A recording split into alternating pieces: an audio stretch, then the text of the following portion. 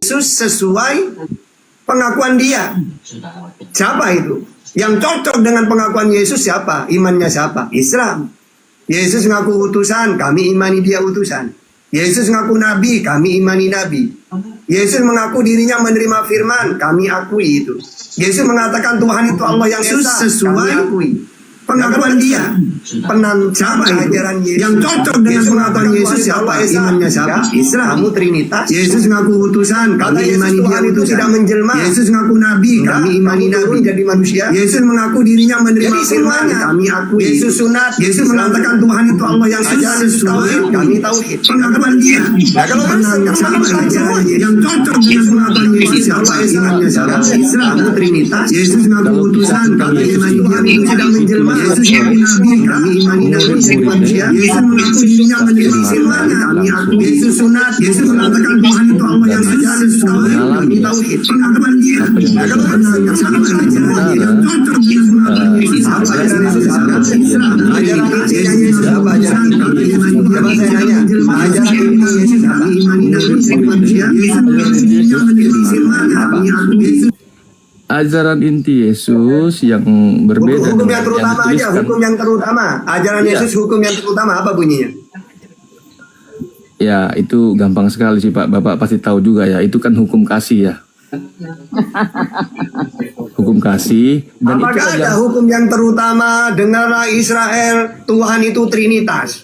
Nggak ada. Bukan itu Pak. Bukan. Hukum yang utama adalah hukum kasih. Memang.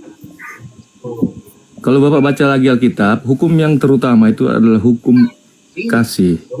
Kasihilah Tuhan siapa? Betul, itu dia. Tuhan siapa yang dikasih? Coba baca. Yang pertama itu kasihilah Tuhan. Tuhan Yesusmu gitu. Coba, saya nanya, kasihilah Tuhan Yesusmu gitu. Hah? Pak, kalau Bapak bertanya seperti itu kita mau nggak mau akan membahas Trinitas. Ya. Lah ya enggak. Gini aja, tidak usah kemana-mana. Jadi hukum yang terutama kasihilah. Siapa yang dikasihilah? Tuhan. Kasihilah Tuhan Allahmu, begitu. Nah, Allahmu bukan Yesusmu kan? Ya, tetapi keseluruhan cerita tentang di Perjanjian Baru itu, kalau Bapak baca, Bapak nggak bisa menafikan bahwa Yesus itu Tuhan. Jadi ambil pakai data silakan. Itu tertulis di Alkitab Pak, di Perjanjian Baru, Bapak bisa baca. Saya yakin Bapak pasti sudah baca kan? Justru karena saya pernah baca, tidak ada. Ustadz Tahta itu bukan cuma baca, hafal dan mengerti. Tidak ada satu kata pun. Kalau nggak mana berani sih dia di publik begini menyatakan Yesus itu bukan Tuhan? Nggak berani Pak. Nah Bapak yang nggak pernah baca Bible Bapak sendiri. Pernah. Banyak ada guru saya ini. Buktikan dong. Udah ada gurundaku.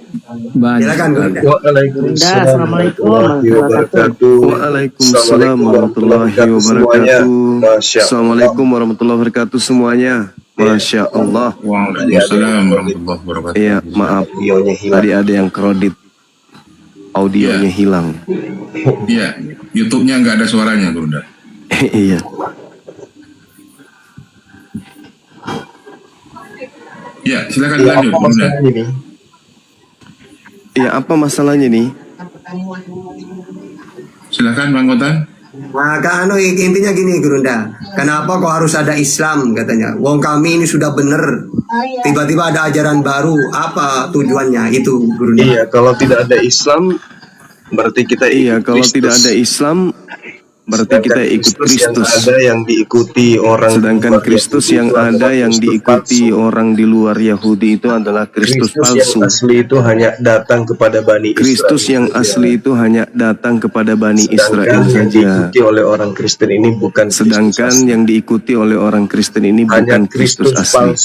Yang ingin menyamakan Kristus palsu yang ingin menyamakan dirinya dengan Pencipta langit dan bumi. Kristus yang asli mendudukkan dirinya Kristus yang asli itu mendudukkan dirinya sebagai utusan Tuhan spesial untuk Bani Israel. Kristen menjadi jalan terakhir. Kristen menjadi jalan terakhir, maka seluruh anak Adam yang ikut kepada agama Kristen ini, Kristen itu kan pengikut Kristus, maka semua mereka akan diusir oleh Yesus. Karena Allah Maha Pengasih, maka diutuslah Islam untuk menjadi solusi jalan menuju kepada Pencipta langit dan bumi, meninggalkan ajaran yang mengajarkan kemudian ke neraka, yaitu mengikuti ajaran sesat, yaitu ajaran Kristus. Karena ajaran Kristus yang asli itu hanya untuk Bani Israel, dan cakupan ajarannya adalah hukum Taurat. Sedangkan Kristus palsu menjadikan dirinya untuk dituhankan.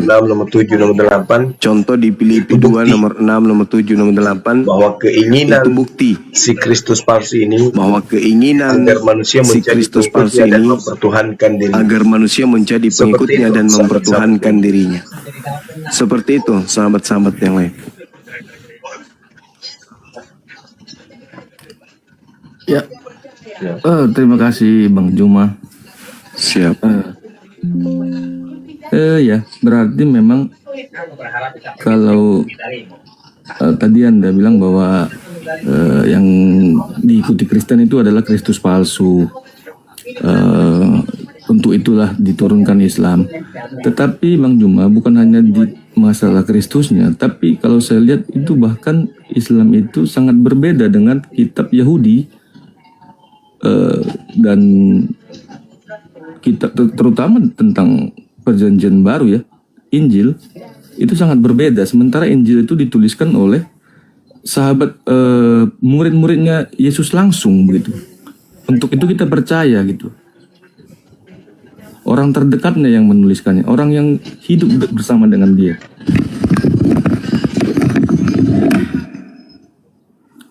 Artinya kan Islam yang muncul ini benar-benar membantah dua kitab sebelumnya ini.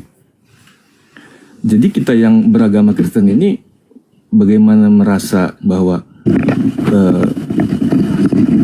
yang mana yang salah begitu ya? Di titik yang mana, di poin mana? Apakah keseluruhan salah? Apakah ada tertentu saja salah? Apakah memang tidak ada cerita tentang Adam dan Hawa sampai Yesus ini? Begitu. Adakah dituliskan di kitab yang muncul kitab di Islam ini, adakah dituliskan di bagian mana yang salah hingga perlu diperbaiki, hingga perlu muncul begitu? Oke, saya jawab. Yang salah itu karena Kristen sehakikat dengan melantik Kristus sehakikat dengan Pencipta langit dan bumi, dan Kristus yang dilantik sehakikat dengan Pencipta langit dan Kristus yang dilantik sehakikat dengan Pencipta langit dan bumi ini diperintahkan oleh Kristus bukan diperintahkan oleh Kristus anak Maria. Tidak pernah mengajarkan Kristus anak Maria itu tidak pernah mengajarkan untuk menjadikan dirinya sehakikat dengan Pencipta. Kristus yang muncul belakangan, sedangkan Kristus yang muncul belakangan mengajarkan itu kepada pengikutnya untuk menjadikan dirinya sehakikat. Dia tidak pernah mengatakan akulah Tuhan satu-satunya, tetapi dia menjadikan pengikutnya untuk mendudukkan dirinya sehakikat. Artinya ada dua pribadi atau tiga pribadi yang kemudian diinginkan kepada pengikutnya untuk melantik dirinya sehakikat dengan Pencipta. Yaitu mempertuhankan tujuannya berhasil, selain daripada Tuhan. Yaitu mempertuhankan dirinya selain daripada Tuhan. Dari kitabnya tidak ada kemudian pengajaran dari kitabnya Yahudi Tuhan itu Kristus, tidak ada. Tidak ada Tuhan itu diurapi, karena Kristus itu adalah manusia yang diurapi. Ketika datang di tengah Bani Makanya Yesus yang asli ketika datang di tengah Bani Israel mengajarkan kepada Bani Israel agar waspada kepada Ini yang penyesat. terjadi di Kristen. Jadi kalau saudara Ini bertanya, yang terjadi di ada apa? Kenapa Kristen. harus Jadi kalau saudara kami bertanya, orang kenapa ada harus apa? ada Kenapa Islam? harus Kenapa nggak kami ikut aja orang kemudian kenapa harus kepada ada Kristen? Islam? Nggak bisa. Kenapa nggak ikut Karena aja Kristen kemudian ini kepada Kristen? Tidak bisa. adalah ajaran dari Karena Kristen Kristus, ini yang mana Kristus yang adalah dimaksud ajaran di sana dari adalah Kristus, yang mana Kristus yang dimaksud di sana adalah bukan anak manusia. bukan Seperti anak itu. manusia. Silakan. Seperti itu, saudara. Silakan. Oke, ya fokusnya tetap sama bahwa memang ajaran inti kekristenan itulah yang bermasalah dalam sudut pandang Islam. Oke, kalau begitu sementara sudut pandang itu kuat sekali faktanya, Pak Juma. Kuat sekali faktanya. Didukung oleh ya banyak cerita seperti mukjizat, seperti Yesus bangkit begitu ya. Terus Yesus menjumpai murid-muridnya setelah dia bangkit begitu kan. Saksi matanya jelas begitu. Itulah yang kami yakini, makanya kami meyakini itu. Tapi kalaupun Islam muncul menafikan itu, ya bagi saya ya baiklah, tidak ada masalah bagi saya.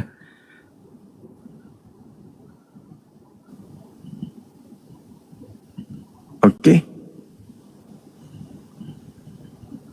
Ya. Jadi kalau dikatakan tidak masalah, itu pasti yang mengatakan itu adalah pengikut Kristus yang tadi yang kubilang. Kristus menginginkan ya agar manusia mempertuhankan dirinya, menganggap dirinya itu juga adalah Tuhan, sehakikat dengan Tuhan. Itu yang diinginkan oleh Kristus ini. Jadi kalau dikatakan kenapa Yesus ini meminta agar pengikutnya waspada kepada penyesat, ya karena penyesat ini nanti mengajarkan untuk mempertuhankan sesuatu selain daripada Tuhan. Itu fakta real. Nah sekarang kalau Anda mengatakan itu biasa aja bagi saudara, nah itu sangat luar biasa memang. Artinya penyesat ini berhasil menggiring Anda untuk tersesat. Nah ini saudara yang ada di dalam Bibelnya yang mengatakan waspadalah kepada penyesat yang datang kepadamu dengan memakai namaku dan berkata akulah Kristus. Dia akan menyesatkan banyak orang.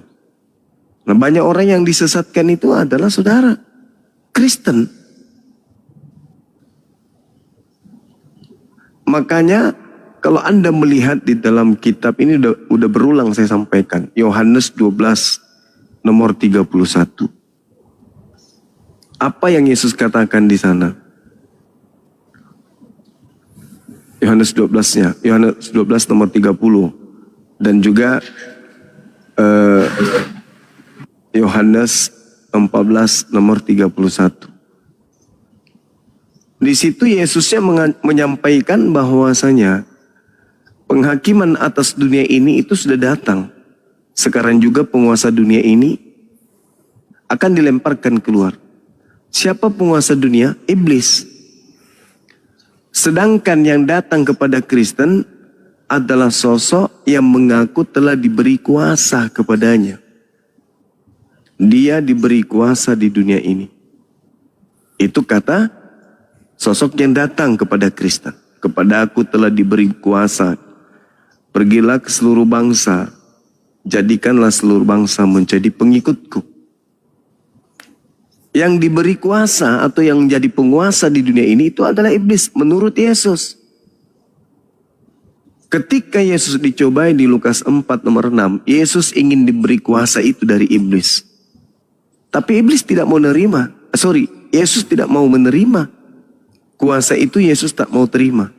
Artinya Yesus anak Maria tidak memiliki kuasa di atas dunia ini. Lalu siapa yang keluar dari kubur? Itulah orang yang diberi kuasa oleh iblis tadi. yang keluar dari kubur ini. Kepadaku telah diberi kuasa. Yesus diberi kuasa, yes. Diterima enggak oleh Yesus? Tidak. Coba Anda baca Lukas 4 tuh. Malah Yesus yang memahamkan iblis bahwa menyembah itu hanya kepada Allah. Dan di data nomor 13 yang dikatakan, iblis mundur dari mencobai Yesus dan menunggu waktu yang tepat. Nah, ketika dikatakan menunggu waktu yang tepat, waktu yang mana itu? Saat mana? Saat ketika ada yang menggantikan dia di atas tiang salib, lalu dikubur bangkit pada hari ketiga. Itulah saatnya kemudian kuasa iblis diberikan kepada pengganti Yesus. Makanya yang Anda sembah itu Kristus palsu. Diduga Kristus palsu karena tidak ada pengikut Kristus di atas muka bumi ini selain Kristen. Sedangkan Yesus menubuatkan dia akan menyesatkan banyak orang. Berarti ada kelompok banyak pemeluknya yang menjadi pengikut Kristus palsu ini. Siapa pengikut Kristus di muka bumi ini sekarang? Ya Kristen. Kalau Kristen pengikut Kristus yang palsu, lalu yang asli, lalu yang palsu yang mana? Nggak ada kan? Pengikut yang asli adalah Bani Israel. Udah selesai mereka. Sebagian dari mereka itu yang ketika sampai kepada abad ke-7 masuk ke Islam. Keturunannya masuk ke Islam. Sedangkan pengikut Kristus palsu yang banyak ini adalah, mohon maaf, ya Kristen. Kalau bukan Kristen lalu siapa lagi? Silakan, Bang. Banyak YouTube tadi itu double suaranya. Masih ya? Ya, coba tanya dulu yang di YouTube. Ya, teman-teman yang Yulkipli sama Abbas gimana kualitas suaranya ya? Dipantau di sana, informasi ke saya. Lanjut. Ya. Oke. Menarik sih Bang Juma. Memang ini semakin memperbanyak pengetahuan saya bahwa memang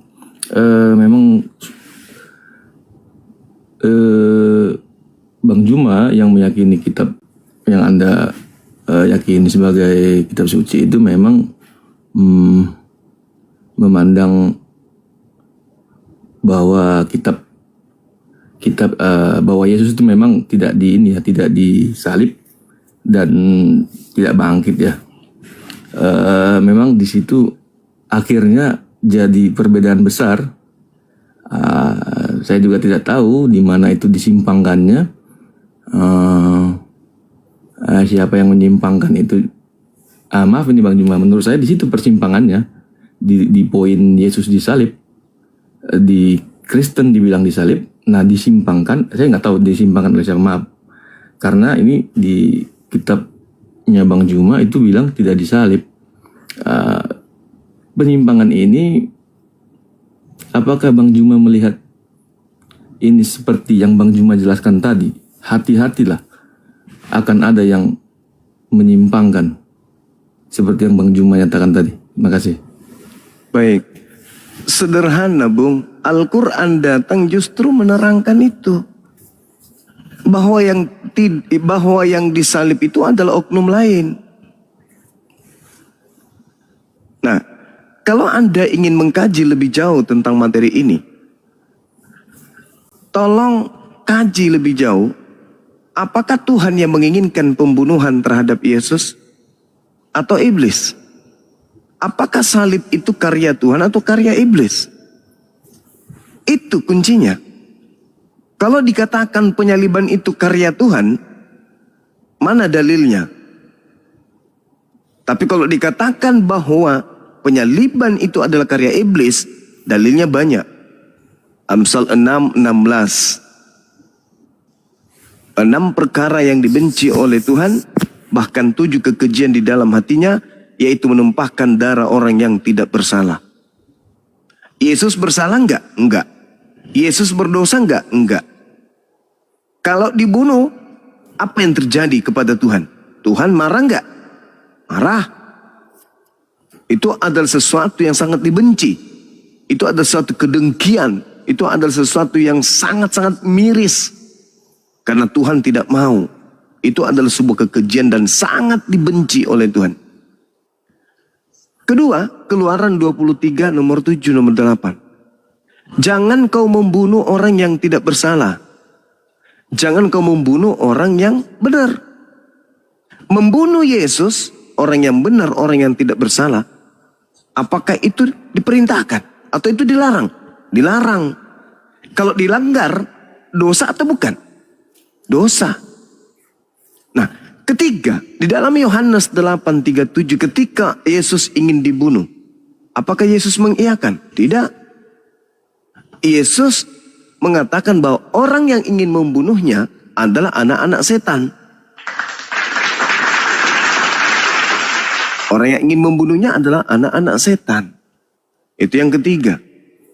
Yang keempat, di dalam Ulangan 22, di dalam Galatia 3 nomor 13, Paulus sendiri yang memberikan indikasi kuat bahwa Kristus telah menebus Kristen dari kutuk hukum Taurat dengan jalan menjadi kutuk. Sebab ada tertulis, terkutuklah dia yang mati di atas tiang salib. Di mana tertulis? Ulangan 21 nomor 22 sampai nomor 23. Apabila ada orang yang melakukan dosa yang sepadan dengan hukuman mati, lalu kau gantung dia di atas pohon, di atas salib, maka jangan kau biarkan mayatnya menyentuh tanah. Sebab orang yang dikutuk oleh Tuhan, jangan kau biarkan mayatnya menyentuh tanah yang diwariskan Tuhanmu kepadamu. Berarti yang digantung di tiang salib ini adalah orang yang dikutuk Tuhan. Sedangkan Yesus itu adalah orang yang dikasihi. Dia adalah jalan, kebenaran yang hidup. Kok dia dibunuh? Apa alasannya dia dibunuh? Satu-satunya alasan yang dia dibunuh itu adalah karena orang Yahudi tidak ingin bangsanya dirampas oleh orang Roma. Mana dalilnya? Yohanes 11 nomor 45 sampai nomor 57.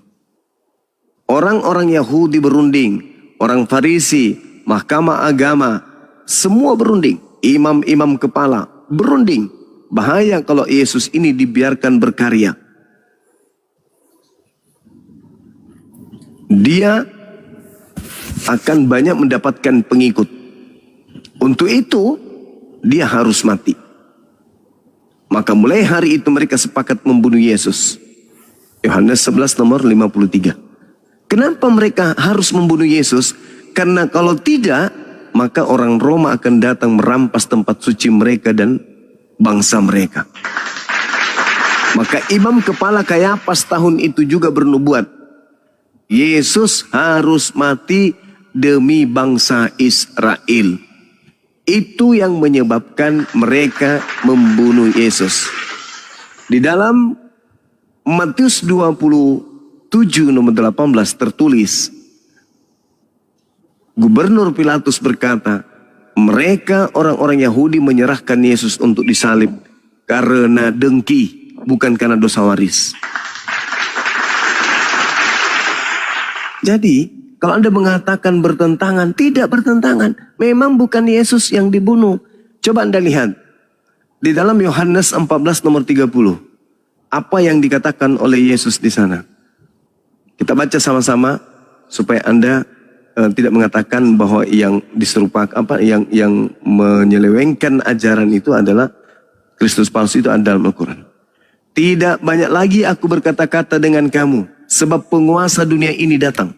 Tadi di Yohanes 12 nomor 31, penguasa dunia itu siapa? Iblis.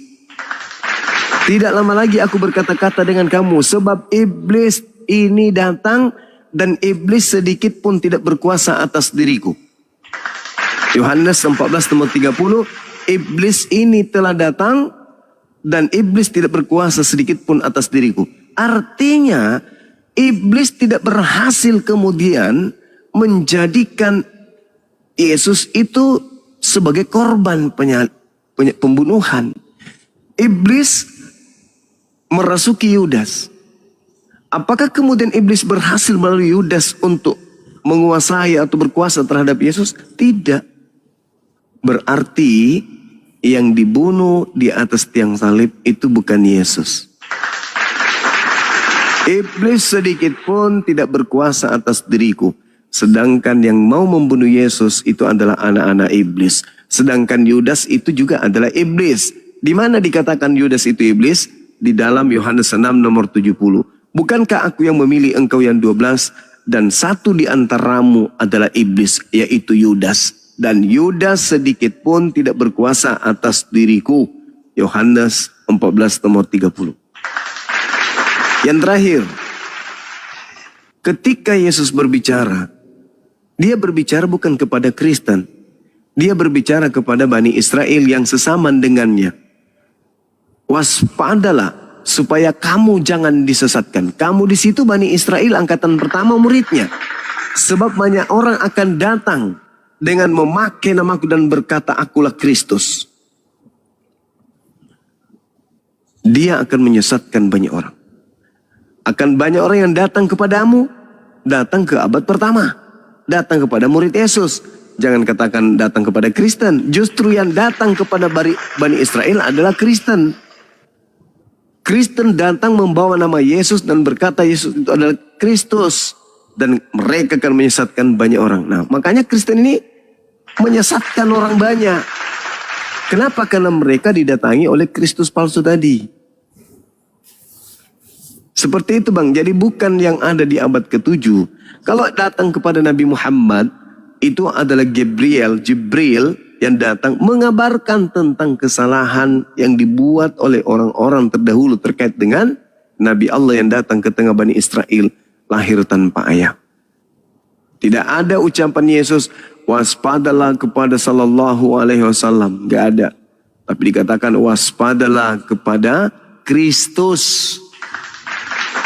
Kalau Anda berbicara mengenai Kristus di Islam, Nabi Isa atau Yesus tidak pernah datang kepada Nabi Muhammad untuk mengajar Nabi Muhammad. Wahai Nabi Muhammad, aku adalah Kristus. Kamu ini adalah Nabi terakhir. Itu nggak ada. Tapi kepada Paulus, Kristus mengaku. Di mana itu? Di dalam Kisah Para Rasul 22 dan juga Kisah Para Rasul 9. Akulah Yesus Kristus yang kau aniaya. Betul. Jadi yang menggenapi nubuatan Yesus tentang penyesat itu adalah, sekali lagi mohon maaf, Kristen. Demikian. Oke, terima kasih banyak bang penjelasannya. Shalom, selamat malam. Walaupun memang banyak yang Ya, bertentangan begitu, sekali ya dengan yang saya terima ya di pengajaran Kristen ya. Tapi ini penjelasan abang itu kalau saya simpulkan bahwa kayak sepertinya nih abang nih masih menerima beberapa bagian dari Alkitab, tetapi malah di poin pentingnya tidak menerimanya begitu ya. Saya anggap itu seperti itulah yang diajarkan di kitab abang, begitu ya. Gimana? Dari penjelasan abang yang tadi saya simpulkan, abang tadi banyak mengutip dari Alkitab, dari Taurat maupun dari Perjanjian Baru mengenai tentang Kristus.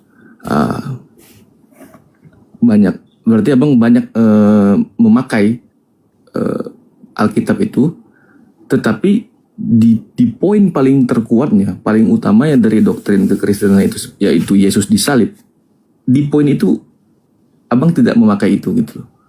Jadi saya berpikir seperti itulah yang muncul 700 tahun kemudian setelah Yesus. Ajaran itulah, seperti itulah ajaran yang muncul itu. Dengan seperti itulah dia meluruskannya. Begitulah yang saya tangkap ya, ajaran yang 700 tahun muncul itu. Dia menyimpangkan di bagian terkuat dari doktrin kekristenan, iman kekristenan itu. Di bagian lain dia terima, tapi di bagian situ dia tidak terima. Oke, saya tanggapi ya. Coba Anda masuk ke dalam Matius 24. Ketika Yesus dan muridnya kemudian berbicara secara pribadi, murid-muridnya di Bukit Zaitun bertanya kepada Yesus, "Guru, apa tanda kedatanganmu kelak?" Yesus berkata apa?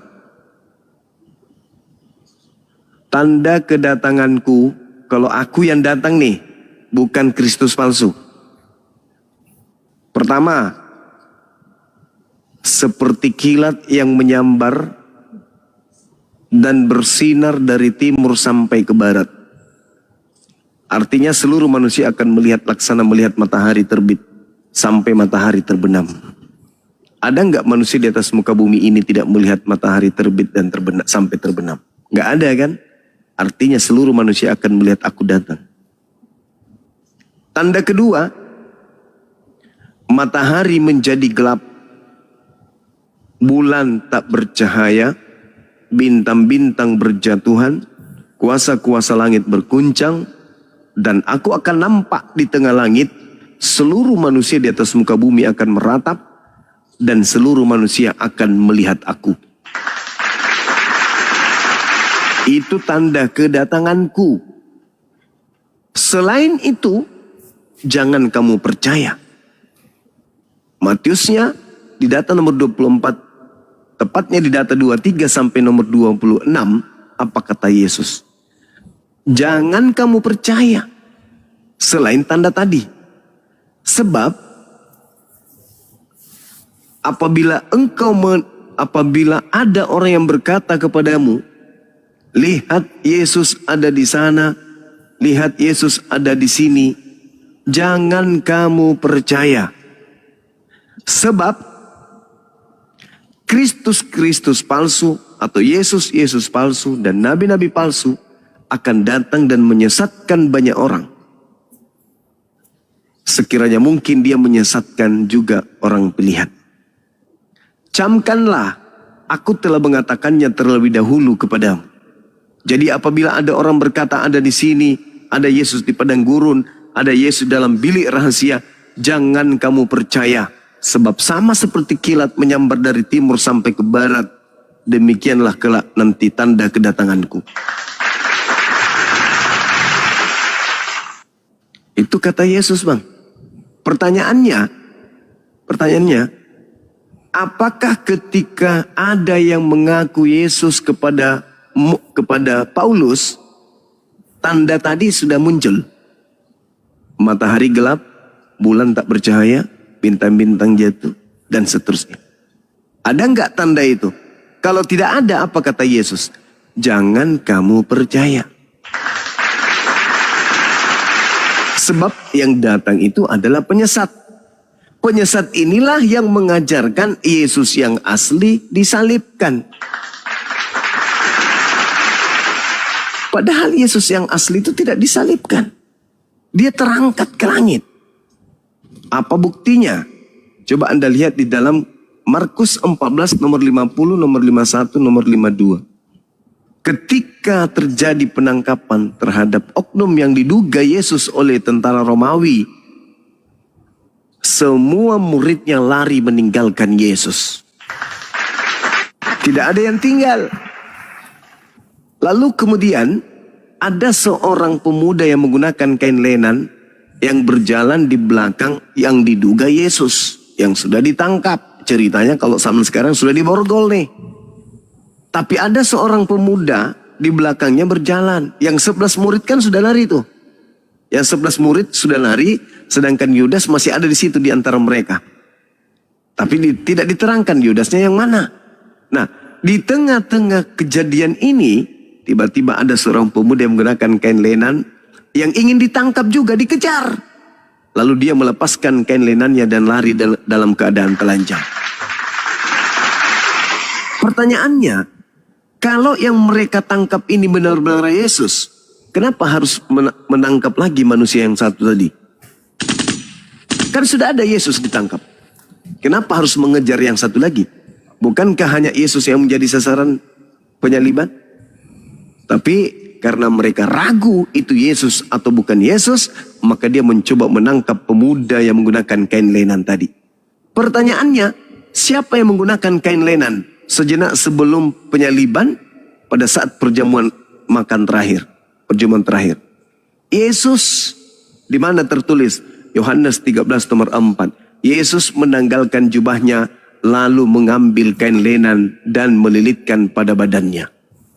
Jadi siapa yang menggunakan kain lenan? Yesus. Yang kabur tadi siapa? Yesus. Berarti yang ditangkap Yesus atau bukan? Bukan. Tadi kan Yesus sendiri mengatakan, iblis tidak berkuasa sedikit pun atas diriku. Artinya, orang-orang yang berusaha dan berupaya berkongko-kongko ingin mencelakai aku agar aku dibunuh, tidak akan berhasil sedikit pun. Kenapa Anda menolak ucapan Yesus? Yesus sendiri yang mengatakan, tidak banyak lagi aku berkata-kata dengan kamu. Sebab iblis penguasa dunia ini telah datang dan iblis tidak berkuasa sedikit pun atas diriku. Artinya, berhasil nggak Yesus disalib oleh iblis? Ya tidak. Kenapa Anda bantah itu? Makanya yang keluar dari kubur itu bukan Yesus. Karena bukan dia yang disalib. Baik, Bang Juma. Mana seperti itu, saudara. Iya, lanjut, saudara Bang Kotan. Bang Juma.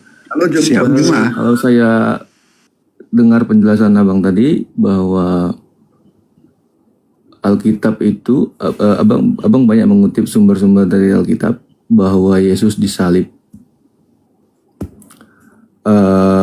Bukan. Abang tadi nggak mengaku itu, maaf. Abang nggak mengakuin itu. Bahwa Yesus akan disalibkan. Tetapi saat mau menyatakan Yesus disalib, abang menyatakan Yesus tidak disalib, tapi memakai sumber Alkitab. Begini Bang, tadi topik awal saya bertanya ke sini, kenapa Islam muncul? Kalau Islam muncul artinya dia ingin meluruskan, seperti kata Ustadz Tahta tadi, bahwa dia ingin meluruskan ajaran sebelumnya. Maksud saya, abang meluruskan tadi banyak memakai sumber Alkitab. Maksud saya begini Bang, apakah banyak, harusnya banyak di Al-Quran yang menjelaskan tentang ketidakdisalipannya Yesus, terlebih-lebih tidak bangkitnya Yesus. Harusnya dalam pikiran logika saya, ada satu ajaran muncul ingin meluruskan ajaran sebelumnya, tentu dia harus kuat argumennya, menyatakan bahwa ajaran sebelumnya itu memang salah, memang bengkok dan harus diluruskan. Tetapi dari tadi abang hanya memakai sumber-sumber Alkitab. Di akhir kesimpulan abang baru memakai, menurut saya itu tidak Alkitabiah sih. Kesimpulan yang terakhir bahwa bukan Yesus yang disalib. Begitu Bang. Menurut saya ulang pertanyaan saya. Seberapa banyak sumber di Al-Quran yang mengkonfirmasi bahwa bukan Yesus yang disalib, apalagi bukan Yesus yang bangkit? Oke, saya jawab. Al-Quran surah An-Nisa menerangkan, A'udzubillahi minasyaitonirrajim. Wa qaulihim inna qatalnal Masiha Isa ibn Maryam Rasulullah wa ma qatalu wa ma salabu walakin syubbiha lahum wa innal ladzina ikhtalafu fi lafi syakkim minhu ma lahum bihi min ilmi illa ittiba' zanni wa ma qataluhu yaqina. Dan aku Tuhan menghukum orang-orang karena ucapan mereka yang berkata, sesungguhnya kami telah membunuh Al-Masih Isa putra Maryam Rasulullah, padahal mereka tidak membunuhnya dan tidak pula menyalibnya, tetapi yang mereka bunuh adalah orang yang diserupakan dengan Nabi Isa. Sesungguhnya mereka yang berselisih pendapat tentang pembunuhan itu selalu dalam keraguan-raguan tentang siapa yang dibunuh. Mereka benar-benar tidak tahu sebenarnya yang dibunuh, melainkan mengikuti persangkaan belaka. Jadi mereka tidak yakin telah membunuhnya. Di ayat selanjutnya dikatakan bal rafa'ahullahu ilaihi wa kana Allahu azizan hakima. Tetapi Allah justru telah mengangkat Nabi Isa ke langit. Allah Maha Perkasa lagi Maha Bijaksana. Ayat ini sudah mewakili seluruhnya. Karena yang ingin dipatahkan adalah Nabi Isa dibunuh. Al-Quran mengatakan tidak dibunuh. Yang dibunuh orang yang diserupakan. Apa bukti bahwa yang dibunuh itu adalah orang diserupakan? Baca Markus 16 nomor 12. Lalu Yesus menampakkan diri dalam rupa yang lain. Kenapa Markus mengatakan rupa lain? Karena itu bukan lagi Yesus. Sudah rupa lain ini bukan Yesus ini. Tetapi supaya dianggap itu Yesus, maka dikasih narasi. Lalu Yesus menampakkan diri kepada kedua muridnya dalam rupa yang lain. Pertanyaannya dari mana kemudian Markus tahu kalau itu adalah Yesus? Tidak ada. Markus hanya melihatnya, hanya menyatakannya. Ini orang lain. Makanya dikatakan ini Yesus tapi orang lain. Ini Yesus dalam rupa yang lain. Perselisihannya di mana? Kisah Para Rasul 25 nomor 19. Mereka hanya berselisih paham tentang seseorang yang bernama Yesus. Paulus, mereka mengatakan Yesus telah mati. Tetapi Paulus mengatakan dia masih hidup. Berselisih paham. Ketiga yang tadi, keraguan-raguannya di mana? Ketika mereka sudah memborgol yang namanya Yesus, konon, kenapa masih mengejar yang lain? Itu karena mereka ragu. Yang mereka tangkap ini Yesus atau kagak, atau bukan. Kalau dia sudah yakin itu Yesus, untuk apa dikejar yang lain itu? Untuk apa? Untuk apa? Yang mau dibunuh dan mau menebus dosa Kristen ini yang mana?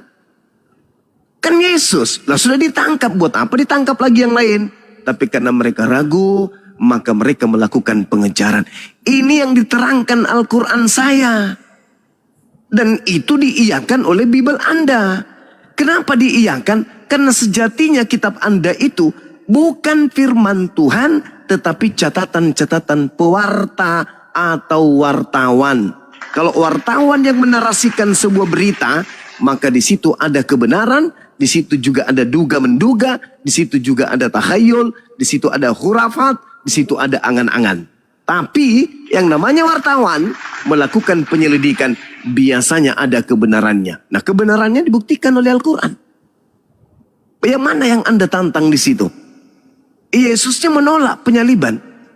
Kalau Yesus tidak menolak penyaliban, maka dia tidak akan pernah diburu. Dia tidak akan ditangkap.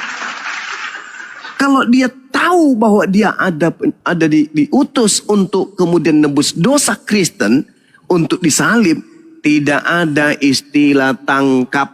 Yang ada adalah prosesi penyaliban, penebusan dosa-dosa manusia. Ngapain dia ditangkap? Ngapain dia harus ditangkap? Ngapain? Kalau ternyata dia sudah tahu dia datang untuk nebus dosa, tinggal diajarkan. Anak-anakku, saudara-saudaraku, murid-muridku, sebentar lagi prosesi Mesias yang kalian tunggu-tunggu selama beribu tahun. Akulah dia, aku datang. Hayo, siapkan salibnya, silakan siapkan talinya, siapkan pakunya, palu-palunya, siapa yang mau mengeksekusi saya dan seterusnya. Faktanya itu tidak terjadi. Yesus malah mengatakan orang-orang yang ingin membunuhnya dalam Yohanes 8:37-44. Karena kau tidak memiliki firmanku di dalam dirimu, maka kau ingin membunuhku. Iblislah yang menjadi bapakmu, dan kamu mau melakukan keinginan bapakmu itu. Apa? Membunuh aku. Itu keinginan bapakmu si iblis yang mau membunuh aku. Itu ucapan Yesus. Kalau di Al-Quran udah final, bang. Bal rafa'ahu Allahu ilaihi wa kana Allahu azizan hakima.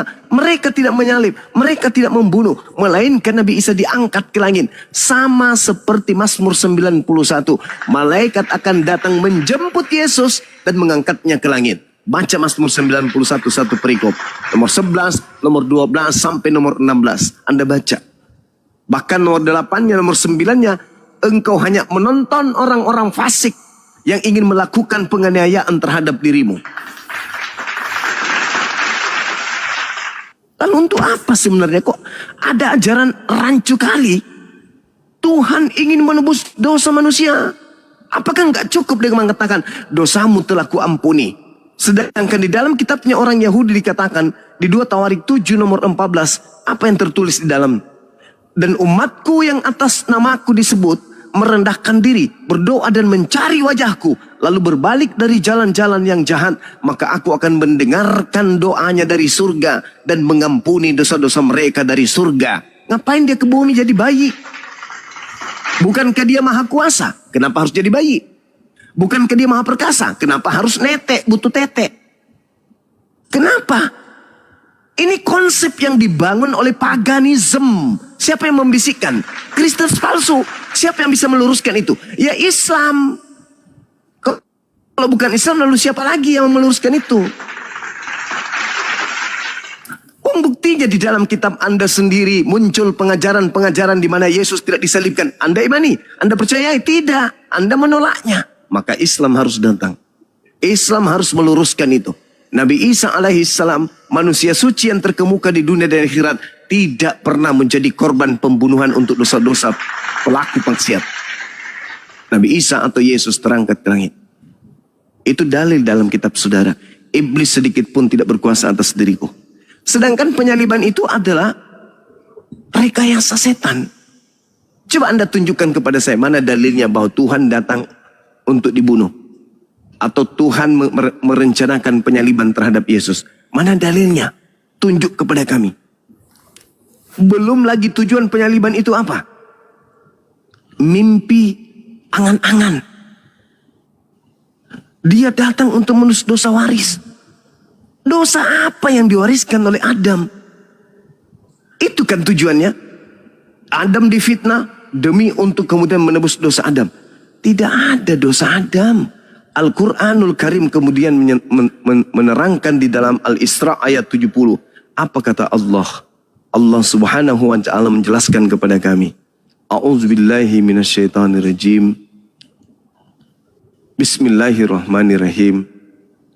Walaqad karramna bani Adam wa hamalnahum fil barri wal bahri wa razaqnahum minat thayyibah, dan seterusnya.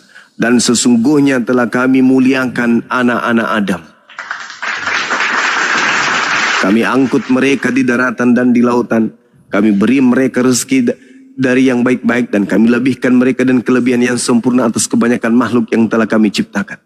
Adam itu anak-anak keturunannya dimuliakan, bukan dikutuk. Dan memang tidak ada dalilnya di Bible. Di Perjanjian Lama nggak ada itu Adam dikutuk, nggak ada. Adam itu dimuliakan, anak-anak Adam itu dimuliakan. Walaqad karramna bani Adam, yang mengatakan anak Adam itu mewarisi dosa sehingga dia harus ada yang mati untuk dosa. Itu setan. Mana dalilnya ada mewariskan dosa sehingga harus ada yang menjadi tumbal di atas tiang salib? Ada nggak? Nggak ada dalilnya. Nggak ada. Mau pendeta sekelas langit ketujuh pun tak akan pernah bisa menunjukkan dalil dosa waris. Jadi ini cuma murni akal-akalan sibelisis supaya dia dihakikatkan dengan pencipta langit dan bumi. Bukankah iblis yang ingin menyamai Tuhan? Dengan Anda melantik Kristus sekekat dengan Tuhan, Anda sudah menolong iblis untuk mencapai cita-citanya. Wa ikhwanuhum yamudunahum fil ghayyi tsumma la yuksirun. Saudara-saudara setan adalah orang-orang kafir yang membantu setan untuk mendurhakai pencipta langit dan bumi. Dengan Anda melantik Kristus itu sebagai sekekat dengan Tuhan, Anda pahlawan iblis. Anda saudaranya iblis. Iblis terkekeh kemudian melihat keadaan Anda. Manusia yang kemudian tak berdaya yang datang kepada Bani Israel. Aku tak bisa berbuat apa-apa dari diriku sendiri. Bahkan berkata pun bukan dari diriku sendiri. Kok tiba-tiba jadi Tuhan dia, sekekat dengan pencipta. Ini pekerjaan siapa? Sibilis. Sibilis yang punya pekerjaan. Apa buktinya? Kalau itu pekerjaan Yesus, lihat di Matius 7 nomor 22 nomor 23. Kalau itu pekerjaan Yesus, Lalu kenapa orang-orang yang memanggilnya Tuhan bernubuat pakai namanya, mengusir setan pakai namanya, dan memanggilnya Tuhan itu diusir dan dikatakan sebagai pembuat kejahatan? Kenapa? Kok jadi bertentangan? Yesus yang Kristus yang sibilis mengatakan pergilah ke seluruh dunia, jadikan seluruh bangsa menjadi pengikutku. Nah, ketika orang-orang ini sudah menjadi pengikutnya, kok malah diusir oleh Yesus? Ternyata ia memerintahkan menjadikan manusia lain untuk menjadi pengikutnya adalah Yesus yang berbeda dengan Yesus yang mengusir orang-orang yang menjadi pengikut, yang menjadikannya kemudian menjadi oknum yang harus diikutin. Jadi antara Yesus yang asli dengan Yesus sibilis itu berbeda, kawan. Jangan kau salahkan Islam. Islam justru datang sebagai jalan satu-satunya untuk menyelamatkan anak manusia, khususnya orang-orang Kristen. Anda jadi Kristen hari ini, ya. Menyembah Yesus atas perintah siapa? Tak ada. Ke gereja hari Minggu perintah siapa? Tak ada. Menuhankan Yesus? Tak ada. Mengkitabkan kemudian kitab Lukas, Markus, Matius dan seterusnya, ada perintah nggak dari Yesus? Tak ada. Kalau kitab-kitab Paulus ada nggak perintahnya dari Yesus? Nggak ada juga. Lalu siapa yang menjadikan Anda menjadi Kristen? Ya itu tadi, si Kristus itu. Coba. Yang mana yang Anda ingin tanggapi? Silakan. Oke, Ya. Bang Juma. Oh, lanjut. Siapa ini, Bang Kod? Ya, makasih Bang Juma penjelasannya Silakan. panjang. Walaupun memang begini Bang Juma, iman kekristenan tentang Yesus disalib dan bangkit, kalaupun tadi Islam itu muncul untuk meluruskan itu bahwa itu tidak benar, bukankah kita harusnya juga merujuk pada catatan-catatan lain selain Alkitab maupun Al-Quran? Karena memang kalau benar Yesus disalib dan ini merupakan sebuah peristiwa besar pada saat itu, Yesus disalib ini di bawah kepemimpinan Pontius Pilatus, kekaisaran Roma, wakil dari kekaisaran Roma. Bisa dianggap ini peristiwa besar. Menurut saya di zaman itu akan muncul banyak catatan-catatan. Di zaman itu sudah banyak penulis-penulis dan tulisan-tulisan ini juga mengkonfirmasi tentang peristiwa sejarah itu. Jadi inilah yang semakin menguatkan orang Kristen bahwa memang ajaran ini ya memang didasari oleh fakta sejarah. Jadi menurut saya kalaupun ada ajaran yang muncul yang mau bilang itu untuk meluruskan itu, kalau menurut saya untuk membantah fakta sejarah yang begitu banyak, bagaimana ya mau menjelaskannya ya? Ada satu ajaran muncul untuk membantah satu ajaran yang benar-benar kuat fakta sejarahnya, itu harus seperti apa ya? Saya juga bingung. Untuk dia harus lebih banyak lagi faktanya, Bang Juma. Harus lebih jelas lagi. Seperti kayak tadi aja. Jadi penjelasan Bang Juma. Jadi tadi saya lihat banyak juga bertentangan dengan kita di Kristen, seperti diserupakan ya, Bang Juma. Diserupakan dengan Yesus. Diserupakan dengan Yesus, Bang Juma bilang tadi Yudas ya. Sementara Yudas sendiri pun itu ceritanya berbeda. Dan jangan fokus ke Yudas saja. Banyak lagi Bang Juma. Fakta-fakta sejarahnya itu berbeda. Jadi bagaimana ya saya bilang ya, kalau ada ajaran baru yang membantah ajaran yang begitu kuat, kalau saya mau analogikan kira-kira begini Bang Juma, tentang Indonesia merdeka dideklarasikan Soekarno-Hatta tahun 1945, kemudian faktanya kuat, catatan Jepang ada, Belanda ada, terus berapa ratus tahun kemudian dibantah itu. saya pikir ya harusnya 700 tahun kemudian manusia harusnya sudah lebih kritis. Kalau kita pengen membantah satu ajaran, kali harusnya harus dibekali dengan tidak cukup hanya dengan pernyataan saja kayak yang Bang Jumat tadi katakan, karena ternyata pada akhirnya membantah satu poin, akhirnya poin yang lain juga ikut harus dibantah. Kayak tadi Bang Juma bilang yang diserupakan itu Yudas Iskariot, berarti Al-Quran juga harus membantah bahwa Yudas Iskariot itu mati bunuh diri, dan tanah yang tempat dia jatuh itu sekarang masih ada gitu lah, tanah darah ya, dan itu diakui turun temurun. Poinnya Pak yang kelama, poin-poin.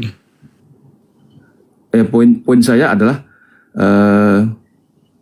membantah satu poin kuat di dalam sejarah Yesus disalib, pada akhirnya harus membantah poin-poin lain, begitu.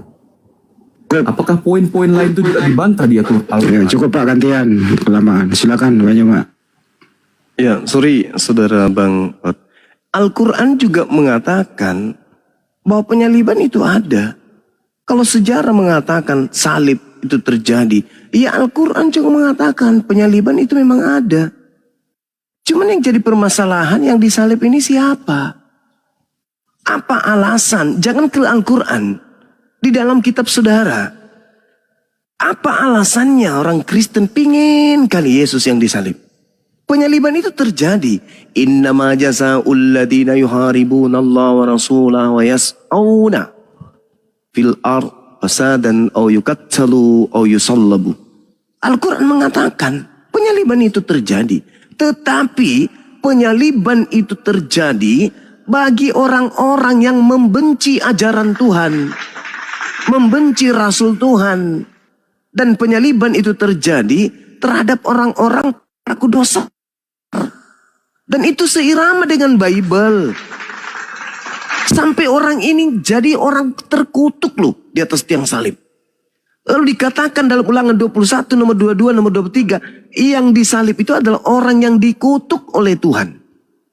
Sekarang ada nggak orang Kristen yang mampu menunjukkan dosa Yesus yang menyebabkan dia dikutuk oleh Tuhan? Ada nggak? Kalian cuman bernafsu aja, dosa-dosa kalian ajanya yang ingin dihapuskan oleh Yesus melalui darahnya. Itu mimpi kalian kan saudaraku?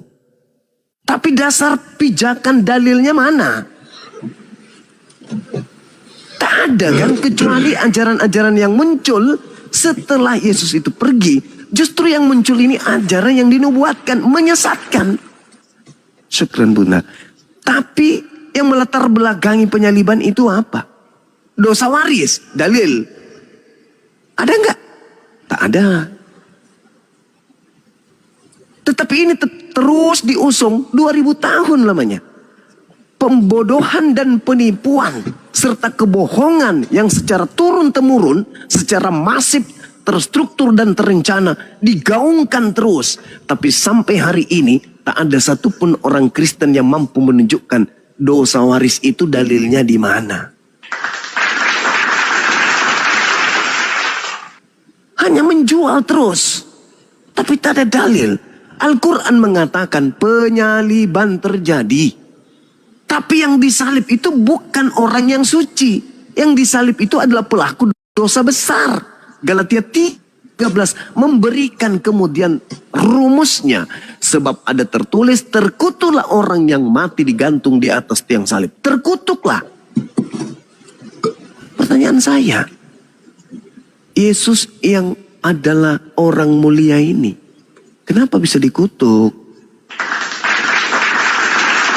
Al-Quran mengatakan yang dikutuk itu adalah pelaku dosa besar. Sedangkan Ulangan sendiri menerangkan apa? Terkutuklah orang yang makan suap. Ulangan 27 nomor 25. Sekarang apa alasannya Yesus terkutuk? Pernah makan suap? Tidak. Lalu siapa yang makan suap? Yudas. Bahkan Yesus mengatakan apa? Anak manusia memang harus pergi sesuai yang tertulis tentang dirinya. Anak manusia Yudas kan? Yes. Yesus juga anak manusia kan? Ya. Baca Amsal 21 nomor 18. Pengkhianat dipakai Tuhan untuk menggantikan orang yang benar. Dan orang fasik dipakai tebusan untuk orang yang jujur. Memang ada upaya kepada orang benar ini untuk dibunuh. Ada upaya. Tetapi digantikan oleh orang fasik. Digantikan oleh pengkhianat. Makanya Yesus mengatakan, "Enyahlah iblis." Dia mengatakan itu kepada siapa? Kepada Petrus. "Enyahlah iblis, sebab engkau tidak memikirkan, sebab engkau memikirkan apa yang dipikirkan manusia. Engkau tidak memikirkan apa yang dipikirkan oleh Tuhan." Apa yang dipikirkan oleh Tuhan? Aku Tuhan akan menggantikan orang benar dengan orang fasik. Aku akan menebus orang yang jujur dengan menggunakan pengkhianat. Sehingga ketika digaungkan Yesus harus ditangkap, Yesus harus bla bla bla dan seterusnya. Yes, memang. Karena mereka kemudian membuat makar. Mereka benci kepada Nabi Isa, kepada Yesus. Sehingga mereka berusaha untuk membunuh Yesus. Tapi apakah Tuhan mengizinkan? Tidak. Lalu kenapa salib ini menjadi sesuatu momok yang kemudian dinanti-nantikan oleh orang Kristen?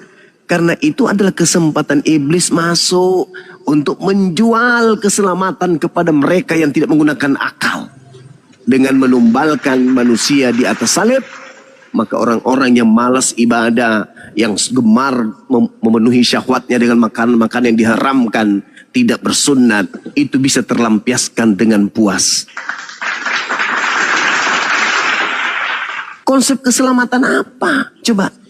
Di mana ada Tuhan Elohim? Yotepape menerangkan keselamatan itu adalah membatalkan hukum Taurat. Di mana? Di mana kemudian ada keselamatan dari Elohim? Selamat dengan membunuh orang-orang sebagai tebusan. Itu di mana dalilnya? Tak ada. Itu semua konsep yang hanya duga-menduga. Hanya halusinasi aja itu. Kecuali ada dalil. Kalau ada dalil tunjukkan. Selesai kita. Mana dalil dosa waris? Sehingga harus ada penyaliban. Kan penyaliban menurut Kristen adalah untuk nebus dosa waris. Kalau begitu, dalil dosa waris itu tertulis di mana? Ada enggak? Tidak ada. Berarti ini cuma murni akal-akalan iblis agar dia bisa menggeser Tuhan, agar dia yang disembah oleh kebanyakan manusia. Sekarang siapa yang tertawa ketika orang-orang Kristen 2 miliar menyerahkan jiwa-jiwa mereka kepada konsep penyaliban? Siapa yang tertawa? Tuhan? Tidak mungkin. Tidak mungkin. Coba Anda lihat di dalam Matius 19 ketika Yesus ditanya, "Guru, apa yang harus aku lakukan supaya aku masuk surga?" Apa kata Yesus? "Jangan kamu membunuh." Tuh kata Yesus tuh. Berarti membunuh tidak selamat. Mengimani pembunuhan sebagai jalan keselamatan itu konyol. Kata Yesus loh itu. Jangan kau bunuh. Jangan kau membunuh. Kata Tuhan apa? Keluaran 23:67. Jangan kau membunuh orang yang tidak bersalah.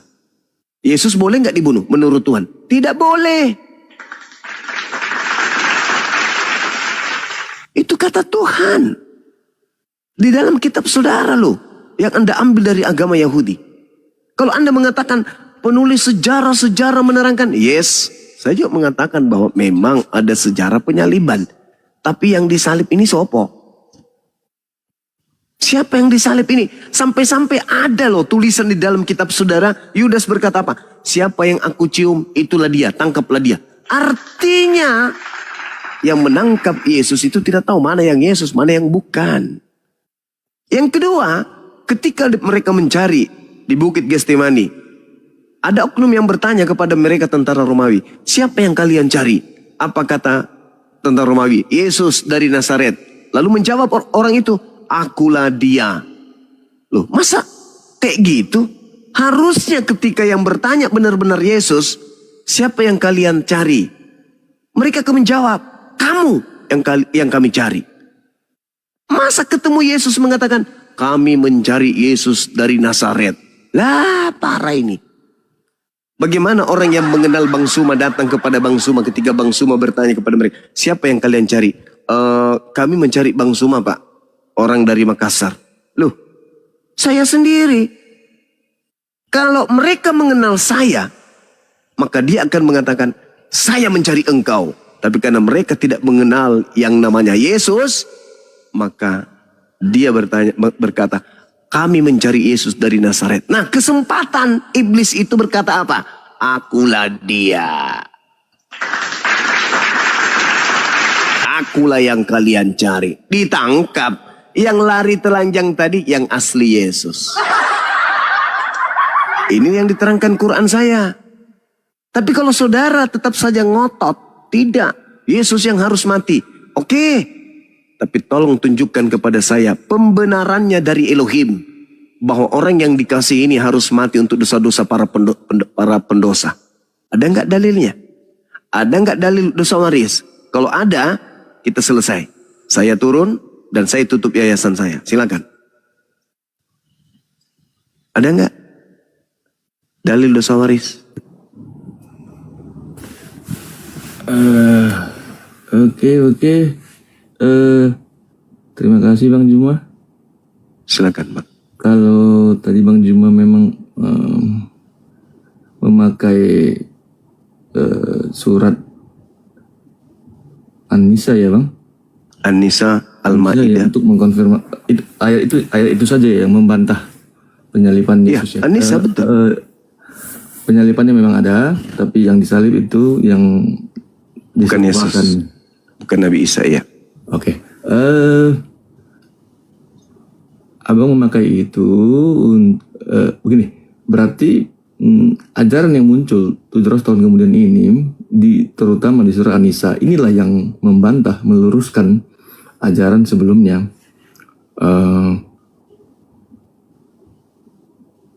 Tetapi abang tadi banyak pakai lagi ayat-ayat Alkitab menyatakan bahwa dia memang ditangkap. Bahkan tadi abang bilang Yudas menciumnya untuk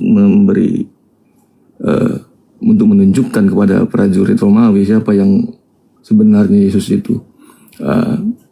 Sampai situ abang mengakui ayat Alkitab itu. Tapi ada nggak secara detail gitu Bang? Secara detail, kalau di An-Nisa ini kan tadi yang Abang baca kan ini seperti menyimpulkan saja bahwa bukan dia. Yang saya tanyakan di pertanyaan sebelumnya tadi itu adalah sedetail yang Abang jelaskan tadi, di saat mana, di poin mana dia diserupakan itu. Kalau tadi abang masih mengakui kayak yang dicium Yudas, terus setelah itu di poin mana Yesus ini jadi bukan dia yang disalibkan begitulah. Di switch dari Yesus ke Yudas. Di poin mana itu bang? Sebenarnya kalau kita berbicara mengenai data ya, Al-Quran itu kan sudah memberikan kesimpulan bahwasanya penyaliban terjadi dan bukan Nabi Isa yang disalib. Kristen sekarang datang nih dengan kesimpulan mereka Yesus yang disalibkan, bukan Yudas. Kalau begitu adanya, orang Kristen yang harus mempertanggungjawabkan Bible. Kalau memang Yudas ini tidak ada kenapa-kenapa terhadap dirinya, hanya murni bunuh diri, maka Bible ini harus dibedah. Faktanya, coba Anda lihat di dalam Matius 27 nomor 5 sampai nomor 8. Yudas melemparkan uang lalu gantung diri.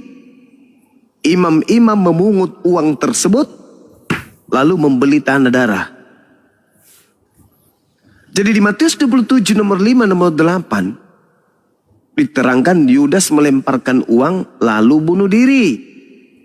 Kalau sudah bunuh diri, sudah pasti tidak pergi lagi beli tanah. Karena dia sudah mati. Maka diterangkan yang membeli tanah itu adalah imam-imam setelah memungut duit itu dan setelah Yudas bunuh diri. Itu poin yang pertama. Yang kedua, di dalam Kisah Para Rasul 1:18-19, Yudas membeli tanah lalu bunuh diri. Ini pemberitaan wartawannya mengacaukan orang-orang akademisi, mengacaukan orang-orang intelektual. Para cendekiawan itu dikacaukan oleh pemberitaan wartawan ini. Wartawan yang satu mengatakan, Yudas beli tanah dulu, lalu bunuh diri. Berarti beli tanahnya dia sendiri yang membelinya, lalu setelah membelinya, Yudasnya bunuh diri. Tetapi di dalam Matius 27 nomor 5, nomor 28, nomor 5 sampai nomor 8, Yudas melemparkan uang itu, tidak membeli tanah, lalu bunuh diri. Imam-imam datang memungut uang itu setelah bunuh diri Yudas, lalu imam-imam membeli tanah. Kalau mau cuman modal percaya saja, Kristen lolos. Tapi sayangnya kita ini manusia yang berakal. Dituntut beragama dengan menggunakan akal. Maka dalil demi dalil yang disajikan oleh surat kabar Anda, saya katakan surat kabar karena yang membawakan ini adalah pewarta, itu tidak rasional dan tidak bisa dijadikan sebagai rujukan ilmiah di dalam memecahkan satu permasalahan. Maka solusi terakhirnya adalah cerita-cerita yang mengelilingi tentang penyaliban itu syarat dengan dusta dan kebohongan. Yang benar Al-Quran. Kenapa saya katakan yang benar Al-Quran? Bible mengiyakan itu. Kenapa Bible saya katakan mengiyakan? Pertama, karena yang digantung di tiang salib adalah pelaku dosa besar. Pertanyaannya, bisakah seorang Kristen atau 2 miliar Kristen menunjukkan dosa yang dilakukan oleh Yesus sehingga pelimpahan kutukan Tuhan tertuju kepada dirinya? Bisakah kalian yang 2 miliar ini menunjukkan dosa Yesus yang menyebabkan dia dikutuk? Sebab yang disalib ini adalah orang yang dikutuk Tuhan. Apa dosa Yesus? Kalau di kami nggak mungkin.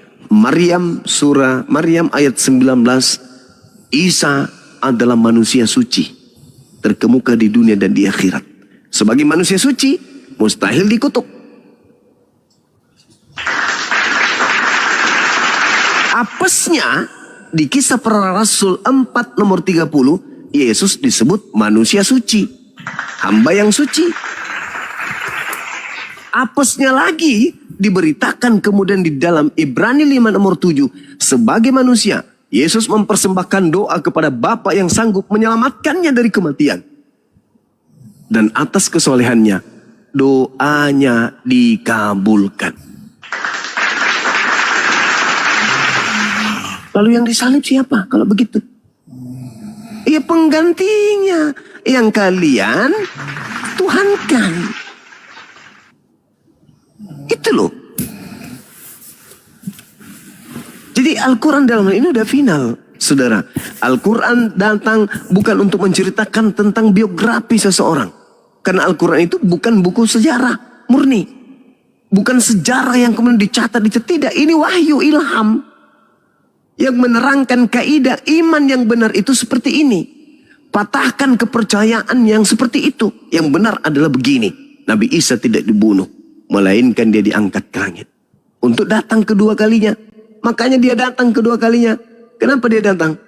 Sebagai bukti kalau dia itu tidak dibunuh. Maka dia datang untuk yang kedua kalinya.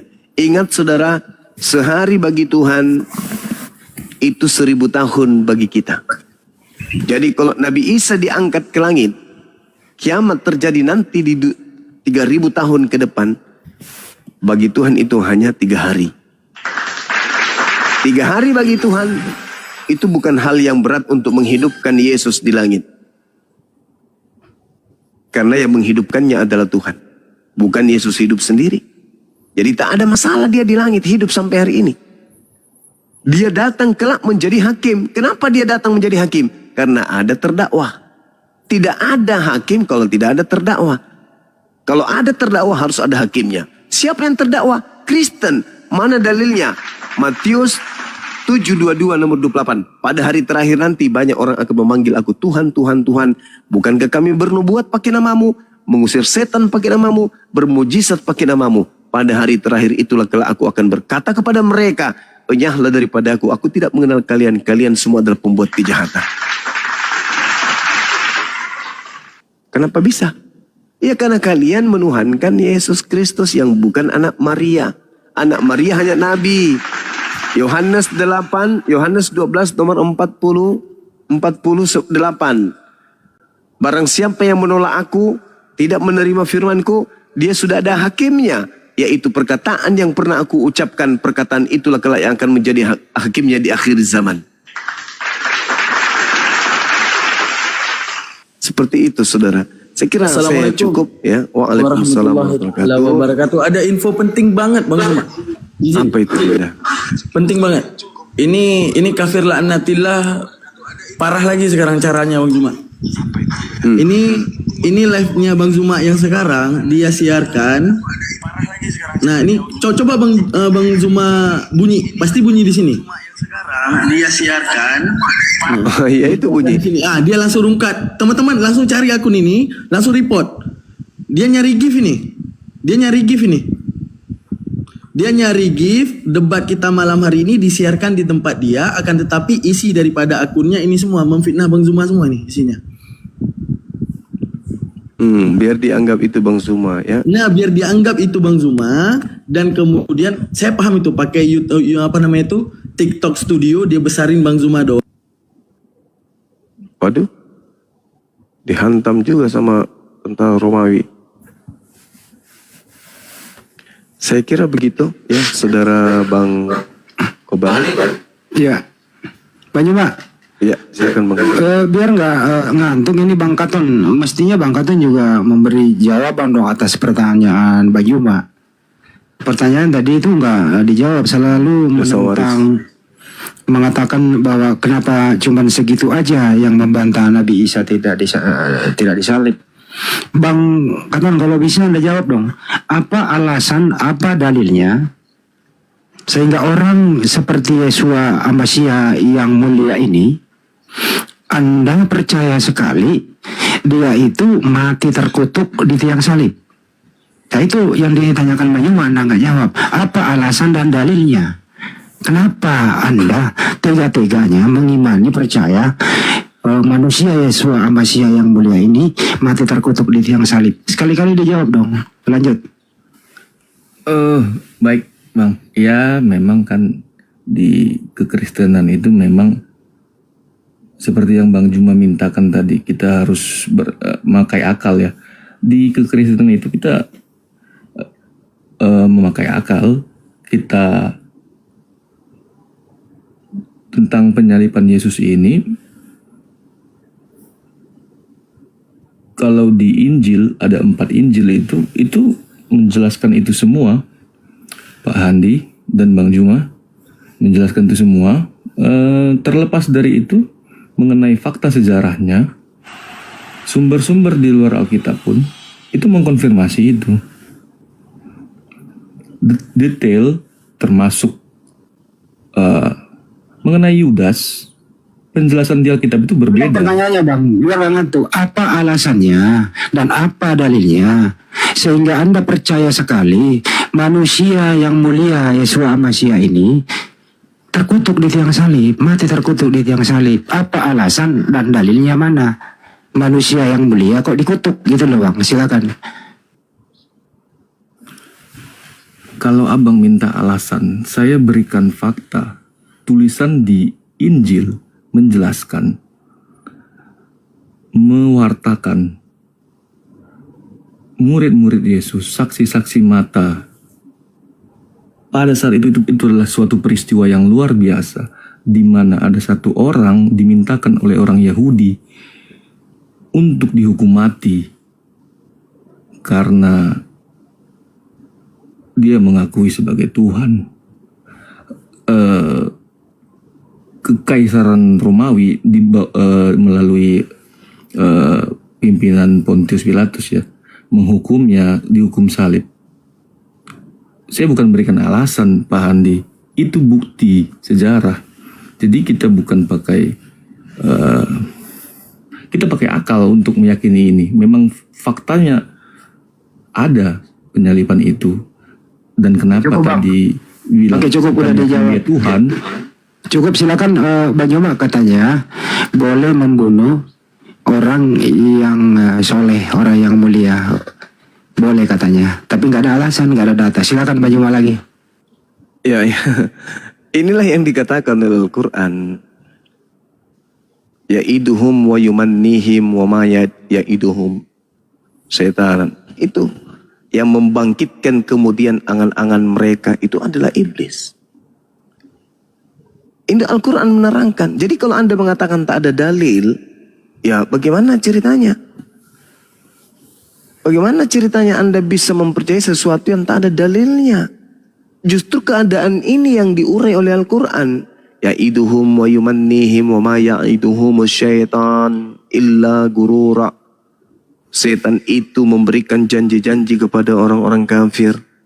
Dan setan itu membangkitkan angan-angan kosong pada mereka. Dan setan itu yang menjanjikan tipuan belaka, hanya menjanjikan tipuan belaka kepada mereka. Ini kata Al-Quran. Artinya kalau Anda mengatakan orang benar boleh dibunuh, yaitu Al-Quran benar, berarti mereka hanya dibangkitkan angan-angannya oleh iblis. Sedangkan dalilnya jangan membunuh orang benar ada. Keluaran 23 nomor 7 nomor 8. Jangan kau membunuh orang benar. Sebab aku tidak akan membenarkan orang yang bersalah. Sedangkan konsep Kristen, Yesus orang benar, Kristen orang bersalah. Yesus orang benar ini dibunuh demi untuk Kristen yang bersalah. Itu melanggar kaidah. Kaidah dalilnya jelas, jangan kau membunuh orang yang benar. Jangan kau membunuh orang yang tidak bersalah. Sebab aku Tuhan tidak akan membenarkan orang yang bersalah. Yesus datang menebus dosa Kristen, orang-orang bersalah di Kristen. Yesus orang benar, kebalik dalilnya.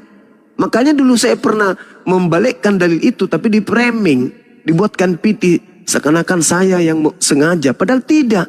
Pola Kristen lah yang membuat Keluaran 23 itu nomor 7 nomor 8 itu kebalik jadinya. Orang yang benar dibunuh demi untuk membenarkan orang yang salah. Padahal dalilnya, jangan kau bunuh orang yang benar, sebab aku Tuhan tidak akan membenarkan orang yang bersalah. Jadi orang yang bersalah ini tidak akan pernah dibenarkan dengan orang benar jadi penebusnya. Itu tak ada itu. Seperti itu Bang Handi. Ya mungkin silakan Bang Handi diambil alih atau Dinda Tahta. Saya rasa kalau sama saya saudara kita udah cukup. Silakan. Dikonfirmasi sekali lagi nanti Bang Yoma.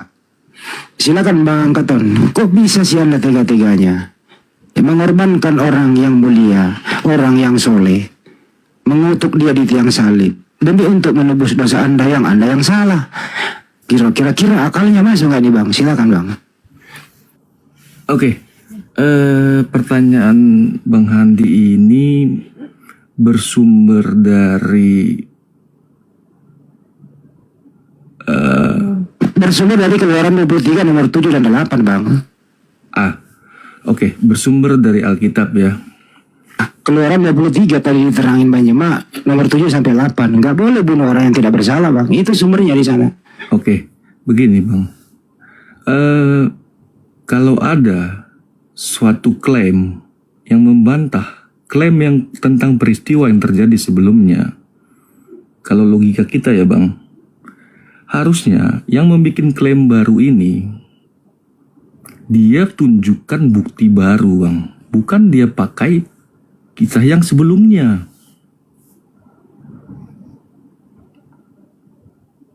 Setuju Bang?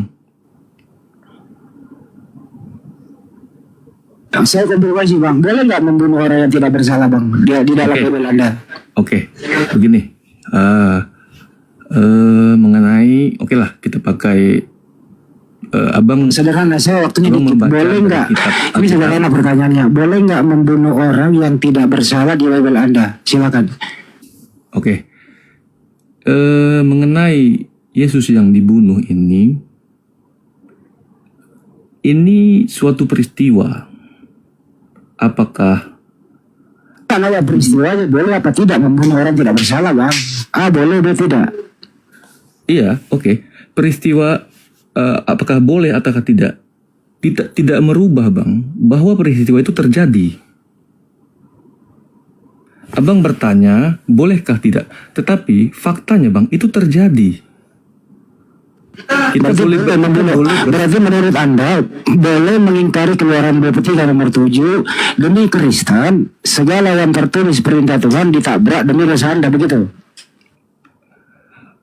Oh, mengenai ayatnya, kalau abang bisa menjawab seperti itu, memang kita harus bedah lagi ayat tadi. Tetapi sebelum ke situ, Bang, saya pengen mendudukkan peristiwa ini pada rel yang benar. Pertanyaan saya dari awal sekali ke Ustadz. Saya tanya ke Bang Juma deh. Saya tanya ke Bang Juma dengan ajaran Islam. Bang Juma, ajaran Islam boleh nggak membunuh orang yang tidak bersalah? Komparasi ke Bible. Boleh nggak Bang Juma? Nggak boleh. Nggak boleh. Barang siapa yang membunuh satu jiwa yang tidak dihalalkan dan tidak dibenarkan untuk dibunuh, itu sama halnya dia membunuh seluruh manusia. Nggak boleh, Bang Andi. Oke. Bang Andi, izin info dulu boleh nggak Bang Andi? Karena ini udah ngelunjak. Karena kalau dulu cuma niru-niru doang, oke. Tapi sekarang mereka bikin cara yang berbeda, melivekan Bang Zuma agar dapat gift coin. Setelah itu, ketika orang telah terstigma bahwa itu adalah Bang Zuma, kemudian mereka membuat Bang Zuma ini seakan-akan menghina kekristenan. Karena setelah kita pantau selama ini mereka meniru Bang Zuma. Setelah meniru Bang Zuma, mereka itu mempraktekkan cara-cara Bang Zuma. Tapi setiap Kristen yang naik memang dipancing Kristennya untuk naik. Tapi begitu naik langsung dihina-hina Tuhannya. Misalnya ya pahamlah. Untuk menghina bahwa Bang Zuma ini adalah seseorang yang suka memfitnah kekristenan gitu. Nah sekarang model yang kedua dia buat. Live kita malam hari ini disiarkan di akunnya dia. Seakan-akan itu adalah akun Bang Zuma. Yang dia cari bagaimana kemudian orang terstigma bahwa itu benar-benar Bang Zuma. Lalu kemudian nanti dia akan memfitnah Bang Zuma. Jadi nama akunnya Bang Zuma 02. Cari aja Bang Zuma 02. Followernya 3000. Itu langsung di-report rame-rame teman-teman. Mulai dari sekarang. Nah karena udah ngelunjak. Kalau niru-niru doang masih oke. Bang Andi aja ditiru. Nah gitu. Disampaikan Guru Nda. Izin. Assalamualaikum warahmatullahi wabarakatuh. Waalaikumsalam. Kalau gitu sekarang gue tambahin di YouTube juga. Ya ada yang namanya yang mendengarkan di sana. Kalau Anda masih punya etika, yang namanya YouTube-nya Mualaf Channel YT. Itu sekali live 12 channel dia live-kan. Semua Bang Juma tanpa izin. Ya, Mualaf Channel YT atau satu lagi siapa Kang? Catatan Islami YT. Catatan Islami YT, Mualaf Channel YT ini satu orang yang punya sekali live 12 channel. Semua Bang Juma. Nggak etika namanya. Boleh Anda tapi ya izin dulu lah. Oke, saya abangnya Bang Juma, saya sekaligus adminnya, saya keberatan karena Anda tidak ada izin untuk itu. Makasih. Makasih Bang Andi. Ya, jadi kalau ini benar ya yang disampaikan oleh Dinda Daman, berarti mereka memang sedang berupaya untuk menjerat saya gitu loh. Karena mereka kemudian tidak bisa melawan argumentasi saya, maka mereka berupaya untuk menghentikan saya dengan cara-cara seperti ini. Kalau itu betul, ya artinya kalaupun sampai ke meja hukum dikasuskan, maka justru mereka yang akan kena karena mereka menggunakan akun bodong, ya, akun tipuan demi untuk mencelakai Bang Zuma. Ini Bang Zuma Seperti itu, saudara. kayak Iya. Bang Zuma sekarang, tapi nggak pakai Hati-hati, official. kena tombak kayak Daman tadi Oh kena nggak bisa tombak. ya? Oke. Kena tombak nanti. Oke. Cuma Jadi- bedanya nggak pakai official, Nah, nggak pakai official. Jadi Ya. izin bantuannya untuk di-report karena udah ngelunjak. Nah, kalau dulu niru-niru aja orang pasti bisa lah membedakan mana suara Bang Zuma, mana yang meniru Bang Zuma. Kalau sekarang dengan ide menstigma seakan-akan itu Bang Zuma, dia live-kan sebulan Bang Zuma terus. Karena live-nya rame dan orang nge-give-nya banyak. Maka ujung-ujungnya mereka akan menggunakan akun tersebut untuk menghina kekristenan. Seakan-akan itu adalah Bang Zuma. Nah, jadi seakan-akan mereka ingin membuat kita itu yang muslim terpengaruh, hilang respect terhadap Bang Zuma. Nah, itu yang jadi parahnya masalahnya. Ya, silakan dilanjutkan. Jadi gini ya teman-teman yang live di YouTube juga ya. Bang Zuma itu objek sasaran loh, rumahnya. Semalam aja ya didatengin orang-orang yang tidak bertanggung jawab. Kalian enak-enak melaipkan Bang Zuma tanpa koordinasi dulu. Tidak dilarang, tapi apa salahnya Anda naik ke sini izin dulu sama kita? Anda enak duduk 12 channel Anda laipkan. Benar-benar anak. Satu channel 12 live. Iya, satu channel 12 live. Terus kemudian Lampung gitu. apa maksudnya gitu loh? Semata-mata bukan dakwah namanya itu. Itu semata-mata cari kesempatan dalam kesempitan. Untuk itu yang punya siapa namanya? Yang punya mualaf channel YouTube Sajian Islam, catatan Islami, Cinta Dakwah Islam, saya minta naik ke sini untuk klarifikasi. Kalau enggak yang nonton di sana tinggalkan. Itu tanpa izin dari kami, tanpa izin dari Bang Zuma. Makasih. Saya tunggu ya. Admin-adminnya yang live-kan sekarang ini seperti saya sebut satu, mualaf channel YouTube Benteng Muslim Banten, Nyai Bawel, Sajian Islam, catatan Islam YouTube, Cinta Damai Islam. Silakan naik ke sini untuk klarifikasi. Makasih. Lanjut.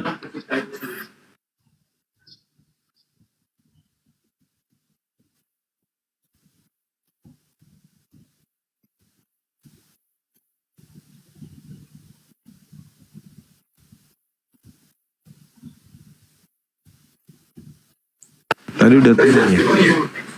Udah turun dia, nggak apa-apa. Kasihan dia nggak bisa jawab. Gak ada nilai sama sekali. Nggak ada. Hanya, tapi ya mudah-mudahan dapat hidayah lah. Amin.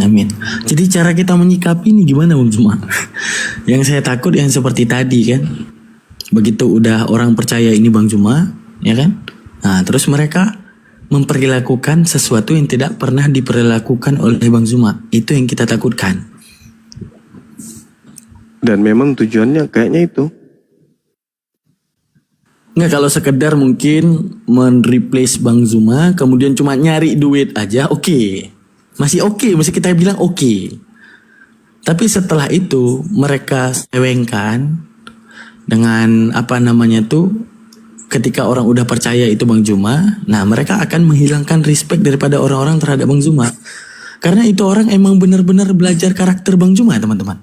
Emang belajar karakter Bang Zuma, cara dakwahnya Bang Zuma, bahkan mencoba setitik meniru daripada suara Bang Zuma. Itu parah.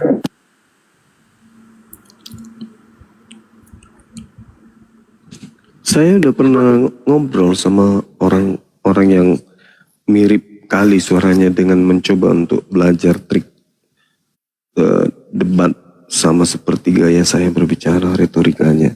Saya udah ngomong kemarin. Parahnya lagi dulu. Pakai Bang Zuma terus dia khotbah gereja. Auzubillah bin Zalik. Enggak ada harga dirinya, jati dirinya sama sekali orang yang kayak gitu. Ini teman-teman pengamat debat ini admin Bang Zuma juga nih, coba di follow dong biar bisa di follow ya biar bisa live lagi. Gitu. Jadi Terutama- juga teman-teman ke YouTube ini Iya. Bang Hadi. Iya. Yang di YouTube, Subscribe. ya di YouTube Bang Zuma teman-teman. Insya Allah kami target Zulkifli Mabas itu kami target 1 juta subscribe. Belum ya sekarang. Ya 1 juta subscribe Insya Allah di tahun ini. Masa yang Bang Juma yang bicara, Bang Juma yang di target, terus ada orang hanya duduk doang, nggak kenal siapa orangnya. Kok Anda yang lebih nonton di sana? Tanpa menonton asli yang Bang Juma yang mana begitu? Sekali lagi saya ulang ya, tidak semua yang ada suara Bang Juma itu channelnya Bang Juma. Yang channelnya Bang Juma Zulkifli M. Abbas. Selain itu nggak ada. Jadi Anda jadilah penonton yang cerdas. Jangan sampai Anda juga karena tidak tahu, mulai malam ini harus tahu. Itu kira-kira, semoga semua yang melihatkan Bang Juma kalau bisa izin dulu. Kita sesama muslim, kalau Anda muslim harus beretika. Terima kasih.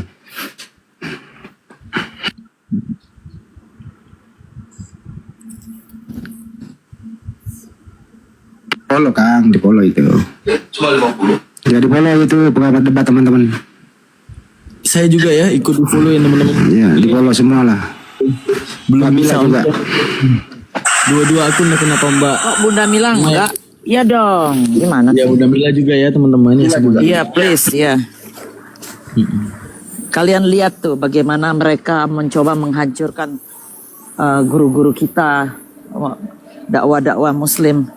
Jadi Ikhwan Villa itu penentu juga. Kalau saya bilang, selain amal jariah, kalian pensupport kita paling besar.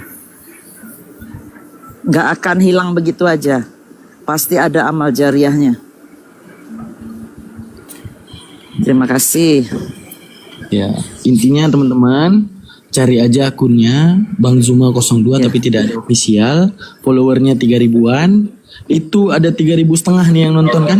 Ntar izin dulu. Jadi baru saya nonton di Mualaf channel YouTube itu ya, sama Cinta Damai Islam. Di sana ada netizen mengatakan gini, aduh berisik ya. Thank you ya.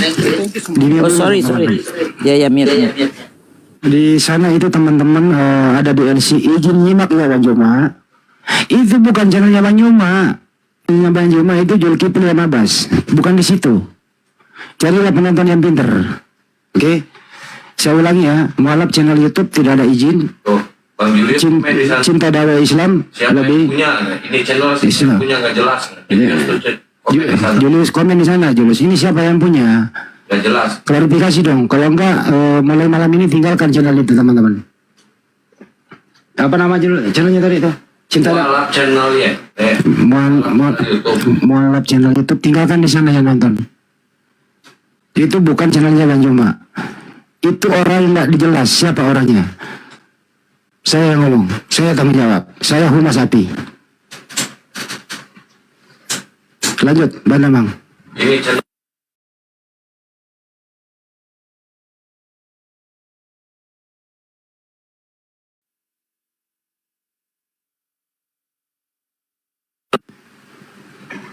Bisa nggak sih itu cari follower, cari dengan jujur gitu. Mari kita bersatu. Kalau memang niatnya dakwah, kan apa salahnya bergabung dengan kami? Ya kalau ada kita kumpul-kumpul di Jakarta atau di mana, Anda gabung lah. Saya ini loh Mualaf channel YouTube. Oh kamu tuh orangnya. Ya nggak salah tuh. Nah, kita berjamaah bersama gitu loh. Kenapa mesti main belakang teman-teman? Nggak ada gunanya main belakang begitu. Sekali live satu channel, live-nya berapa? Kan 12. Buat apa coba 12 kayak gitu? Ya, jadilah penonton yang dewasa ya teman-teman. Di sana lagi, apa kabar Bang Juma? Assalamualaikum Bang Juma. Kalau dibilang itu bukan channel Bang Juma, masih aja nyapa Bang Juma di sana. Gimana sih Bang Juma ini? Pusing kepala BRB nih. Ya, apa? Kabar baik Bang Andi. Akun yang tadi udah berkat Ikhwanul Muslim kita udah terreport, alhamdulillah ya. Jazakallah semuanya, jazakallah yang telah memelihara nama baik Bang Juma ya. Jazakallah yang udah bantu nge-report. Udah terban, alhamdulillah ya.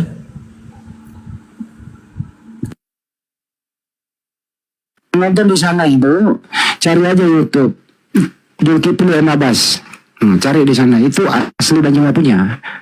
Anda pasti tidak salah nonton. Zulkifli M. Abbas. Di sana Anda nonton. Salami Banyuma, insya Allah disalami di live chat. Banyuma aktif kok. Menyalami orang-orang yang ada di live chat. Kedua, hati-hati juga kalau Anda ingin berbagi misalnya di sana. Banyuma, aku mau berbagi dong, gimana caranya? Hati-hati. Kami, dengar dulu Bang, kami tidak pernah memberikan rekening pribadi kecuali rekening Yayasan Apologet Islam Indonesia di Bank BNI. Ya, tidak ada rekening pribadi untuk channel-channel tertentu. Takutnya itu channel punya Oten, nyamar-nyamar. Bisa jadi Muslim apa bukan Muslim itu yang punya channel itu. Kalau Muslim pasti izin lah. Tinggalkan sekarang di sana. Cari Zulkifli M. Abbas. Lanjut.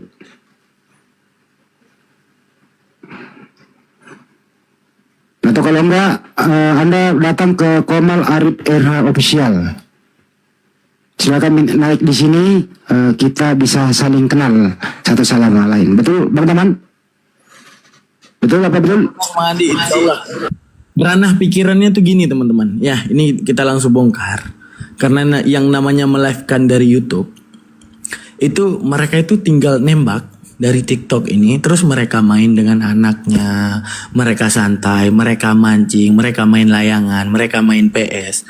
Sedangkan Bang Juma di atas dicaci, sedangkan Bang Juma di atas dimaki, sedangkan Bang Juma ya memusatkan dirinya untuk kemudian membela agama kita, membela nabi kita, membela hak kita sebagai muslim.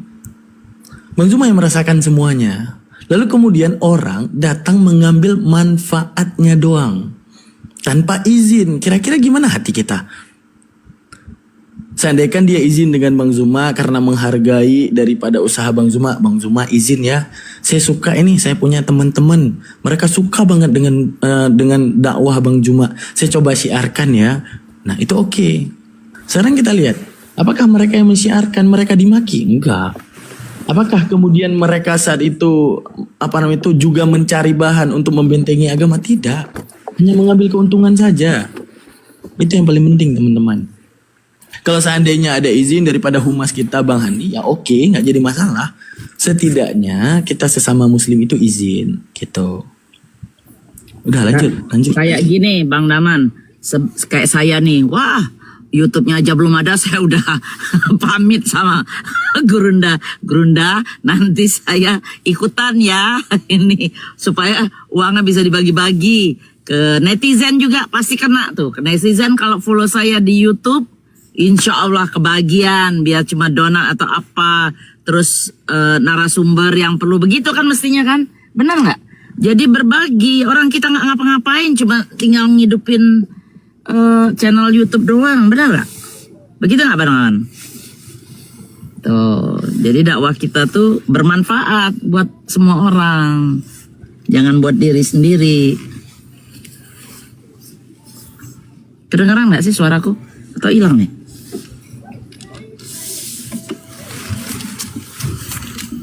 Terima kasih ya teman-teman yang sudah teredukasi. Di sana saya baru baca komen-komennya. Alhamdulillah sebagian teredukasi bahwa mereka sudah mengakui dan baru tahu malam ini ternyata yang dia tonton selama ini bukan channelnya Bang Juma. Sekian lama begitu. Artinya apa teman-teman? Jadilah penonton yang bijak, tontonlah channel yang Anda kenal. Apabila nggak kenal, tanya aja di sana, tanya sendiri. Coba teman-teman yang ada di live chat sana tanya. Kalian ketik semua yang ada di situ. Siapakah yang punya channel ini? Ayo ngomong. Tuh, ketik di sana teman-teman. Siapakah yang punya channel ini?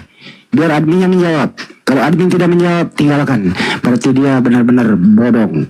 Lanjut. Ya kalau gitu lanjut diskusi ya Bang Andi semuanya. Bang Zuma, jazakallah, itu saja infonya. Biar ada slot buat attend. Izin. Ini siapa Akang ya? Jangan lupa di follow ya. Tuh di follow akunnya Akang, akunnya Daman juga ya teman-teman ya. Jazakallah semuanya, izin ya Bang Andi ya. Biar ada slot buat attend. Ya di follow teman-teman pengamat debat admin Bang Juma. Di follow ya. Biar ya di follow bisa teman-teman, follow. buka live. Oke, saya juga di follow ya. Saya izin ya Bang Andi ya. Bang Zuma, Gurunda, semuanya. Itu saja infonya. Teman-teman yang di bawah jangan sampai tertipu lagi. Jangan sampai tertipu lagi. Cek dulu akunnya. Apakah benar itu akun Bang Zuma? Jangan sampai mereka ingin mencoreng nama Bang Zuma. Justru kita yang mendukung pencorengan nama baik Bang Zuma. Oke, izin Bunda Mila semuanya. Ustadz Arif, Bang Handi. Assalamualaikum warahmatullahi taala wabarakatuh. Waalaikumsalam warahmatullahi wabarakatuh. Ayo Evan Villa yang belum follow akun narasumber termasuk akun saya. Ayo, berapa ribu sih yang nonton kok aku bisa lihat? Berapa ribu Bang Handi? 3.000 ya? Kok di saya nggak kelihatan ya? Apa itu Bunda? Yang ini sekarang yang nonton 3.000-an ya? Ya, 3 kilo. Biar kita apa namanya ditombak satu, tumbuh lagi kan cuma kalian yang bisa membangun ini. Apalagi Bang Zuma tuh kesian banget, baru naik sebentar udah kena lagi. Ayo Iwan Villa please. Tuh kalau udah pakai kata-kata please tuh berarti kita begging. Lanjut Bang Handi. Syukuran banyak, Masya Allah banyak. Teman-teman yang masih nonton di channel Mualaf, channel YT itu, tulis aja, ketik di bawah, siapakah yang punya channel ini? Adminnya jawab dong, adminnya jujur, saya. Nah gitu loh, sebutkan namanya gitu loh. Kalau perlu kasih nomor telepon, supaya orang bisa hubungi gitu loh. Jangan gelap-gelap lah. Nggak dilarang kok, nggak dilarang. Yang penting izin dulu sama kita, berjamaah bersama, saling kenal satu sama lain. Jadi lebih banyak dakwah Islam. Kalau Anda bukan Islam coba.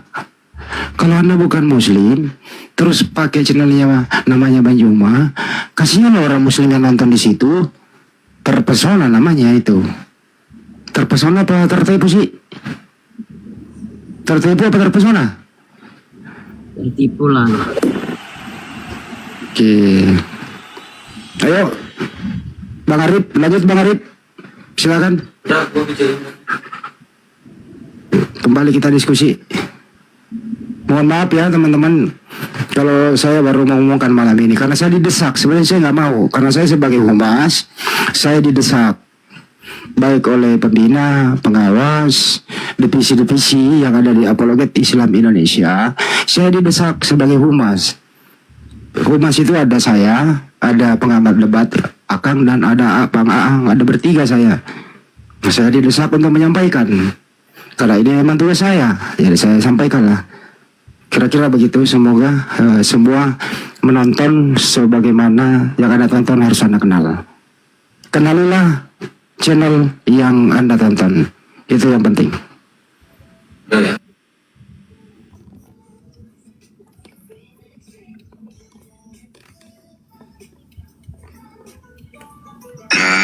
Ikrar, mengikrarkan.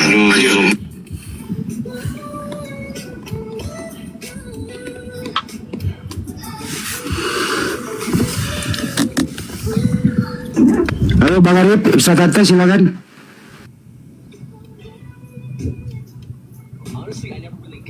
Memang kalau mau dakwah tuh banyak cobaan. Banyak ini apa namanya, nyamuk-nyamuk berterbangan mendekati lebah-lebah, mau mendekati madu, tapi cara yang salah. Apalagi Kristen ini benar-benar dia cari koin ya. Di situ aja kita udah ngeliat tuh apa juga mereka makan demi perut.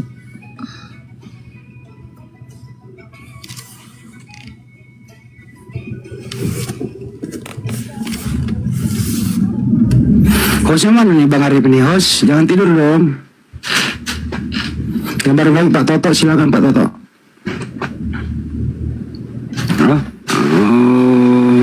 Pak Toto nggak kelihatan, ganti ya.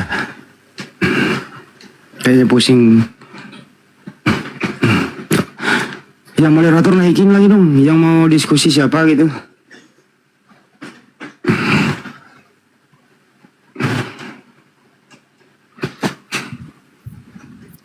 Mana yang mau naik? Silakan. Terutama yang punya channel di sana saya undang ke sini deh. Siapa ini? Tunggu waktu, selamat pagi. Tunggu waktu, selamat pagi. Selamat pagi. Assalamualaikum. Nggak ngomong. gantian. Ada yang channel-channel yang sebutkan tadi, bisa nggak naik bergabung sama kami di sini? Bisa? Saya tunggu ya. Pakai nama apa? Minta naik ya. Ketik di bawah, minta naik. Insya Allah saya naikkan.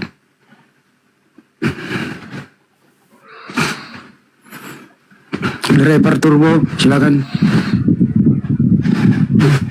Driver Turbo, silakan. Berisik bang. Bang.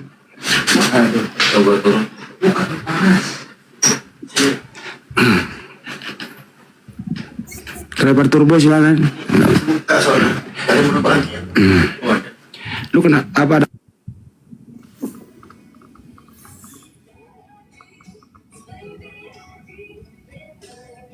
Hilang orangnya.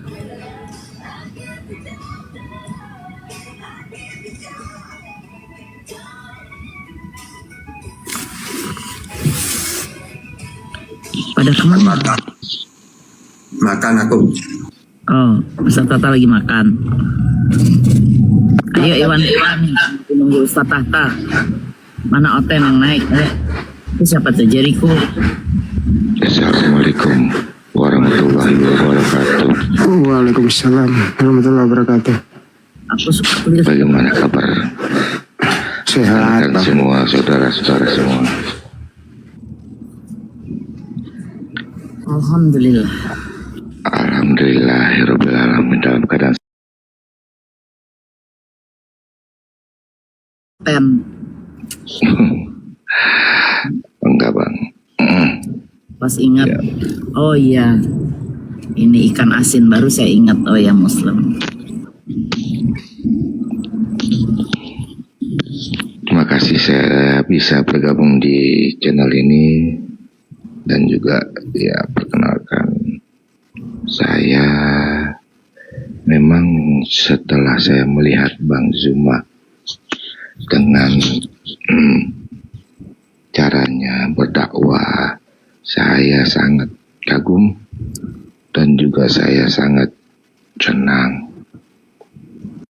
Ya, alhamdulillah banyak saudara-saudara kita yang memang dari salah menjadi lurus, dari yang memang akhlaknya tidak baik jadi baik. Syukur alhamdulillah. Tolong dilanjutkan. Cuman saya kalau boleh saya memberikan saran cuma satu aja kepada Bang Zuma ketika memberikan arahan ataupun ceramah terhadap rekan-rekan atau saudara-saudara kita yang masih di jalan yang salah, agar kalimatnya maaf ya kalau saya salah, saya minta maaf yang sebesar-besarnya, agar itu kalimat yang satu yang saya kutip itu ketika Bang Zuma, maaf ya kalau saya salah, ketika Bang Zuma mengatakan playernya itu ya kata-kata kelamin seseorang itu agak gak enak didengar gitu. Saya minta maaf ya, kalau bisa jangan diucapkan kembali. Hanya itu, saudara-saudaraku, begitu. Kalau Poinnya apa bang? begini bang, pada saat Bang Zuma memberikan ceramah, kemudian sangat menggebu-gebu ya, kemudian Bang Zuma mengatakan sempat yang aku ikuti ya, kemudian Bang Zuma mengatakan kalimat yang gimana ya, gak enak didengar yang aku dengar, seperti maaf ya aku ulangi, lermu itu yang dia sempat mengucapkan. Bang Zuma nggak pernah mengucapkan itu loh bang? Ya pernah ya, pernah yang dia sempat berdebat dengan pendeta siapa ya, aku juga udah lupa, begitu. Sehingga ya aku sih sebagai saudara seiman mungkin gak enak ya didengar seperti itu. Hanya itu aja. Maaf ya kalau aku salah. Cuman agak nanti rekamannya aku coba cari deh ya. Aku dulu lupa itu dengan pendeta siapa itu ya. Dia sempat mengatakan hal-hal yang seperti itu sehingga menggebu-gebu apa kalimatnya gitu yang dia enak didengar di telingaku gitu. Maaf ya kalau aku salah bang. Maaf. Apa dari sisi lain aja aku menyampaikan gantian dari sisi lain kok Bang Juma ya Anda ini ngomongnya kalau kritik seperti itu gantian ya gantian kritik membangun tapi nggak semua itu kan terlontar karena ada sebab akibat mestinya kalau bisa adil lah bahwa tidak mungkin seorang Bang Juma mengucapkan itu. Taruh, saya lagi ngomong bang. Ya siap. Atau abang dulu deh yang ngomong, silakan. Abang dulu, saya silakan.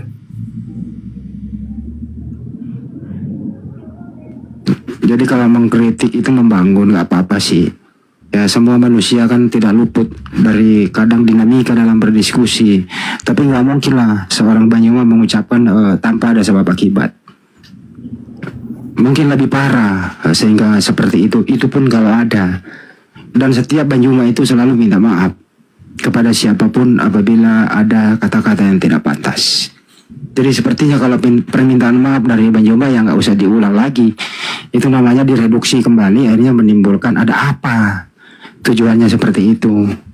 Lebih baik selesai ya sudah. Itu kira-kira ya Bang ya. Bang Juma orang bijak kok. Kalau salah ya salah, dia minta maaf. Ya, dan itu pasti ada sebab akibatnya, oke? Ya betul. Iya, kasih. Ya, aku minta maaf kalau memang kritikanku ini salah ya. Memang saya sangat bangga sekali mempunyai Bang Juma, saudara seperti Bang Juma, sangat bangga sekali. Insya Allah amal kebaikannya Allah menerima, dan juga ya kritikan dari Bang Juma, saran Bang Juma kepada saudara-saudara kita yang di jalan yang salah, Allah tetap ridhoi amal dan kebaikannya Bang Juma. Insya Allah. Amin ya rabbal alamin. Jadi lanjut Abang, lanjut. Cukup ya Bang ya. Siap, terima kasih Bang. Nggak ada salamnya Bang, supaya kita balas salam. Iya, assalamualaikum Bang Juma. Bagaimana kabar Bang Juma? Waalaikumsalam warahmatullahi wabarakatuh. Terima kasih ya Bang. Iya, salam. Maksudnya dari awal salam dulu gitu, supaya orang nggak curiga tuh. Masa dimintain salam baru mengucapkan salam, gimana sih abangku ini ya? Aku aja pikir ya Bang. Tanpa dimintain salam, kalau muslim itu ucapan aja, itu kan wajib. Kecuali orang lagi debat, ada diskusi baru naik, ya diam dulu aja.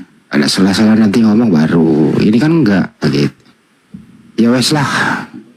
Semoga kalian bijak semakin dewasa. Jaka, silakan. Ini hostnya kemana ya? Gue jadi host gue. Ada apa? Silakan. Aduh, naikin Bang Arif, naikin yang lain.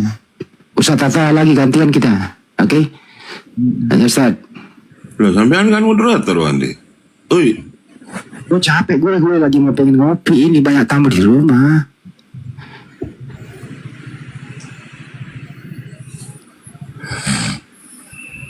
Ayo Iwan Villa, bentar lagi berunda bernarasi. Kalau udah ini kan biar enak nih dengar cerita-cerita tuh, banyak yang aneh-aneh di luar sana. Tap-tap layarnya aja saya nggak lihat tuh, nggak ada love-love-nya sekarang. Ayo dong, love orange itu kan cuma 1 koin. Berbagilah, nanti saya ganti sama donat deh setiap hari 15 donat, mau nggak? Setiap hari ya Ustaz Arif ya, setiap hari kita bagi 15 donat ya. Oke Bunda. Jangan tuh oke aja pokoknya. Nggak oke juga tetap saya kerjain. Ayo Iwan Villa, untuk hostnya supaya kuat, Love Orange anggotanya tuh udah 500 berapa tuh, biar tambah banyak lagi. Ini akun baru sehat ini. Nah anggota yang banyak akun baru. Kalau saya cuma memperkuat aja. Ayo dong, biar besok-besok kalau berbagi kalian kebagian, kalau nggak follow ya nggak jadi. Saya tuh sistemnya follow back. Jadi kalau yang follow, saya follow balik. Cuma kadang-kadang dapatnya cuma sedikit sehari. Jadi harus nunggu.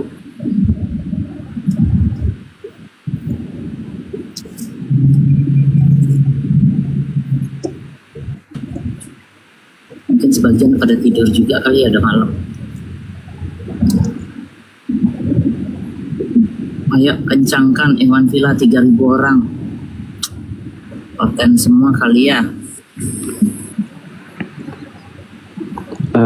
Assalamualaikum. Waalaikumsalam. Warahmatullahi wabarakatuh.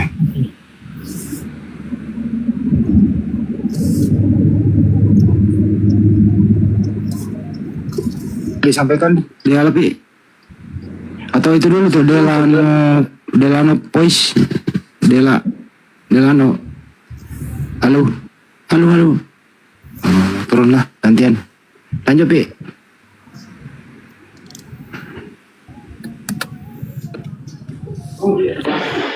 Mau minta tolong ini dong kawan-kawan yang ada 3.000 di bawah. Boleh ya? Kaki berdarah. Lo nggak mau Izin follow, dong. nggak usah follow, nggak apa-apa. Nggak usah pakai komen-komen. Boleh berbohong 3 hal.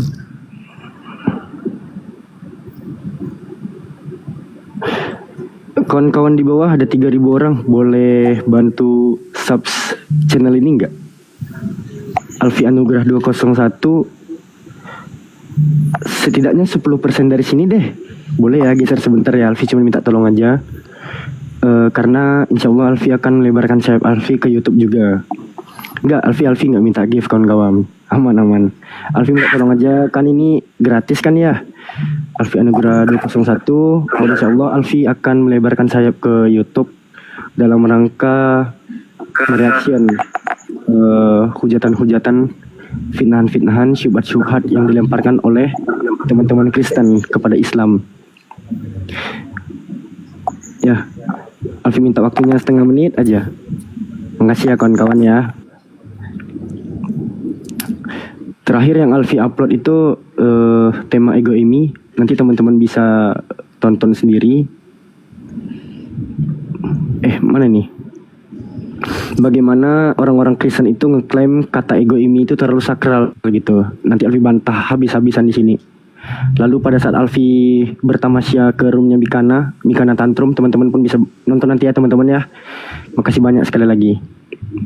Lalu himbauan sekali lagi dari Alfi untuk teman-teman, tolong diramaikan tuh YouTube Bang Zumanya atau Bang Handinya. Terkait YouTube yang tadi udah disampaikan Bang Handi itu kan belum terkonfirmasi siapa pemiliknya. Kita belum tahu siapa pemiliknya, jangan-jangan Oten yang sengaja. Tata channel lagi deh, Tata channel. Ya, akunnya Ustadz Tata Channel juga teman-teman. Jangan lupa di subscribe dan ditonton live-nya dari sana juga. Kita hanya mengikuti channel-channel yang kita kenal aja teman-teman ya. Maksudnya begini, jangan sampai pihak-pihak yang tidak bertanggung jawab di luar daripada Islam memanfaatkan nama guru-guru besar kita ini untuk menghasilkan pundi-pundi rupiahnya teman-teman. Jadi sama halnya itu kita sedang membantu mereka untuk menambah penghasilan orang-orang kufur. Kan kita nggak tahu ya, wallahu alam bisawab. Kita nggak tahu siapa.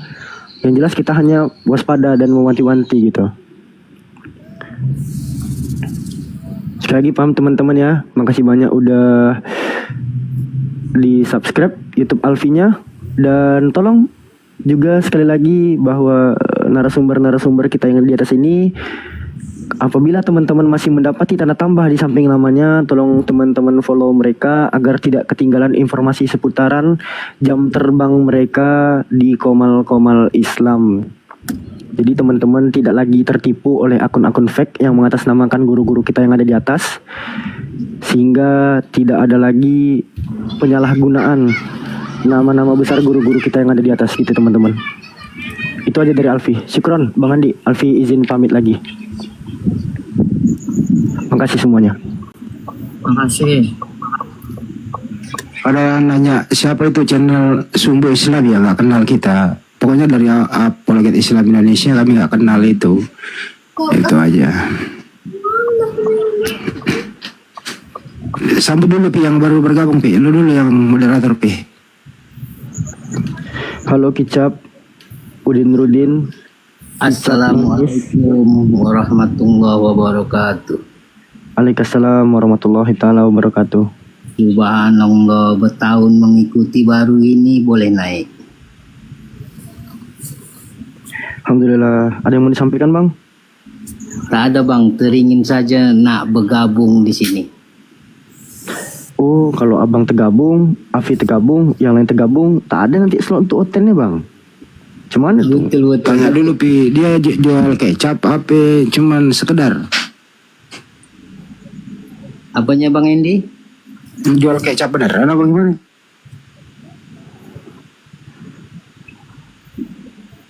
gimana? Gimana?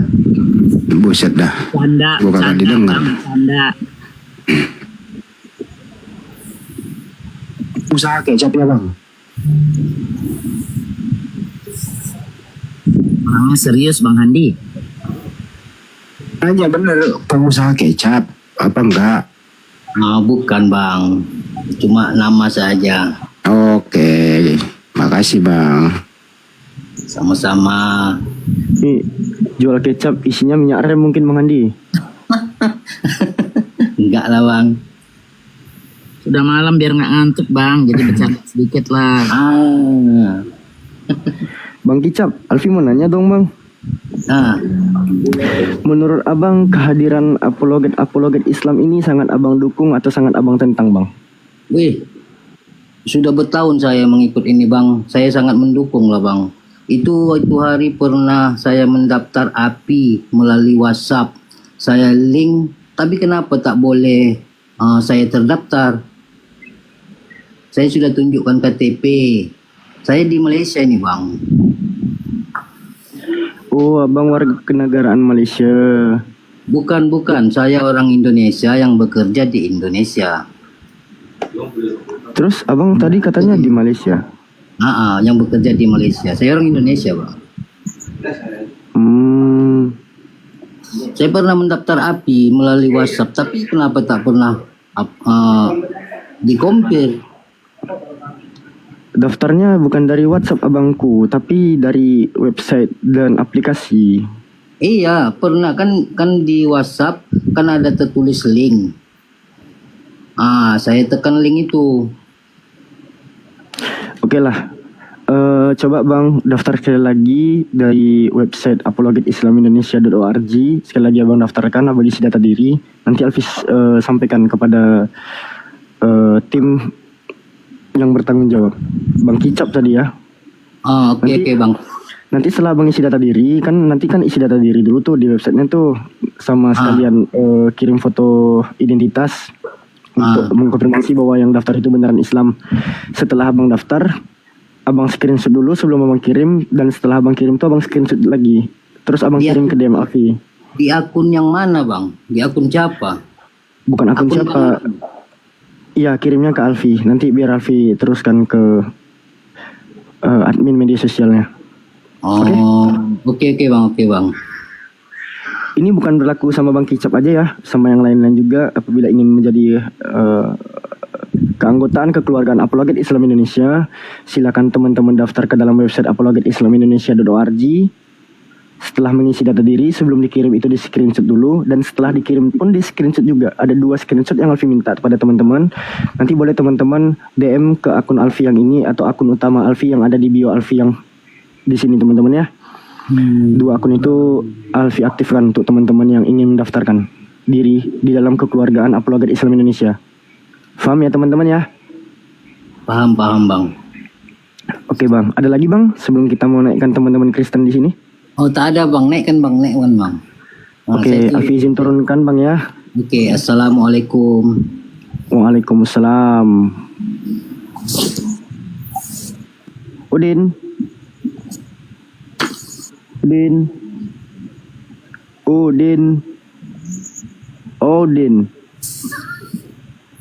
Kalau ada.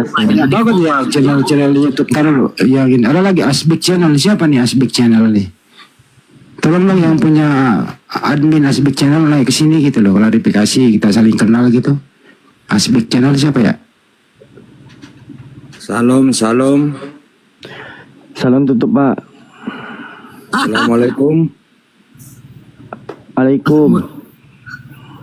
Assalamualaikum warahmatullahi wabarakatuh. Abang Muslim ya Pak Agus? Itu Agus H. Siregar, SRG-nya Siregar Pak. Iya, Muslim Bapak ya Pak Agus? Muslim dari Tapanuli Selatan nih.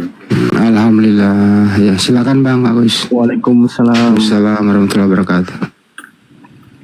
Nek salom, apa salom? Salom itu kalau bagi kami suku Batak nggak masalah Bang. Masalah nggak kalau tetangga kita yang Kristen kita salomkan dia sebelum masuk ke rumah dia. Tapi kan kita punya jati diri Bang sebagai Muslim. Iya Bang, jati diri kita sebagai Muslim. Tapi kan arti salom itu kan sama aja dengan assalamualaikum. Beda lah Bang. Jadi arti salam apa itu Bang? Gak ngerti sih Bang, gak ada dalam ajaran Islam itu. Mending selamat siang gitu loh. Selamat siang, selamat pagi, selamat sore gitu ya. Jangan ikut ke bentuk satu kaum. Nah itu nggak boleh tuh. Betul Bunda. Tapi kalau kami di suku Batak, demi toleransi kami, itu biasa kami sebutkan tuh Bun. Harusnya nggak begitu. Jadi walaupun kita bertetangga, akidah kita jangan disertakan. Nanti, oh ya saya cuma ikut ke gereja, or saya nggak bisa juga. Jadi harus bisa membedakan antara toleransi sifatnya sama membiarkan akidah kita jadi salah atau ikut mereka. Kalau kita kaum itu. Iya Bun. Jadi kalau saya kan di perantauan Bun, di Batam saya kan. Nggak apa-apa, nggak masalah. Saya di Amerika lebih jauh lagi. Jadi ada anggota dewan. Gini bagus, intinya kalau kita sebagai seorang Muslim ya kita pakai identitas kita. Boleh toleransi tapi jangan kebablasan. Ya. Betul Bang, betul. Itu intinya. Pakai identitas saja, nggak usah memulai tadi abang baru naikkan salam dulu. Ini Yudaisme apa bukan nih kan gitu. Nah itu kan gitu Bang. Enggak Bang, masalahnya sering reses di sini anggota DPRD yang notabene dia Kristen, asal dia reses itu bukanya itu assalamualaikum, salam sejahtera. Jadi macam mana itu kira-kira? Apa kita jawab apa tidak? Jawab aja waalaikum, selesai. Orang itu kata dia assalamualaikum itu Bang, itu sudah bahasa internasional kata dia. Berarti dia nggak mencintai Bible-nya. Di dalam Bible mereka 2 Yohanes 1:10-11 mereka itu nggak boleh mengucapkan salam. Nggak boleh menerima tamu kalau bukan seiman dengan dia. Apabila dia mengucapkan salam, dia akan mendapat upah yang jahat. 2 Yohanes 1 nomor 10-11. Jadi kalau ada orang suka mengucapkan salam-salam seperti itu, berarti dia jarang baca Bible. Begitu Bang. Oh gitu ya. Maaf Bang, masih awam ini. Masalahnya sering anggota waktu reses di sini, pertama sekali dia mengucapkan assalamualaikum. Jadi agak kaku untuk membalasnya Bang. Ya Bang, waalaikum udah. Oh, makasihlah Bang ilmunya. Jadi kalau saya mau ke tempat tetangga, nggak usah pakai salam-salam gitu ya. Ya sapa aja sebagaimana umum. Kalau sore apa kabar? Gitu aja. Oke Bang, ilmu yang bermanfaat bagi saya Bang yang minim agama ini. Soalnya kalau assalamualaikum warahmatullahi wabarakatuh itu kan mendoakan orang dan berdoa kepada Allah Subhanahu wa Ta'ala, semoga mereka diberi keselamatan. Sedangkan yang Anda doakan itu tidak percaya sama Allah, Tuhannya beda sama kita. Nyambung gak tuh salamnya Bang? Maksudnya sampai assalamualaikum aja Bang, warahmatullahnya enggak sih? Yang mengucapkan salam gak boleh sepotong Bang, harus lengkap. Oh gitu. Kita gini aja deh. Salah satu ulama kita Ibnu Qayyim itu di dalam kitab Zadul Ma'ad, kalau nggak salah jilid kedua itu mengatakan, sebagian ulama itu berpendapat boleh mendahului salam karena ada maslahat yang lebih besar. Misalnya ia membutuhkannya, takut dari gangguannya, atau karena ada hubungan kerabat atau sebab lain yang menuntut ia harus memulai salam. Nah, lalu disusul dengan kitab Al-Mawsu'ah Al-Fiqhiyah. Ini kita membahas soal fikih ya. Apabila ada kebutuhan atau hajat untuk memulai salam, maka tidaklah mengapa. Akan tetapi tidak. Warahmatullahi wabarakatuh. Tengok nih. Waalaikumsalam warahmatullahi wabarakatuh. Bentar bang ya. Apabila ada kebutuhan atau hajat untuk memulai salam, maka tidaklah mengapa. Akan tetapi, ada tapinya nih. Tidak menggunakan salam yang berupa doa keselamatan. Boleh mengatakan apa? Ahlan wa sahlan misalnya. Atau kaifaluk. Tuh. Selamat datang atau apa kabar. Itu berupa salam juga. Dalam bentuk sapaan. Atau sejenisnya. Salam saat itu karena ada hajat yang Bapak gunakan tadi dalam keadaan reses misalnya. Mereka memiliki hajat. Gitu. Nah, masalahnya begini Pak. Kalau semua ditoleransi misalnya. Kita ambil contoh aja. Salam terhadap agama Hindu kan Om Swastiastu. Tahu nggak artinya apa? Semoga selamat dalam lindungan Ida Sang Hyang Widiwasa. Emangnya kita butuh keselamatan dari Tuhannya orang lain? Nggak bisa Pak, itu akidah. Iya. Jadi nggak memang Islam itu mengajarkan hablum minan nas. Memang hubungan antara manusia itu sangat-sangat diajarkan di dalam Islam. Namun Al-Quran yang nama lainnya adalah Al-Furqan itu adalah pembatas abangku. Al-Quran sangat detail menjelaskan mana itu hak, mana itu batil. Sekian dari Alfi. Makasih juga ada 3 ingkar bang, hati-hati. Ingkar kalbu, ingkar lisan, ingkar perbuatan. Hati-hati lisan kita.